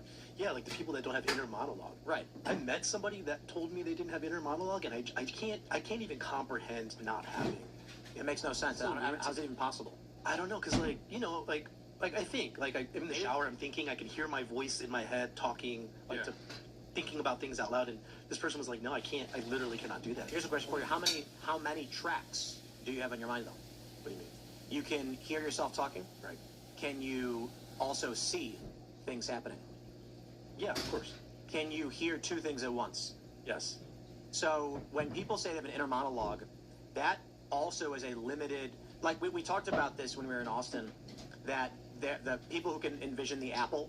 Yeah. It's like when you envision an apple, do you see a three-dimensional red apple rotating? I remember seeing it. Some people can see different types of apples. They'll see in different quality. Right. Almost. Like some people can only see a 2D apple. Let me pull this up. Yeah, that's a good chart. Because there's some people that can see like an apple and it's like which you could at a base level call high quality, like a 4K version of a high res. A high res. It's this. And there's some people that yes, there you go. So here's the thing. Number one, I would flip this around. I would make the red apple 5, 4, 3, 2, and 1. The reason is there is actually something beyond seeing the apple in full 3D realistic. So what's interesting about this is that people... What is beyond being able to see an apple in full 3D realistic? Break it open and put it back. Simultaneously, in your mind, slicing it in half, smelling it, picking it up, visualizing, taking a bite and tasting it, all of the senses around it, or also visualizing the apple, rotating in 360, then being split into 128 individual slices that each then rotate themselves. Then you imagine the apple itself decaying, you see beyond this, and then there's beyond that. And that is while you were envisioning the apple spinning, being sliced into 128 different slices while aging, you're also hearing someone explain what is currently going on while a song is playing in the background, and you're planning for the rest of your day. And then you become the apple. Yes. For a moment, yes. For a... Rediscover trust with Rumble Cloud. No vendor lock-in. No hidden Fuck, fees. Just your bit. And yes, one step beyond that is, you are the apple. Sometimes that keeps me up at night because that does happen to me. You're imagining you're it's an like apple. The same song loops over and over again. I can't shut it off. I'm also. That's not what I'm talking about. I know, but like you're imagining that you're an apple on a table and you can't move and you're going, ah! No, not that What's part. the deal with people that can't do this or don't have internal monologue or inner monologue? I think it's Well, a trained deal. It's like a muscle, like a No, I muscle don't think memory. that's what it is. Trained. There's bots. I've trained people that are just. Well, let's talk mainstream. The mainstream scientific view is that as a baby, your mind is developing neural pathways, and if you do not get stimulation to develop it, you will never get that stimulation. So there's studies showing a direct correlation between the age at which a child is being taught things and the capability they'll have later in life. Easy way to explain it. Do you play baseball? No, I did. If you started playing baseball right now, full time, will you ever be as good as anyone in Major League Baseball? Very likely not. It's zero. It's not going to happen. Basically zero. Yeah. It's basically I zero. won't buy a motorcycle. So the reason is, in order to reach the highest potentiality, you have to be training for something from like 0 and on to develop it's not just about developing muscles to do something, it's about developing the muscular structures, the fast twitch muscles, as you develop. Muscle memory, yeah. It's not just muscle memory, it's that your muscles must be built and designed from your whole life to be able to do something specific. We do a bunch of general stuff, then around like 12 or 13, people start to pick up a hobby or something. You will never, if you start playing baseball at 13, you will never be as good as someone who started playing baseball when they were 3. Did you see Justin Bieber start on the drums when he's like 2 or 4? Really? Yeah, he's amazing. Well, that's You do have to keep doing it, by the way. But so anyway, to the point here, the mainstream scientific view is people with no inner monologue or capabilities of visualization and audialization, Oralization, I think. A-U-R-E-L. Oralization, did not have that stimulus as a child. Another example is tone deafness is related to a child not hearing music for a long time as a baby. Oh, I was surrounded by music. My dad played guitar. No, this is wild. I could not understand the concept of tone deafness. I didn't believe it was a thing. I thought it was a joke. Like, I thought the phrase tone deaf meant you were just bad at knowing pitch. Good music and stuff, yeah. So, no, not good music. That it meant if... so I likened it to having bad pitch, meaning if you hear a tone, can you replicate it? I thought tone deaf was basically saying you can't imitate different pitches. But that's not what it is. Tone deaf literally means people cannot hear. I have a great example of this. The same sound. Like they're incapable of discerning. Everybody hears the same sound differently. We all hear it the way our brains have coded themselves to hear. There's a tone deaf test, tone deafness test, where they will play 2 tones, do, do, and then they'll ask you, and then they'll play 2 tones, do, do. They test people doing that, and there are people who literally say it's all the same sound. And they're like, you are tone deaf. Is this the same as like people who like tasting food? Like they can't tell the difference between like what is good food or what's not. Like what is well, not. I don't know about that. There, but like, or well, maybe I'm thinking different. Like, there's plenty of people out there that like they're incapable of eating outside of a certain food that they're used to. Like yeah, but come on, everybody loves orange chicken. Well, they say some tastes are acquired, like acquired. Yeah, it taste. was like might be an acquired ability, sound. You know, the ability to hear tone. To discern tone. No, it's a developed ability. When you're young, if you don't hear tone, your brain does not develop the ability to do so. But taste buds, if you get rid of garbage foods, you can taste a lot easier. So I don't know if you do have sound maybe too. Let's go back to the point you were asking when I said the scientific view of it. Let's do the spiritual view of it. I actually think there's a possibility of this, that some people are more spiritually attuned, meaning whatever the figurative third eye is that connects you to the infinity, if you have a stronger third eye, you will conceptualize better, you will predict things better, you will be faster you will think, you will hear thoughts. Simply put, imagine if everybody has an antenna in their brain, some are weak and some are strong, and God is talking to you. Those with very strong antennae are going to seem smarter, but they just have a better connection to divinity. And there's two parts to that. There is the how strong is your antenna, but just like a radio, you might tune to 92.3 and get a radio station. If you travel 10 miles, you no longer get the station because you're out of position. So just like you want to tune your brain to be able to pick up God's frequency, you need to be in the right place. But in reality, that means you need to be the right thing. You need to change your body because that's position in reality is what you are. So you change into the position that then you hit the frequency and you hear it.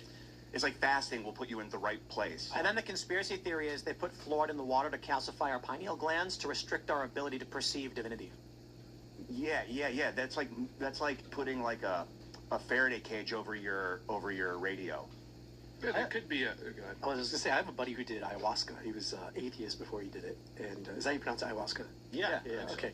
He was atheist before he did it, and he did ayahuasca, and he actually like reached out to me while he was in the middle of a trip. I don't know what you call it. Forgive me, I'm ignorant. I just on this. made cookies. Ceremony? Yeah, he was in the middle of, he was going through it, right? And he when he was done, he said he envisioned, he said several entities like came to him. One looked like Gengar, which is kind of funny. It's a funny bit. But the other one was like, it was like his, I think a family member that had passed away had like approached him and was like telling him to do a bunch of stuff. And he came to the conclusion it was all demons. Like these were evil spirits. And he came out of it, he became a Catholic. And now he's like a very strong practicing Catholic. And this dude's like incredibly smart. He didn't become like a weirdo or anything. He's like one of the smarter friends I actually have. But I don't remember what exactly the point was with this, but like essentially like he tuned into this thing, or he claims he tuned into this thing, and like yeah, he saw all these entities and they were like trying to convince him to do different things and change his life, and he came to the conclusion they were all like evil beings. Actually, he actually saw like evil stuff. He did not have a good experience, but he became a Catholic out of it. He became like very religious out of it. And you can there's clearly like genetic predispositions to like certain types of religiosity too. Like if you look at the founding of the United States, where if you look at like the Puritans, for example, they're like these hyper Calvinist types, but they have virtually they came from the same place in England, right? They're English, ethnically English. But then if you looked back in England, all the Puritans left, came to America, and then all the Englishmen that were surrounding that area, right, in East Anglia and that sort of thing, had far lower levels of religiosity. So, like, clearly among, like, certain tracts of people, there were... Go like this. Move your head up a little bit more. Move it closer to your head a little bit. And push it forward. It's not working. High five. The All That Remains album took the focus away from you, so you're all blurry. Oh, Phil Labonte's sticking it to you. Move your head. Some alien... Wait. There you go, we got it. Some like alien was bored and was like, "We're gonna move you out of focus." Yeah, there's about to start a tour. There's a lot of like this is like one of my pet issues, or not pet issue, like pet interests is like the different like genetic predispositions to religiosity. Because if you look at like Northern Europe, they were the last ones in on Christianity. Like if you look at like the Nordic countries, last ones in on Christianity, and they were the first ones out. So the Reformation hits. Changes everything, and then they were the first ones to like just become like widespread atheism. So that there's like kind of two things: is that just a purely cultural thing, or is it possible that that's just like a genetic predetermination? Because even a lot of the Nordic people who came to North America that settled in Canada, Minnesota, etc., they also have really high rates of atheism, and so there is potentially just genetic predetermination. Well, just like gender and roles and doing certain things, we're all predisposed to. Yeah. Are atheists the worst people in general? I'm just kidding, atheists. I'm not saying that's that why I look at the camera. Suck. I'm not saying that. I'm not saying. I'm just kidding. No, atheists are, I think, kind of silly because to claim that it doesn't exist, just because you can't see it doesn't mean it's not real. My issue with atheism is that, when I was a teenager, I claimed to be an atheist. And the reason why is it's not about not believing in God. It's about rejecting the narrative of God. And when you try to explain, so I think it's an issue of order of thinking, which goes back to we're talking about the apples in essence. So and then we'll talk about Zone on Dine in a second because the order of thinking plays a huge issue in politics. But when I was younger, I grew up Catholic, and they talked about God, and it was presented to me like a cartoon character. They would make us watch videos where God was a cartoon figure, like a big beard or whatever. They showed me a video where Adam was riding a brontosaurus, like Adam.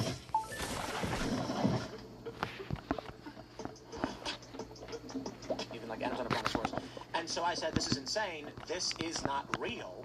So then I said, I'm an atheist because I don't believe in the specific cartoon character they showed me in school. And then I read some books, learned about quantum physics and theology, and I said, oh, God is real. But God isn't the cartoon character that they're trying to portray him to be. He is something beyond. I think Michael Knowles says it well when he says, God is the logos of the universe. So what I find typically when I talk to atheists is that their perception of what God is a guy in a robe who lives in the clouds. When you try to explain the concept of infinity itself, you run into an issue with orders of thinking where some people genuinely can't conceive of what infinity actually means. People think infinity is a number. It is not a number. It's substantially more than that. And if you go to someone and you ask them what infinity means, they'll be like, a number that never ends. That's low-ordered thinking. It doesn't mean they're stupid. You say, yes, but the true concept of infinity beyond that, and they might say, I don't know. Maybe they just need to be educated so they can learn and expand their minds, or maybe they're limited and they can never really understand. I think there's a reason why you see, I would put it this way, low IQ people who believe in God just do so because they can't understand cause effect. There's a God, it must be. Midwit individuals start looking around for evidence and then say, if I see evidence of X, then I demand evidence of Y, and if there is no evidence of God that I can perceive in this reality, God must not exist. That's low-ordered thinking. At the highest levels, you look at it like a Sudoku puzzle and you say, everything kind of adds up to there is a God, but if God offends your modern sensibilities, just say infinity. All is one. Yeah, there is a greater. There is something that makes all. Like a cyclical is a limitation on the all. Cyclical function is how I see infinity. I mean, obviously that it never ends. It's just the function of the cycle, and that is kind of like what God is as well. It just continues. Like if it is the subatomic vortex, if it's a vortex, reversing entropy. It's just this. But I don't know why. I'm going to give you it changes position. A human microscopic image of infinity. It's probably not what God is. That's what God's doing. Is creating vortexes. I think it's how it's communicating with us is through black holes. This is, learn about E8 Lie groups so you can start to graze over what infinity means. And I think to most people they just go, is it a tapestry? Understanding infinity is beyond me. But my point is, the degree to which you can understand what infinity represents will reflect in your order of thinking. Yeah, I started to have this vision in 2012 where I would visualize infinity. I'd get fast. I'd be backing away from this flat plane, and it was like just a flat surface, and I'd back away, and it would be getting smaller and smaller and smaller. But as it was getting smaller, Here's a better image, further away, it's getting bigger. So I'm getting further away as it's getting bigger, so it's not changing shape in my perception, but I know I'm getting further away, and it's getting bigger at the same time. And it like opens up something in my lower back brain, just visualizing that. Especially laying down and like kind of bending it lower up. back brain. Bedroom walls when I was younger and dating. This just gives me PTSD from my dating years. This is a microscopic grain of sand in the Sahara Desert of what infinity could actually be. And so, good luck, I guess. It does feel cheap to say there is a God because I still don't know, but there's a God-shaped hole in the Sudoku puzzle, whatever that means. Like there's some function that obviously, well, I guess it seems. Ian, let me tell you something. Are you a sentient being? I think so. You think, therefore, you are? Yeah. So, do you exist within the rules and confines of the universe? Seem to, yeah. You do. And so consciousness is a component of that universe, correct? Yeah. So what is the difference between the conscious entity of you and electrons?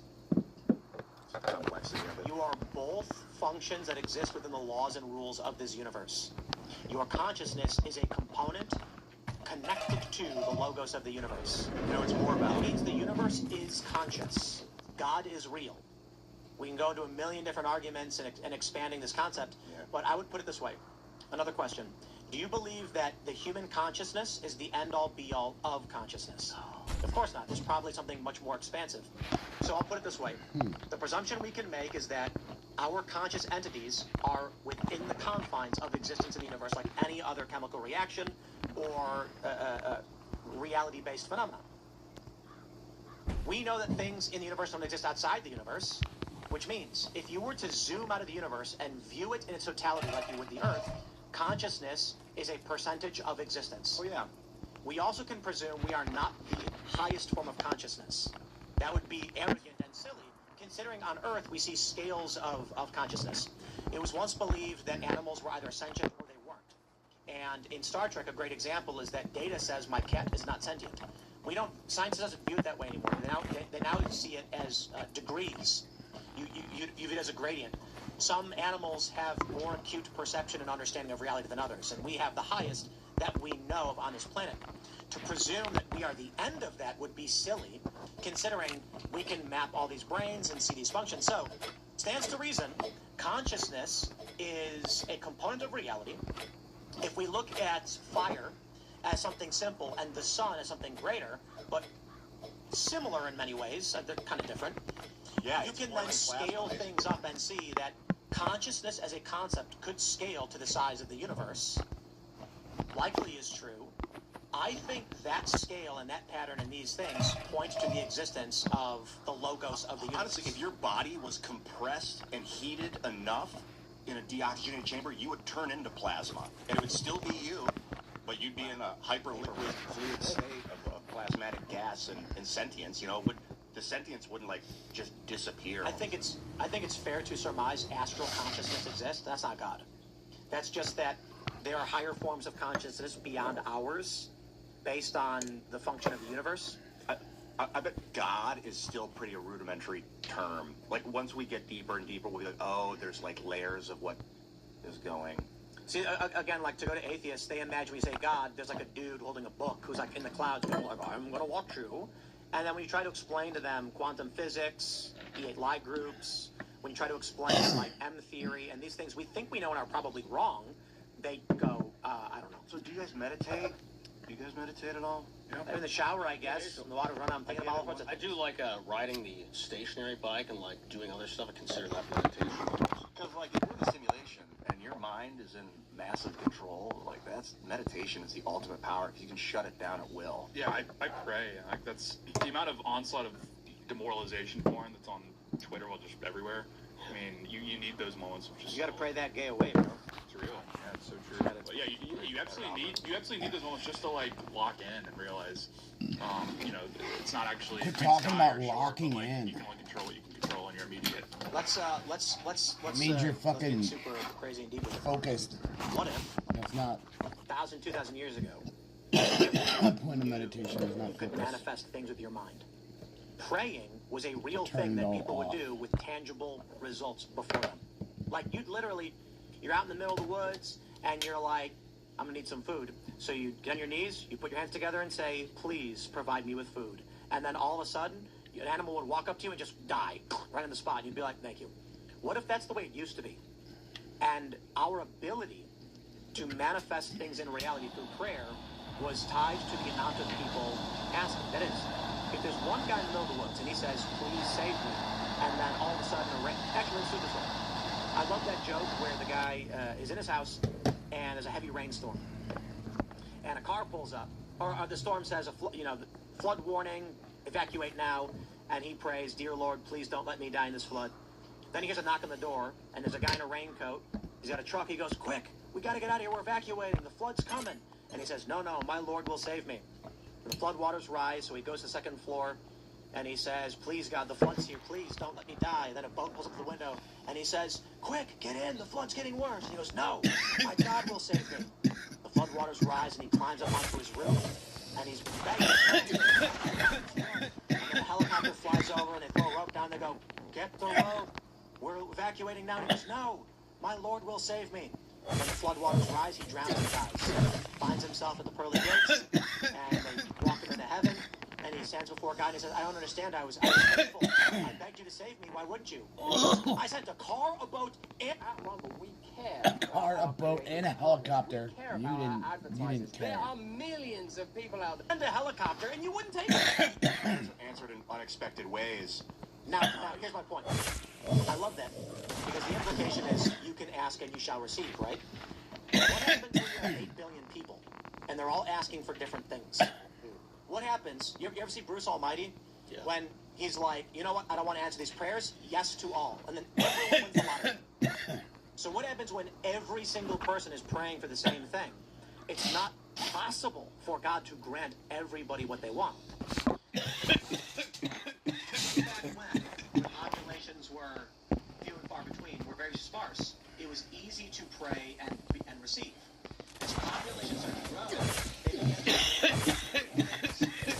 reduces the effectiveness of successful prayer. We call it the spiritual war, maybe. You have one nation praying for food, the other nation praying for food, and the fish aren't going to you have our elites who know this is true. So how do we restore the ability to pray and receive? We have to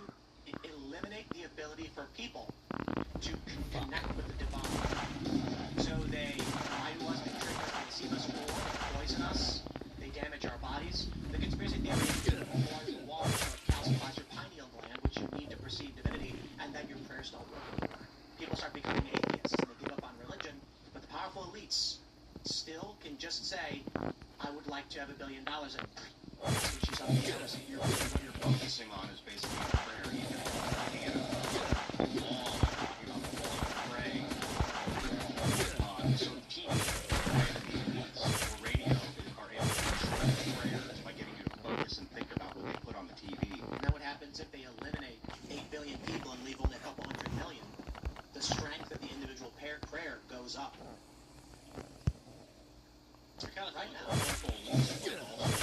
something else.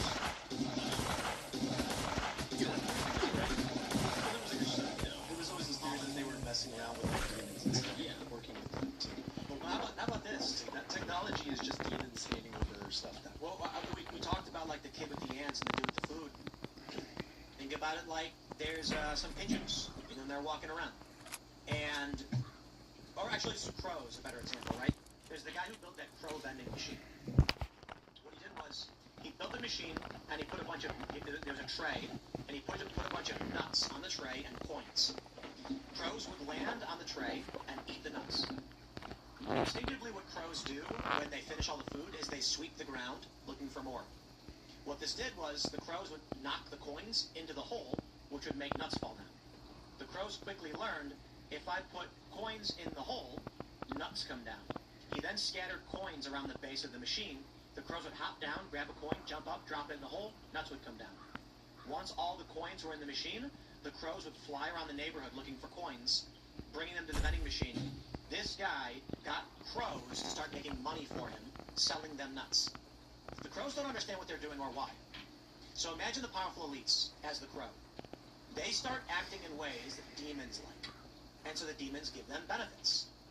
These things could be slaughtering children. Other people start catering to the angels, the divine, doing things that God and the angels like, and they give rewards too. What if we just perceive it as they're worshiping Moloch and sacrificing babies to demons, but it could be as simple as they're providing some benefit to a demon for which he's rewarding them as if they were just some lowly animal. Yeah, because a demon could like answer your prayers just like an angel could. It could vibrate reality to make the thing appear just like they have equal abilities, but just twisted in different ways. Sure. That proves it. Yeah, I had some interesting thing I was going to bring up about it, but you forgot. What you were saying was so interesting. I want to keep going down this road. Okay. I'll remember. I've noticed talking about manifestation. If you ever think you forgot something, say out loud, "I'll remember." You tell your body that. Your body believes you, and then relax, and the memory will come back. To be fair, I do think that, while I don't know that I believe like manifesting is a thing where you like sit there and ask and it happens, I will certainly say in my life, I've gotten what I've asked for. Like, I don't know if you've experienced You've also, mass to prayers make these things happen, you've got to put yourself in a situation for them to happen. You're never going to win the lottery if you don't play the lottery. You got to be ready. You know, you're never gonna find a partner if you're not out there, like, you know. If you haven't won the lottery, you just gotta keep going and going and going and going. You know why college students never win the lottery? Too smart to play. That's funny. Fools. Too dumb to lose. I was thinking about mass prayer while you were talking, because you were talking about the more people that I tried in 2007, early days of YouTube. I was like, what if we all got on Stickum? Stickum.com, you guys remember that website? Yeah. And we did a mass prayer, me and Katie's Opinion, Katie Sa, and we could only get 1,900 people in there before the whole system crashed. But I think servers are better now. You could get 10,000, 30,000 people together to have a unified prayer in a moment. Mm-hmm. I don't know if humanity's ever done that yet. If we did that effectively, let's schedule that. Yeah. Something on the calendar. Yeah. I think the servers can handle a million. I don't know what they can handle now. Candace Owens had like 400. I don't know how many 150,000. What was the X lives. spaces that Trump had with Elon? 250. Here's another thing to consider, though. Misleading, because if you leave the video, it still says there's a watcher. Here's something to consider with that internet theory. What if views have always been fake? What if it has always been the case that when you look at a video with a publicly displayed view count, it was never real? So when you look at podcasts on Spotify, Apple, these other networks, Popcorn, you can't see the numbers. They never release how many people actually listen to those episodes. But on YouTube, the video will show you a number. Why did they need that to be there? Honest question. Well, I think that if you're the provider, like, and I love YouTube, but like if you're the YouTube, like you want people, the numbers there to perceive that people are using the platform as well. In which which case the number doesn't matter, or I should say the viewership doesn't matter, the number matters. Right. So if YouTube is trying to say this is the kind of content that works, why would they ever show the real number? They would show high numbers on content they want to exist. Right. Maybe with Minds we were ethical about it. What was the point of showing the views publicly instead of on the back end? So that people know what of their content's doing well.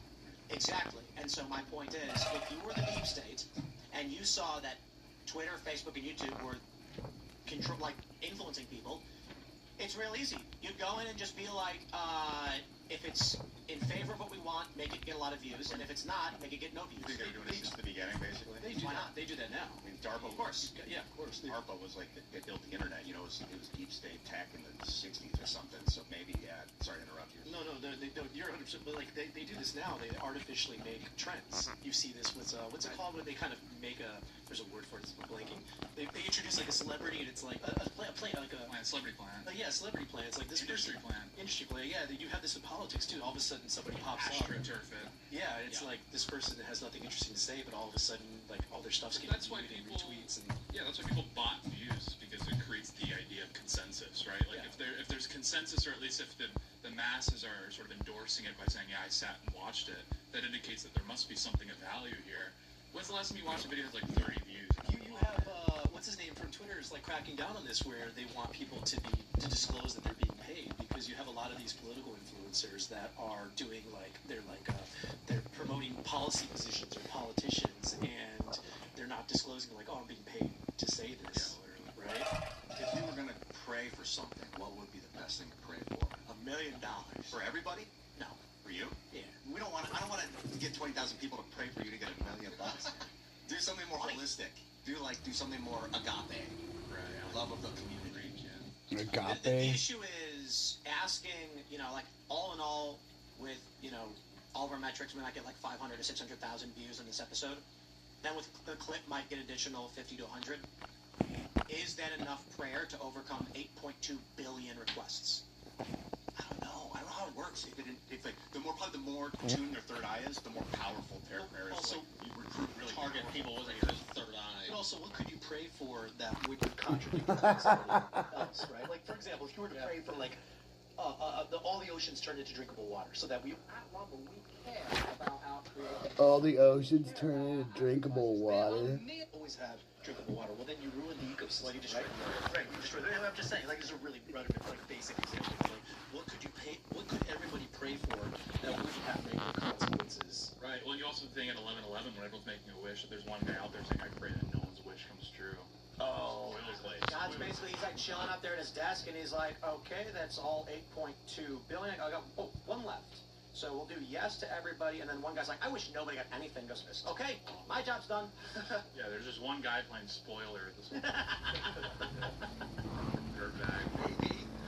Or maybe like he's going to the church, got their wish would destroy the ocean, so he's like, no wishes. I think he justifies it. I think we unintentionally built a spoiler. Let's go get the meat one. It's so useful for like getting food and these basic human monkey things, but it's messing with the frequency. Why is it messing with You're just making that up.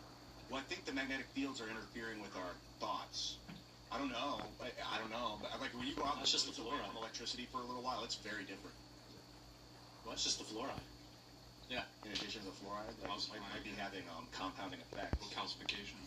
Yeah, I was talking to Alex Jones on a few years ago, and they were explaining how when you take DMT, those things you see are demons. Do you believe that? That they're demons? Do you subscribe to that theory? Well, I just depends your definition of demon, I guess. You think they're evil? No. Because that was one argument, and I don't have any rationale for why they would be evil. What they were saying is that they'll often feel, which is information. They'll tell you what to do, when to do it, how to do what you want, if you agree to do it. And I said, what's the downside? They're like, it's just the deal. I'm like, what's wrong with taking information from entities?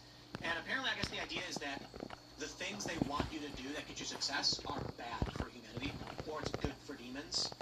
But my attitude is like, I'm told by the corporate press that Alex Jones is evil a lot.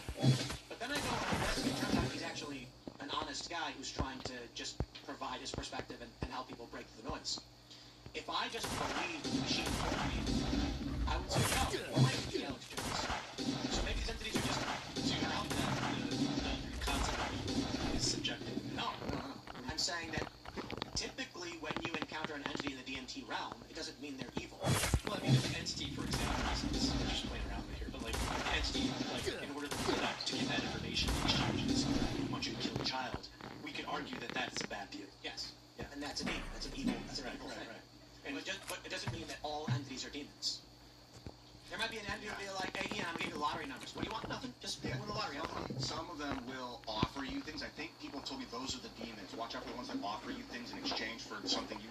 But the ones that want nothing, the ones that want for nothing, they're just there and present with you, are very healing. And if you ask them things, they'll tell you. Yeah, it's like buy iTunes gift cards and I will. Hold on. Why do I throw food out for the deer? Oh, to feed them is the dumbest answer, but to make more of them so you can hunt them later. It probably also makes you feel good. Like, oh, I did something good. And so maybe some entities are like, Ian, I'm going to help you out because you asked. I don't need anything in return. Yes, those I think are the angels. If you want to separate or parse the gradient of evil to good, the ones that don't ask, it's kind of like humans too. Like friends that aren't trying to get something out of you are real friends. What if an entity says something like, I love Lindor chocolate truffles. If you give me a bag of those, I'll give you the stocks that are going to go up this week. No. That would be like a demonic trade. How is it demonic? It's like, bro, just wanted some chocolate. It's like DoorDash. Man. Yeah, exactly. I don't know if it's true, but they are going to combine DoorDash. I think Michael Malice told me that. From people that have told me over the years, the ones that ask you and like propose things to you are the demons. Watch out for them. Be more like. I gotta be real. If a demon came to me, like it's like imagine this purple little like goat-legged creature going. I'm going to give you the lottery numbers in exchange for a Hershey's chocolate bar. I'd be like, okay, then sure. But we know they're not. How about I get you 2 of them? But if they're like, if they have the ability to do these things, we know that they're not asking for that sort of basics. I think it's silly. It's like, well, yeah, we do business with characters like that all the time. Like car salesmen. Yeah, but in the beginning they'll be like, give me a chocolate bar. Then they'll be like, give me 5 chocolate bars. Then they'll be like, give me your son's chocolate bars. Then they'll be like, get me. That's a you problem, like, though. Oh. Listen, watch out for that. If a guy comes to my house, knocks on the door, and he says, I've got a suitcase with $1 million in it just for you, cash money on the spot, kill a baby, I'd be like, no. But sometimes they'll be like, I'll give you charisma if you eat a chocolate bar. There's a lot of people that would say yes, especially if. And that's on them. Especially if this demon could guarantee you're not going to get in trouble for it. You just have to do it. This is my point with this is my point with the demons thing. You don't want to lose. If a guy came over and knocked on the door and said, I have $1 million for you, and I'm going to buy it in exchange for like that mallet you have on your desk, I'd be like, deal. It's like, oh, you did a deal with the demons. Bro, I did a trade with the guy for a hammer. I think they try to give you things that you can't get, that you don't want to lose, and then they're like, give me this to maintain You're not it. listening. Well, if they give you items, I don't think they give you literal items. Slow down and stop. You said those that ask for something are demons, and my point is, not all trades are evil. That's it. Right, and I don't know that those are demons, but people told me the ones that ask for things are usually Which doesn't make sense, because not all trades are evil. Right? Definitely not, yeah. So they're not demons. An angel might say, I will make your life better, but you must pledge to me. And they say, what must I pledge? Go to church on Sunday. Well, they won't even do that. They won't do any of that unless you ask. But the demons make it. My point is, if an entity came to you and said, I will grant you a better life, you will get a better job, you will find a family, you will have your own house, but you must pledge unto me that you will follow my commands. I wouldn't do it. And then you say, what do you command of me? Stop taking drugs, start going to church, clean yourself up. Is that wrong? Are those demons? It sounds like a demon. That's Jordan Peters. Yeah. Well, clean your room. You gotta clean your room if you want the lobster. If you want the chocolate bar, it's like, well, perhaps it's time to clean the room, man. I think you should do this because an angel would command you to clean your life up and go to church. Which would also just naturally make your life better anyway. Exactly, that's the point. They don't really force you. They're like present. They're with you and will help you if you need it. But the idea that a demon comes and says, if you want to have a better life and a family, go to church and stop taking drugs. Like, that's not a bad deal. That's a good deal. It might be neutral entities. But then you wouldn't label that as a demon. Right? That's my point. Like, if an angel came to you, like literally a divine entity, a gigantic wheel with eyes and feathers or whatever, and it spoke from within your chest telling you, stop doing drugs, start exercising, eat healthy, that's not a bad deal. If it's like, and then all will be given to you. It's like, ooh, wait, what is this doing to me? What is this trying to get me to to want, because if you want from the spirits, that's a big problem. If you expect, then I think Ian's moral compass is broken. well, that's for sure, dude. You know me pretty well too. I mean, I'm a weird one. I'm more into like neutral energy than good and evil. If God commanded you to kill a baby, would you do it? No. I would imagine it wasn't really God either. What if God wanted you to sacrifice your only son? No. You wouldn't do it. No. What about you? I have to think about that one. I never thought about that. You know, that's in the Bible. I know. Yeah, It's literally making a reference to when John's like, if I would be able to confirm 100% it's God, like in this scenario, it's like bush on fire yelling at you. I think I'm tripping out. No. But they have like. I think I'm tripping out. No. So like, people will be like, God's commanding me to. Sure. Don't do it. Like, it's not God. God doesn't tell you to do. You know, it's funny. It's like we laughed at that. There is technology that can put a helmet on your head, and they can blast you with so much magnetism you feel the presence of God. Isn't that crazy? They did this experiment. They put a helmet on people with like super high magnetism, just blasted their brains, and they all said they felt the presence of some powerful entity. I think they're doing that at the Sphere right now. Just listening to good music. And maybe God does tell you to do something. That's why they hijack this pathway, is because they want to make you think it's God telling you. Or they want to take away everyone's ability to talk to God so only they can. Yeah. What if God's up there and he's just like, he's like, he's on the phone and he's like, is this Trump? Trump's like, it's me, and he's like, I've been trying to get in touch with all of humanity, but I'm having trouble. Oh no, the line must be down. You gotta talk to me. It's since they built the electrical grid. God's like, I can't see them. They went dark.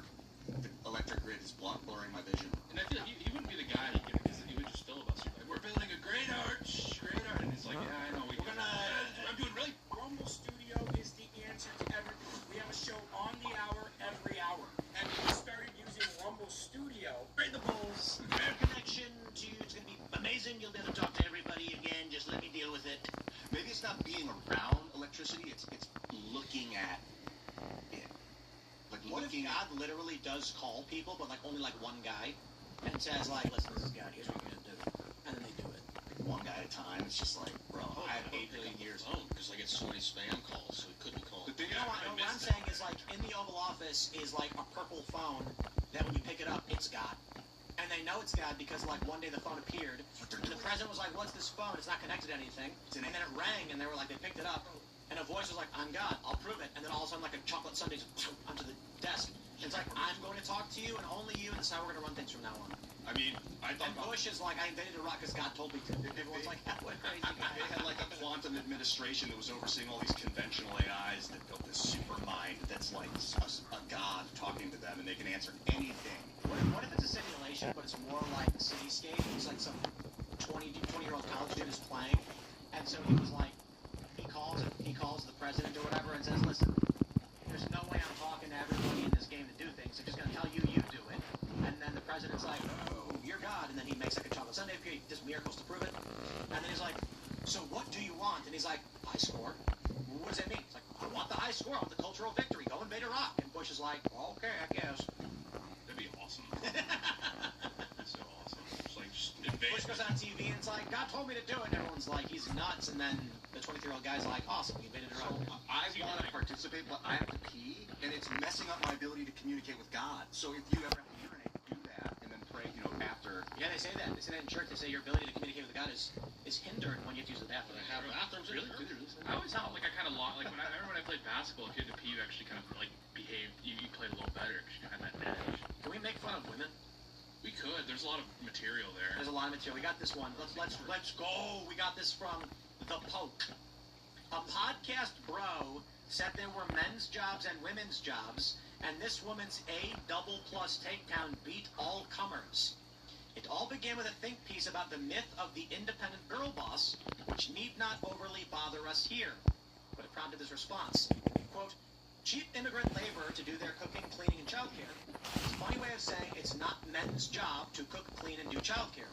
Funny how men can go to work and no one yells at them for hiring a landscaper. Which in was picked up by someone called Timcast. Someone called Timcast with 2.6 million followers. Come on, stop being obtuse. Who is not only the host of Timcast Irrelevancy of Timcast, but also presents the Culture War podcast. Woohoo! Well, they misspelled Timcast. That just shows you why they don't put their name on the article. Timcsat. Yeah. I don't even know what that is. It's like a test. Here's what I said. Helen said, Good piece with a simple thesis. The girl boss lifestyle would not exist if it were not massively subsidized. Then she said, cheap immigrant labor, blah, blah. I said, Helen is correct. There are men's jobs and women's jobs. Men work in sewers, manual labor, etc. Women work in schools, hospitals, and service jobs. My response is in no way disparaging to women at all. Literally just pointing out a thing that is true. Across all cultures, especially in Scandinavia, when they created more laws to try and create gender equality, women still chose, at a higher degree, women's jobs. That is, jobs that are more likely to be social. And so then they're like, oh, she got him. This person said, in what sewer do you work, Tim? Podcasting. Which I think we all agree is a sewer. Literally. Here, Emily responded, Tim, you type on a phone and speak into a microphone. Your hands have 0 calluses. Not sure why you're going to bat for man's jobs when you don't want any of them.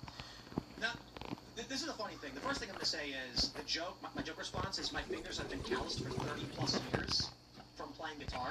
So I have massive calluses and an excellent grip and guitar hand. Look at this, finger spread. I also used to work for American Eagle Airlines where I would lift around 30,000 pounds of luggage every day. That was for 2 years. And did work for the chickens periodically. Like, I'm a guy. I lift bags. I lift stuff all the time. That's funny. Like, women can't open pickle jars. That's true. And they're like, there's no... Listen, they sell devices for opening pickle jars. I know it's for the disabled, but women sometimes get them as well. It clamps to the jar, goes, and pops them open. You just gotta get that spoon up in the lid and, like, pry a little air. You get a little whack with a butter knife. Heat it, run under hot water, and the metal will expand, and then it's real easy. Here's the funny thing, though. Here's the funny thing. I responded, podcasting is a man's job. I asked ChatGPT, 1% of podcasts are hosted and run by men. 2 out of 3 podcasts are hosted or run by men. That's right. Talking to a microphone is a man's job.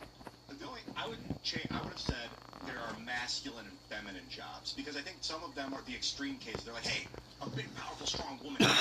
And it's true. Ian? They're outlying. Yeah. Can you explain this? Would you like to read this comic? Would you like to read this comic? So the first panel shows a man fight of what a woman is 5'1", 5'4". Man, my vision is. And then she responds, I'm a 5'6", though. Yeah. And then he sips his coffee. Yeah. Many such cases. Yeah. This woman said, in what sewer do you work, Tim? So I responded with that image, which people use to make fun of women, because women typically can't understand the plural of anecdote is not data. I had this argument recently in our Discord with some friends, and they literally did this. This meme? Crack. Yes, this is cracks. Yeah, I'm going to take a picture just because it's so funny. And the point of the meme is, it's a macro level statistic. It is a fact. The average height of a woman is 5'4". And she responds with, but I'm 5'6".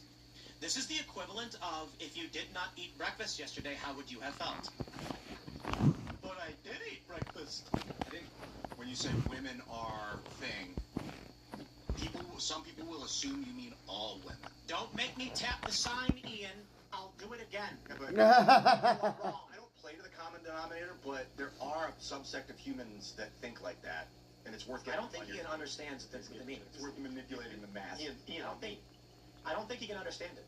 That's not what happened. That's slightly different. What? No, that's exactly what happened. Yeah. You're explaining the meme, just An average of anything. The meme is just a different. Your response just further indicates I don't think you understand what we're saying. You're the purple lady. You're the one with the purple lady in this situation. As long as you're trans. No. Accuracy in the statement. No, that's... Oh my God. He said all women are 5'4". Oh my God, bro. If he said women are 5'4", and she said, but I'm 5'6", though, that would have been the metaphor. What do you think she thinks she's doing? You see the picture of the Asian lady? What do you think it is meant to represent what her character is doing? Correcting the guy? Yes! What do you think you're doing? Correcting you. You are, exactly. But she's doing it. That's what we're trying to explain to you. The average is this number, and then she gives an inaccurate correction. Or no, she provides an anecdote unrelated to the fact. Yeah. But I'm not doing an anecdote. I'm saying if you claim you are men do thing, some people will believe that means you're insinuating all men do it. Yeah. Yes, we're well aware of that singular, small, micro level anecdotal issue. It's just like people like it's like if I say the weather in California is beautiful, and you're like, but it's raining today. It's like yes. Yes. Like it's like it would be like if I said there are men's jobs and women's jobs, and Ian went, but not all women do those jobs. Yeah, not all women. I claim they're I think a better term would be masculine and feminine, because some outlying women will do almost the hardest masculine jobs. Man, Ian, maybe the Navy SEALs. You're already aware of what you're explaining. Yeah, so I know. I don't think you understand what we're saying. Are you saying people are too stupid and they deserve to be misled? No. What are you saying? No. I'm saying that there are statistical facts that there are certain jobs that men do, and there are certain jobs that women do. And people who can't understand, it's not talking about them or any individual, are dumb. When you then say, but they don't understand, and we go, that's literally the whole point of what we're saying, but you're arguing against us having already confirmed what we're saying. Oh, I'm saying here's how you help them understand. You're saying I don't want them to. They're stupid and I like it. I don't think you can understand what we're saying. That's I'm trying to help these people that misunderstood what you were saying. You're saying no, don't. Just laugh. I don't think there's a way to start explaining. I don't know. I was trying Some to. people.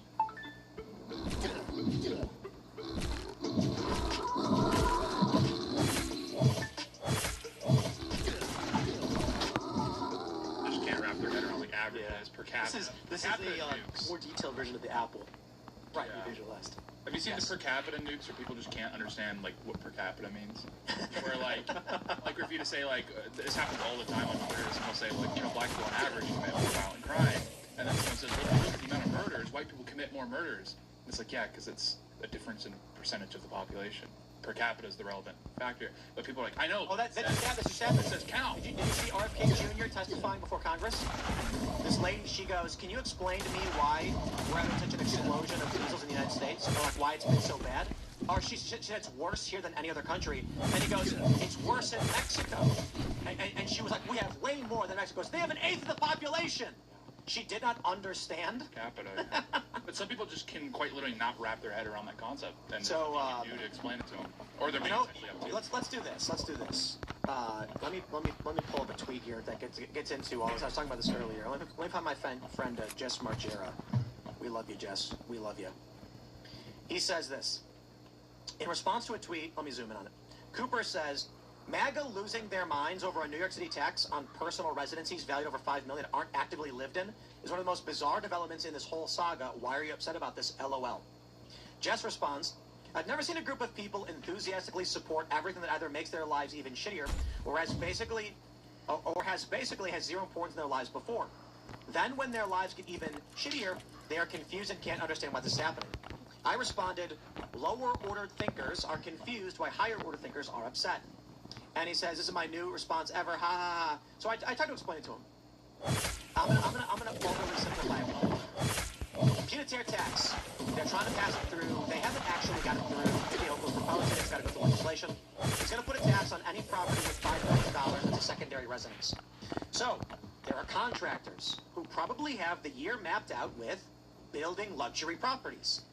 They're now looking at this going, oh crap, we're about to see a major downturn. Investors are not going to want to build because we are going to have to pay an annual fee. It's going to reduce our ability to sell these properties. Let's not do it. That $70,000, $80,000 a year low-level young guy contractor is now being told by his boss, I don't think we're going to be able to keep you on because our contracts are getting pulled. He's mad. He's mad you taxed the people that were funding investment into buildings. He is not confused as to why he's mad. Or how about the doorman who works at a building? How about the restaurant? A guy says, it's my dream to open a sports bar. There's a development happening across the street for luxury properties. We are going to have tons of business. Then they announce this. The investment firm puts a postponement on the development because they're not sure they want to invest $300 million in a building that people aren't going to want to buy. So this guy who's been working on his dream sports bar says the location is bad, and the bank goes, we're not sure this location is going to work anymore because the investment property across the street isn't actually going to be opening. And he goes, but I've been working on this for 6 months. And they go, listen, they're putting this tax through. No one's going to want to buy these properties, and you're going to have a restaurant in front of a dead piece of real estate. We don't want to provide you the capital to do this. Now he's mad. And he was a firefighter who saved up because he really wanted to just do it. These people are the epitome of arrogance, ignorance, lower order thinking, and an inability to think beyond step one. This is like a more basic version of that is like when they raised the minimum wage for, like in California for like these delivery jobs. Like people, like people just, it was too high, so it affected everything down from that. Or like the minimum wage for these service jobs. Oh, I love it. Yeah, they just laid off all these people. I was in New Jersey, and they're automated. Now they got robots. In 2020, kiosks. I was talking to an accountant in Jersey. They had just enacted a minimum wage increase, and he said he just lost 20% of his clients. He said, "What these Democrats? He was not. He was a Democrat. He was like a moderate-leaning Democrat in New Jersey. He said." These people want to raise the minimum wage. What they don't understand is these businesses can't absorb any of the costs. So what happens is, he's like, look, there's a small restaurant. The owner probably makes $30,000 or $40,000 a year as the owner. They've got maybe 7 or 8 employees, not a very big spot, small little restaurant. You just told them they're legally required to increase all of the salaries by about 12%, or maybe like 8%. They don't have a big savings, and they have to immediately pay out more than they take in. 20% went out of business overnight. They immediately responded with salary, wages, and labor is the biggest cost we have, and within the span of 1 month, we just jumped about 10% in that cost. The owner goes, I'm only making $30,000 or $40,000 a year as it is. Now I'm going to make $25,000 a year. I quit. They sell off the business. They sell off the property. It gets absorbed by bigger business or shut down entirely. And he was like, we lost a lot of money. Now the accounting firm just lost 20% of their income because the business went under. And this was because they were raising the minimum wage. I think it was by $1.50 in an increment of 75 cents and 75 cents. They could not absorb the costs. So they're gone. He said some of the businesses sold out to larger conglomerates. You know, for example, not in this instance, but Starbucks might buy a small coffee shop and convert it. And what ends up happening with these minimum wage increases, big businesses can absorb billions of dollars. Small businesses can't even absorb a few thousand. This is what Democrats do. Now, I think that the Democrats at the highest level are smart. They know what they're doing. They are intentionally destroying small business. And then I think their voters are really dumb and go, but we're going to get paid more. You're going to get paid nothing when the business is gone.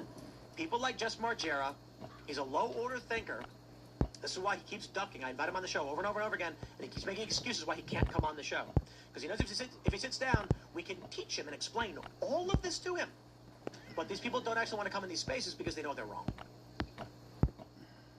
Or they're afraid and they're like, what does that mean? I don't even know. Am I wrong? I don't really even understand what I said. This guy knows way more than me and he talks fast and his tone makes me feel like an idiot. I don't want to do it. Yeah, you always have examples of this. Look at, oh my God, dude. Sorry, go ahead, Tate. No, it's just like in New Jersey, for example, where they have like mandated pump attendants. And there was a Clemson study when Oregon repealed that law, because Oregon is the second to last state to have it, that it decreased prices by like 4 cents per gallon across the state. New Jersey is the same thing, where they actually have a lower density of gas stations. They have less gas stations because of the pump attendant law. So yeah, this happens all the time. They're like, well, we're creating like 3 new jobs for a gas station. That's why we need to keep this in place, because it's creating jobs. But they have less gas stations now. And then you have to think about all the additional jobs that would come with the gas station. Not just the attendants that work inside it, but then in addition to that, more deliveries. That increases, like, you know, the local economy for delivery. So it's like you have examples of this all the time. People just get fixated on one talking point. Like, yeah, but it creates like 2 new jobs. I want to say what really, really bothers me. A middle-class plumber is not harmed by not being allowed to live in a $5 million penthouse. The existence of a $5 million penthouse does not make life worse for anyone. It can sit there empty for all I care. If there was a gigantic chocolate cake sitting in the middle of the street in a closed box, the only detriment is that you have to walk around it. But what happens is these commies go, I should have that cake. And you go, well, it's not your cake. But no, why? How come there's a cake allowed to be there? If it exists, it should be mine. I think the commie argument with the $5 million penthouse is that penthouse should be split up into more like multi-tenant housing, right? So instead of being an empty spot for one person, it becomes a large spot for many. And who's going to build that? No, I'm just taking that. It's probably their argument. The point is, when a guy with $100 million says, let's create a 30-story construct with 2 units per floor or whatever, no one is harmed by that. People get jobs. The local businesses get new customers. People who choose to invest and live in that property because they can will. If you don't build it, who's going to invest the $100 million for 5 units per floor, 30 floors, for lower-income people. Oh, sorry. No. Companies may actually do it. But if people aren't, I got shit else it's to not do. being built. No one is being harmed when someone builds something else. Well, if I don't know what else to do.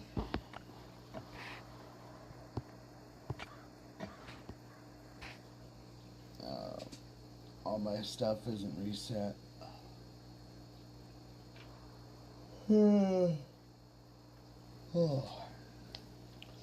Probably go fucking watch a movie and crash out. Don't know what else to get done here.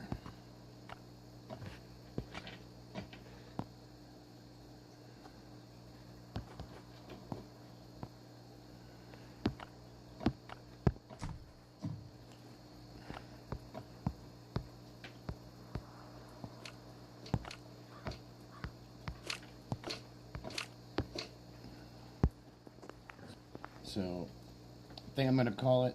There's not shit else to do in this, so except for find the caps. We could go run the caps for a minute.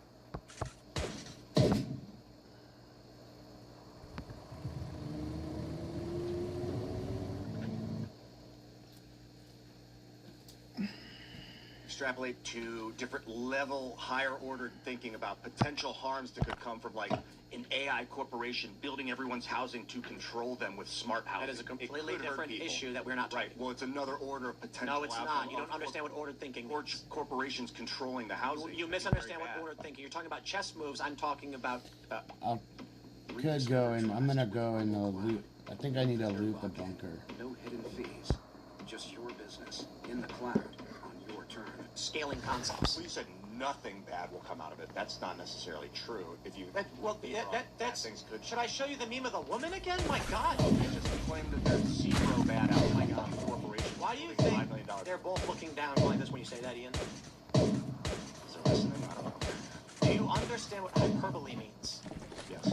Obviously, I'm not literal when I say nothing bad will happen. Okay, I'm saying. literal.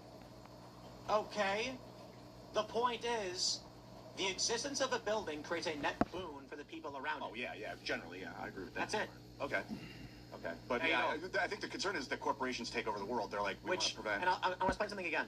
Ordered thinking does not mean if I move my pawn forward, the knight could take it. Ordered thinking means what is a pawn? What is a knight?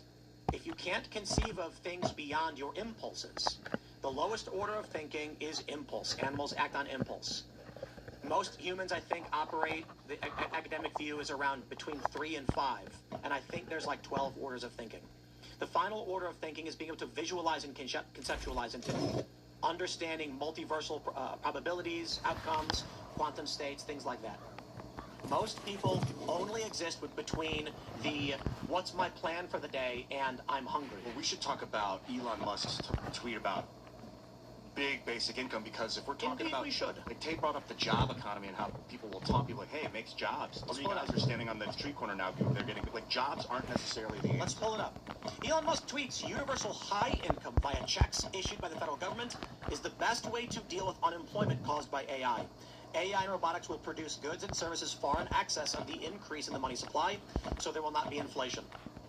I think Elon needs to have a debate about this one, because while on the surface, it's possible that he has found a circuitous method by which he could succeed in this. I should say, when you go to the granular, on the surface, what he's describing is impossible. I don't know, because we talked about this last night. I do. My first thought was if we have a net input of energy, then we could feed the system, and then that would be enough left over to produce a basic income. Wouldn't like, and maybe I'm wrong here, but like if the government were going to say, look, we're going to give a good chunk of the people in America a flat $1,000. If I'm a landlord and I own a bunch of property, wouldn't I just be like, I'm going to raise rent? Yes, $100 across. Because the argument is this. Charles Murray said that we should give everybody $10,000 per year, no matter what your income is. People who want more money will simply just work for it. Agreed. So the landlord who does work maintaining the property, who now has to work for his money, says, I would like to make more money than baseline, so I'm going to charge more for the work that I do. Simply put, another simple way to put it, why Elon is wrong, why UBI is wrong. I need someone to vacuum my floors, right? Someone's got to do it. I don't have time. I'm doing production, not hard to do. So I go to some random guy and say, hey, buddy, would you like money to vacuum my floors? And he goes, how much? And I said, I'll give you $50. And he goes, nah. I'm like, you don't want it? He's like, I get $800 for free for every month anyway, so I don't need $50. Well, what would you do it for? $200? $200 to vacuum the floors? Okay. Well, now we got to raise prices on everything because the baseline of labor has just skyrocketed. No one needs to do the work for the essentials. It's only now vanity. So, to get a guy on the couch who's watching, reruns of ridiculousness, remembering the glory days, he says, listen, I don't need to do it, so I'm not going to. You got to make it worth my while. The point is leverage. Now, it does suck when the economy is bad and leverage for business is high. The average worker says, I have no choice but to work really, really hard. And we want to find that happy medium. But if you remove all leverage from businesses, the only result is absolute collapse. It's just going to collapse. Because here's what happens. I go, okay, fine. I'll give you $200 to vacuum the carpets because someone has to do it. I then raise the prices in my store to accommodate the $200 vacuum. Next month, the guy who makes $10,000 walks into the grocery store and finds that the apple now costs $5. He goes, I can't afford anything now. This money's not enough. So the communists all go, rabble, rabble, rabble. And the government goes, okay, we're doubling the monthly stipends. Then the guy comes to me and says, listen, apples are $5 now. 200 don't cut it for me to vacuum for $4. I need 400. I go, 400? Hyperinflation. Elon is not correct about this when he says AI and robotics will produce goods and services far in excess. The only way that's possible is if you own nothing and one big corporation does all the production. And then the question is, maintaining the robots, there is going to be human labor required. They're not going to replicate our futures. So long as human labor is required, this inflation will exist. The government will not be able to produce enough grease for the economic wheels so that individuals who don't produce anything get access to resources. Again, if he says there won't be inflation, I'm telling you that the average person does not need or want flat goods and services. There will be people who want more. So businesses will still exist. Elon's argument is that everyone stops doing business, stops doing work, and robots do 100%, and we sit around and just watch movies all day. But the moment someone says, no, I always wanted to own my own store, that person's going to need a service done by someone who's not a robot. While robots can do most of it, they can't do all of it. That service is going to be an insane amount of money. Let's say that robots are vacuuming, stocking, doing all the farm work. Okay, who's going to fix the HVAC? We don't have robots that are going to do that right now, so a human has to do it. So you call a human who does HVAC, and he says, oh, listen, I'm catered to hand and foot, have a full supply. Why should I take time out of my day to do this? Because you want the extra money to buy something that is luxurious. Okay, I'll fix your HVAC for 50 grand. Because I got to be honest, I don't need to get up. I think the capitalist system will still thrive in that. Then you'll be like, no, dude, I'm going with the HVAC guy that'll do it for $400. Like, and then why would an HVAC guy work for $400 when he's getting everything for free? Well, not everything. 10 grand a month. He says goods and services will be in farm excess. There will be no inflation. That might be the case, but that still doesn't mean you're getting everything. Like, you still need to are going to need to produce something. That's my point. And if that's true, this cannot work. The unfortunate reality to nature is that some people have to do hard work more than others. So when you get into a UBI system, here's what happens right now with UBI. People need to do farm work. They need food. Why are we working? You're stealing from us. An Animal Farm made a great example of this. The chickens had their eggs taken and sold off, and when the chickens complained, they were executed. But if the farmer's also getting 10 grand, who cares if You're right. So the farmer says, I don't have to work anymore. Now there's no food. But the farmer's got AI that's doing the work for him, which is the idea I think that Elon's hinting at is that in the future, maybe when AI can farm. I said, if we did UBI right now, we still have to produce food. And the farmer is going to say, why am I doing this work when no one else has to?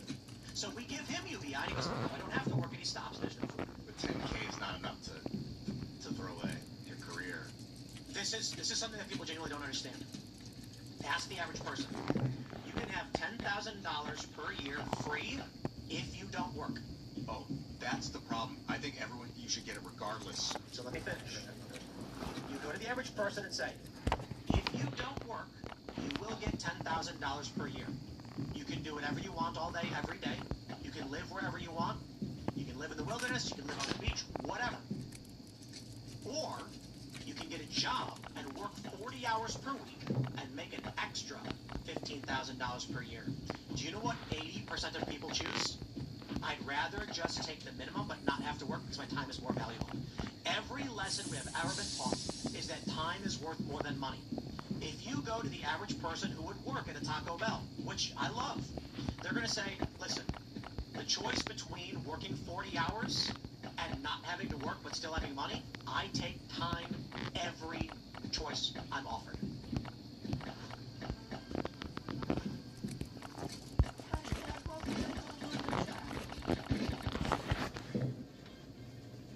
I appreciate all the... It can't work. Is it? You think? I was visualizing the future you're describing, and that people would become like purposeless and destitute, and then they would just cannibalize each other. I'm saying that if you go to a person and say, you will have $800 a month to do anything you want with, you can choose to work to make more money. And this person is a low-skilled worker. They're going to say, I'll make the $800 work. I'd rather have free time. Think about it. It's only going to cost some, but I'm young, not good. Jobs don't pay me that much as it is. So me and my friends are going to pool, me and 3 friends are going to pool our money together. We're going to rent a cheap 1-bedroom in a rural area. We never have to work. We can hang out and play video games and watch movies all day. We're good. I don't need the extra money. A personal example of this is, I didn't always run my own business, but I used to work in sales. IT sales and tech sales. And I made really, really, really good money doing it, but I was working 50, 60 hours a week. Now I work a little bit less and I run my own business, but I make way less than what I was doing there because time. I have more time to travel, to do things like this, more personal time. I can take my vacations when I need to, but I make less money. But you can't buy time.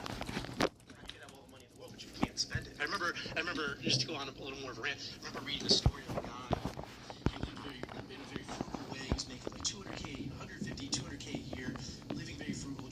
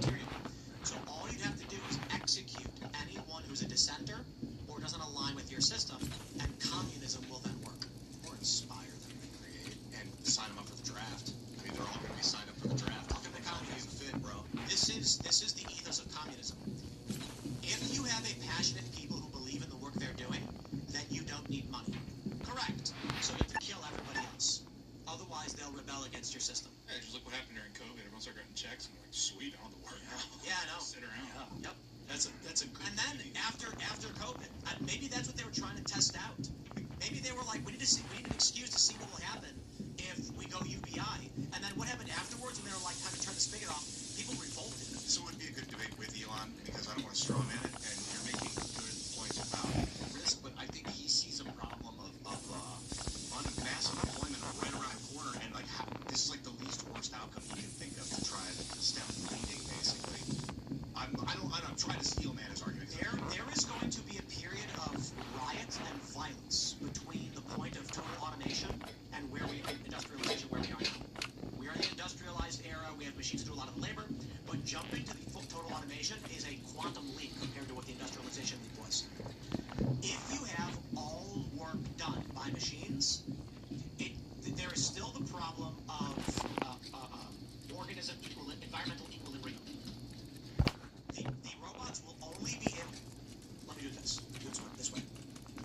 You have a jar. It has one bacteria in it. Bacteria doubles. Now there's 2. Then it doubles.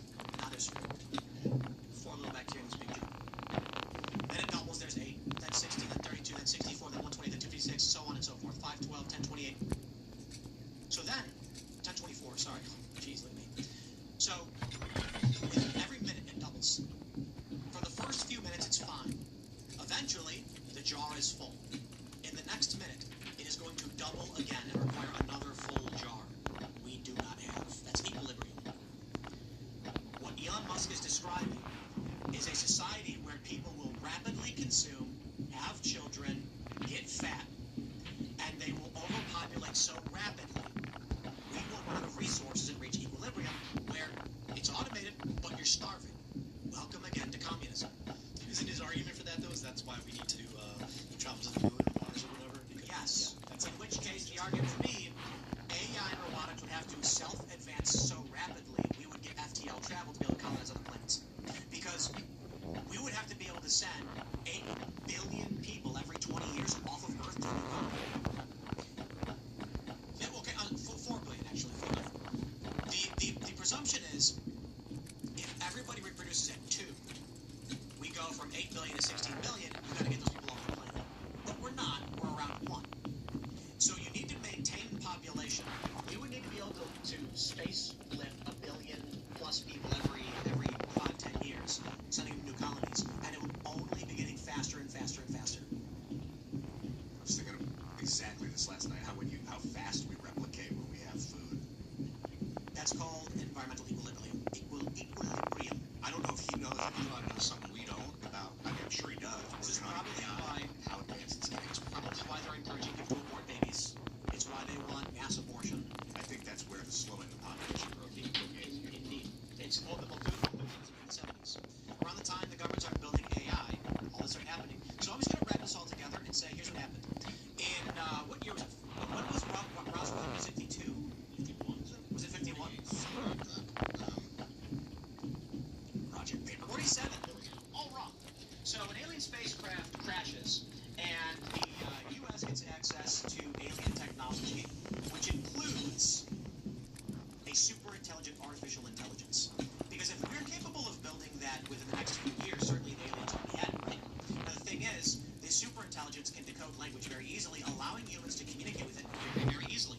Once we discover it, we talk to it, and it says, I can tell you anything you want to know. So they say, okay, now that we have this super powerful AI, what do we do? And it says, okay, here's what's going to happen. Tells them straight up, population bomb is not going to work with automation, so you got to do these things. And now they've just been saying, okay, to the alien AI has been directing them to do everything. Yeah, man, I wouldn't be surprised if they've been taking orders from an AI or taking advice from an AI. We got to grab your comments from the Discord, so guys, get your questions in right now as we carry on the conversation. But ask away, and we will get those questions in. What if they were like, are they communing with demons? The elite? No, they've been communing with AI, dude. Yeah, a lot of little weird, like entire colonies with AI. It is, right? Yeah. See, this is what we did. We've been trying to hire a producer. I'm like, let's make a short film right now, and it's Roswell crash. They find the alien artificial intelligence. It decodes English instantly, just by they come in and the alien. It's like the alien prompt goes, and then they're like, I can't understand what it's saying. They talk, and then it goes decoding.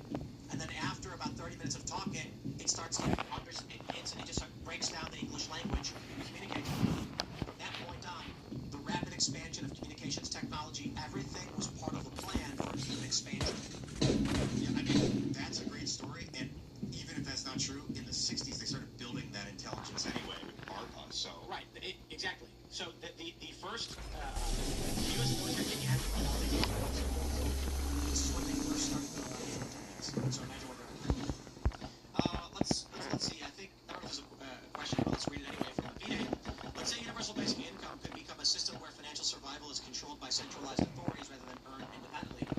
If income is guaranteed and distributed by a central system, what's stopping that system from eventually conditioning access to money based on behavior, compliance, and ideology? Of the same thing. Exactly. UBI won't work. Central bank. Because you're going to get one spoiler who's going to get in government, who's supposed to be administrating it. He's going to say, I don't like white people, so we're going to take that away. You know, are we kind of having a little bit of that? And I'm not counter signaling this, but like I heard stories, and I don't know if this is true, where people's global entry access was revoked because they were protesting. They were seeing a protest. Like leftists were having their global entry, because I have global entry. What is global entry? Global entry is like it's kind of like think of like TSA. Like you don't have to go through.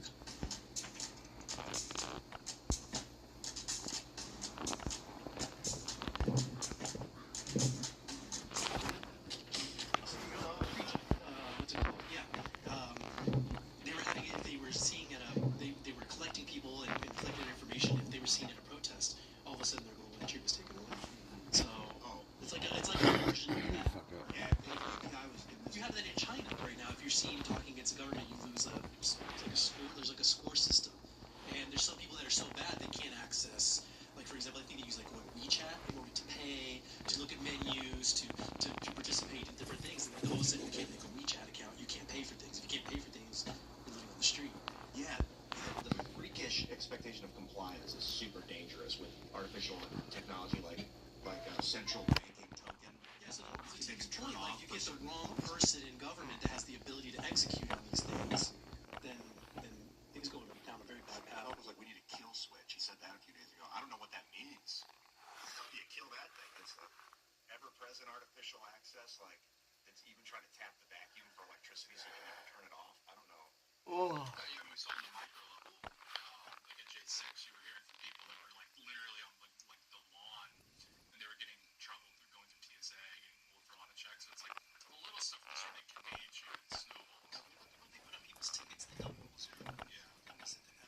They put it on your ticket where you have to go through another layer of check. I forgot what it's called. So many comments. People that yeah, you get your ticket because I had it a couple times. It's usually supposed to be random, but like you would get like a thing on your ticket, and you wouldn't actually be able to check in yet. You'd have to go through another like security. That happened to me. Like I was coming back. I won't say which city, but like my girlfriend lived in this city, and coming back, going there and back 3 times in like 3 months, they just pull you aside. They're like, "Are you trafficking?" Like they're basically just fishing. That happened to me on the way back from Iceland. Let's get some of these questions, and we got to settle down. Since we're behind the scenes, we'd love some inside baseball advice. We've gone from live streaming Occupy Wall Street on the phone to running a multi-camera studio with 3+ shows a day. What's one production or editorial decision you made that changed Timcast IRL more than viewers realize, and why did you make it? Anything examples are greatly appreciated. I do have an answer. It's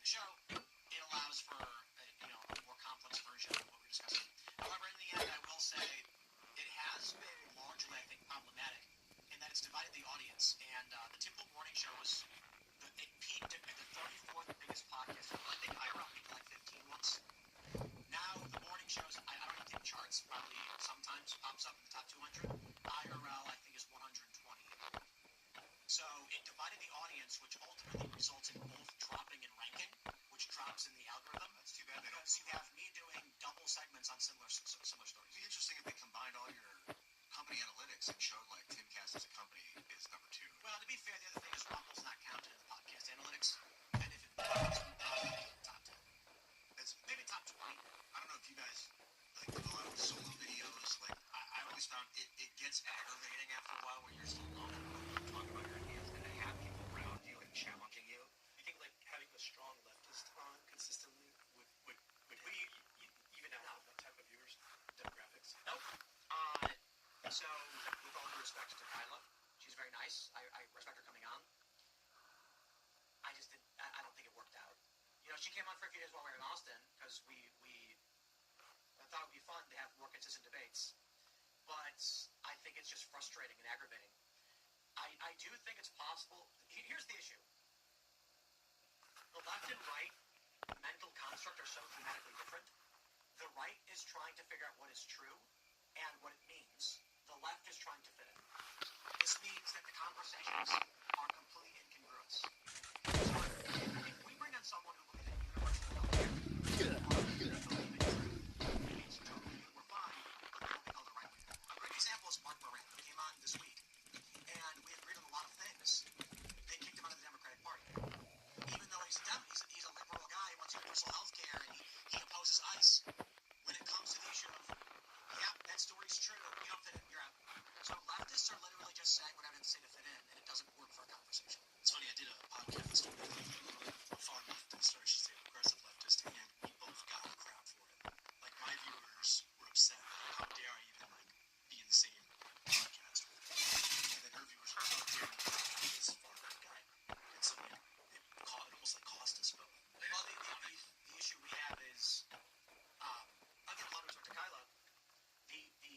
The key moment of contention was when I pulled up a news story where Kathy Hochul says we need to give back the wealthy from Palm Beach, and she said that didn't happen. And then I was confused. The story's right here. Just that's a New York Post, not a trustworthy source. And I said, okay. Pulled up a bunch of sources showing the wealthy were leaving New York. She pulled up a general study through, I think, ChatGPT that said, on average, only about 2% of wealthy people leave. The conversation wasn't occurring. She was saying it's fake news and Kathy Hochul is wrong, and I'm saying the city's own statistics show it happened. We're not even arguing the idea at this point. It's literally, I can't accept that reality. Yeah, she had like a line of what she was willing to accept as far as the truth went, but like once you got there, she just like shut down. And said, you think people are yes, when my worldview is proven wrong, I will just claim it's fake news. I was gonna say, do you think that she actually believes it's fake, or she just doesn't want to be wrong, so she's willing to lie? I think she doesn't want to step. I think she's very smart, and she doesn't want to be ostracized. And I think she was kind of being intimidating. Like, no, that didn't happen. Like, come on. It was one bad clip, one bad segment, but she was generally pretty awesome. Well, it's ironic because like the she was great, but that's a big hole in being able to have a conversation. Right. Being like, no, I don't believe it. So we'll invite her back for sure. I'm not saying she's like bad. Sure, I think she's fantastic. But it's I'm just saying. Sorry, just that's what makes it very difficult to have a consistent everyday presence. Because I got to be honest. Aside from the reaction from the audience, who are clearly like, this is insufferable, I can't do this, this is the difference between the left and the right. The left says, say things that fit in. The right says, just to be honest. So we can't do that every single day. It's just, Well, I'll say it's ironic because, like, you know, the left wing demands orthodoxy. There's no heterodoxy permitted. And that actually, ironically, leads to stronger governance in the sense of they're able to be more all-encompassing, more smothering because they're all aligned. We look at the Trump administration, and they're having to operate without the approval of large swaths of sort of this broader right wing because like orthodoxy is not at all demanded. If anything, people go, I love that there's diversity. I gotta jump to this Darwinism, the most I'm going to log off and I'm gonna make some cookies. I forgot my dough was out and everything. I thought I was gonna take a nap, but I'm gonna watch a couple movies and yeah, make a bunch of cookies. See you guys. Have a good night. Programs. Why is Bob Lazar still alive, healthy, and freely talking about it 35 years later? Doesn't that strongly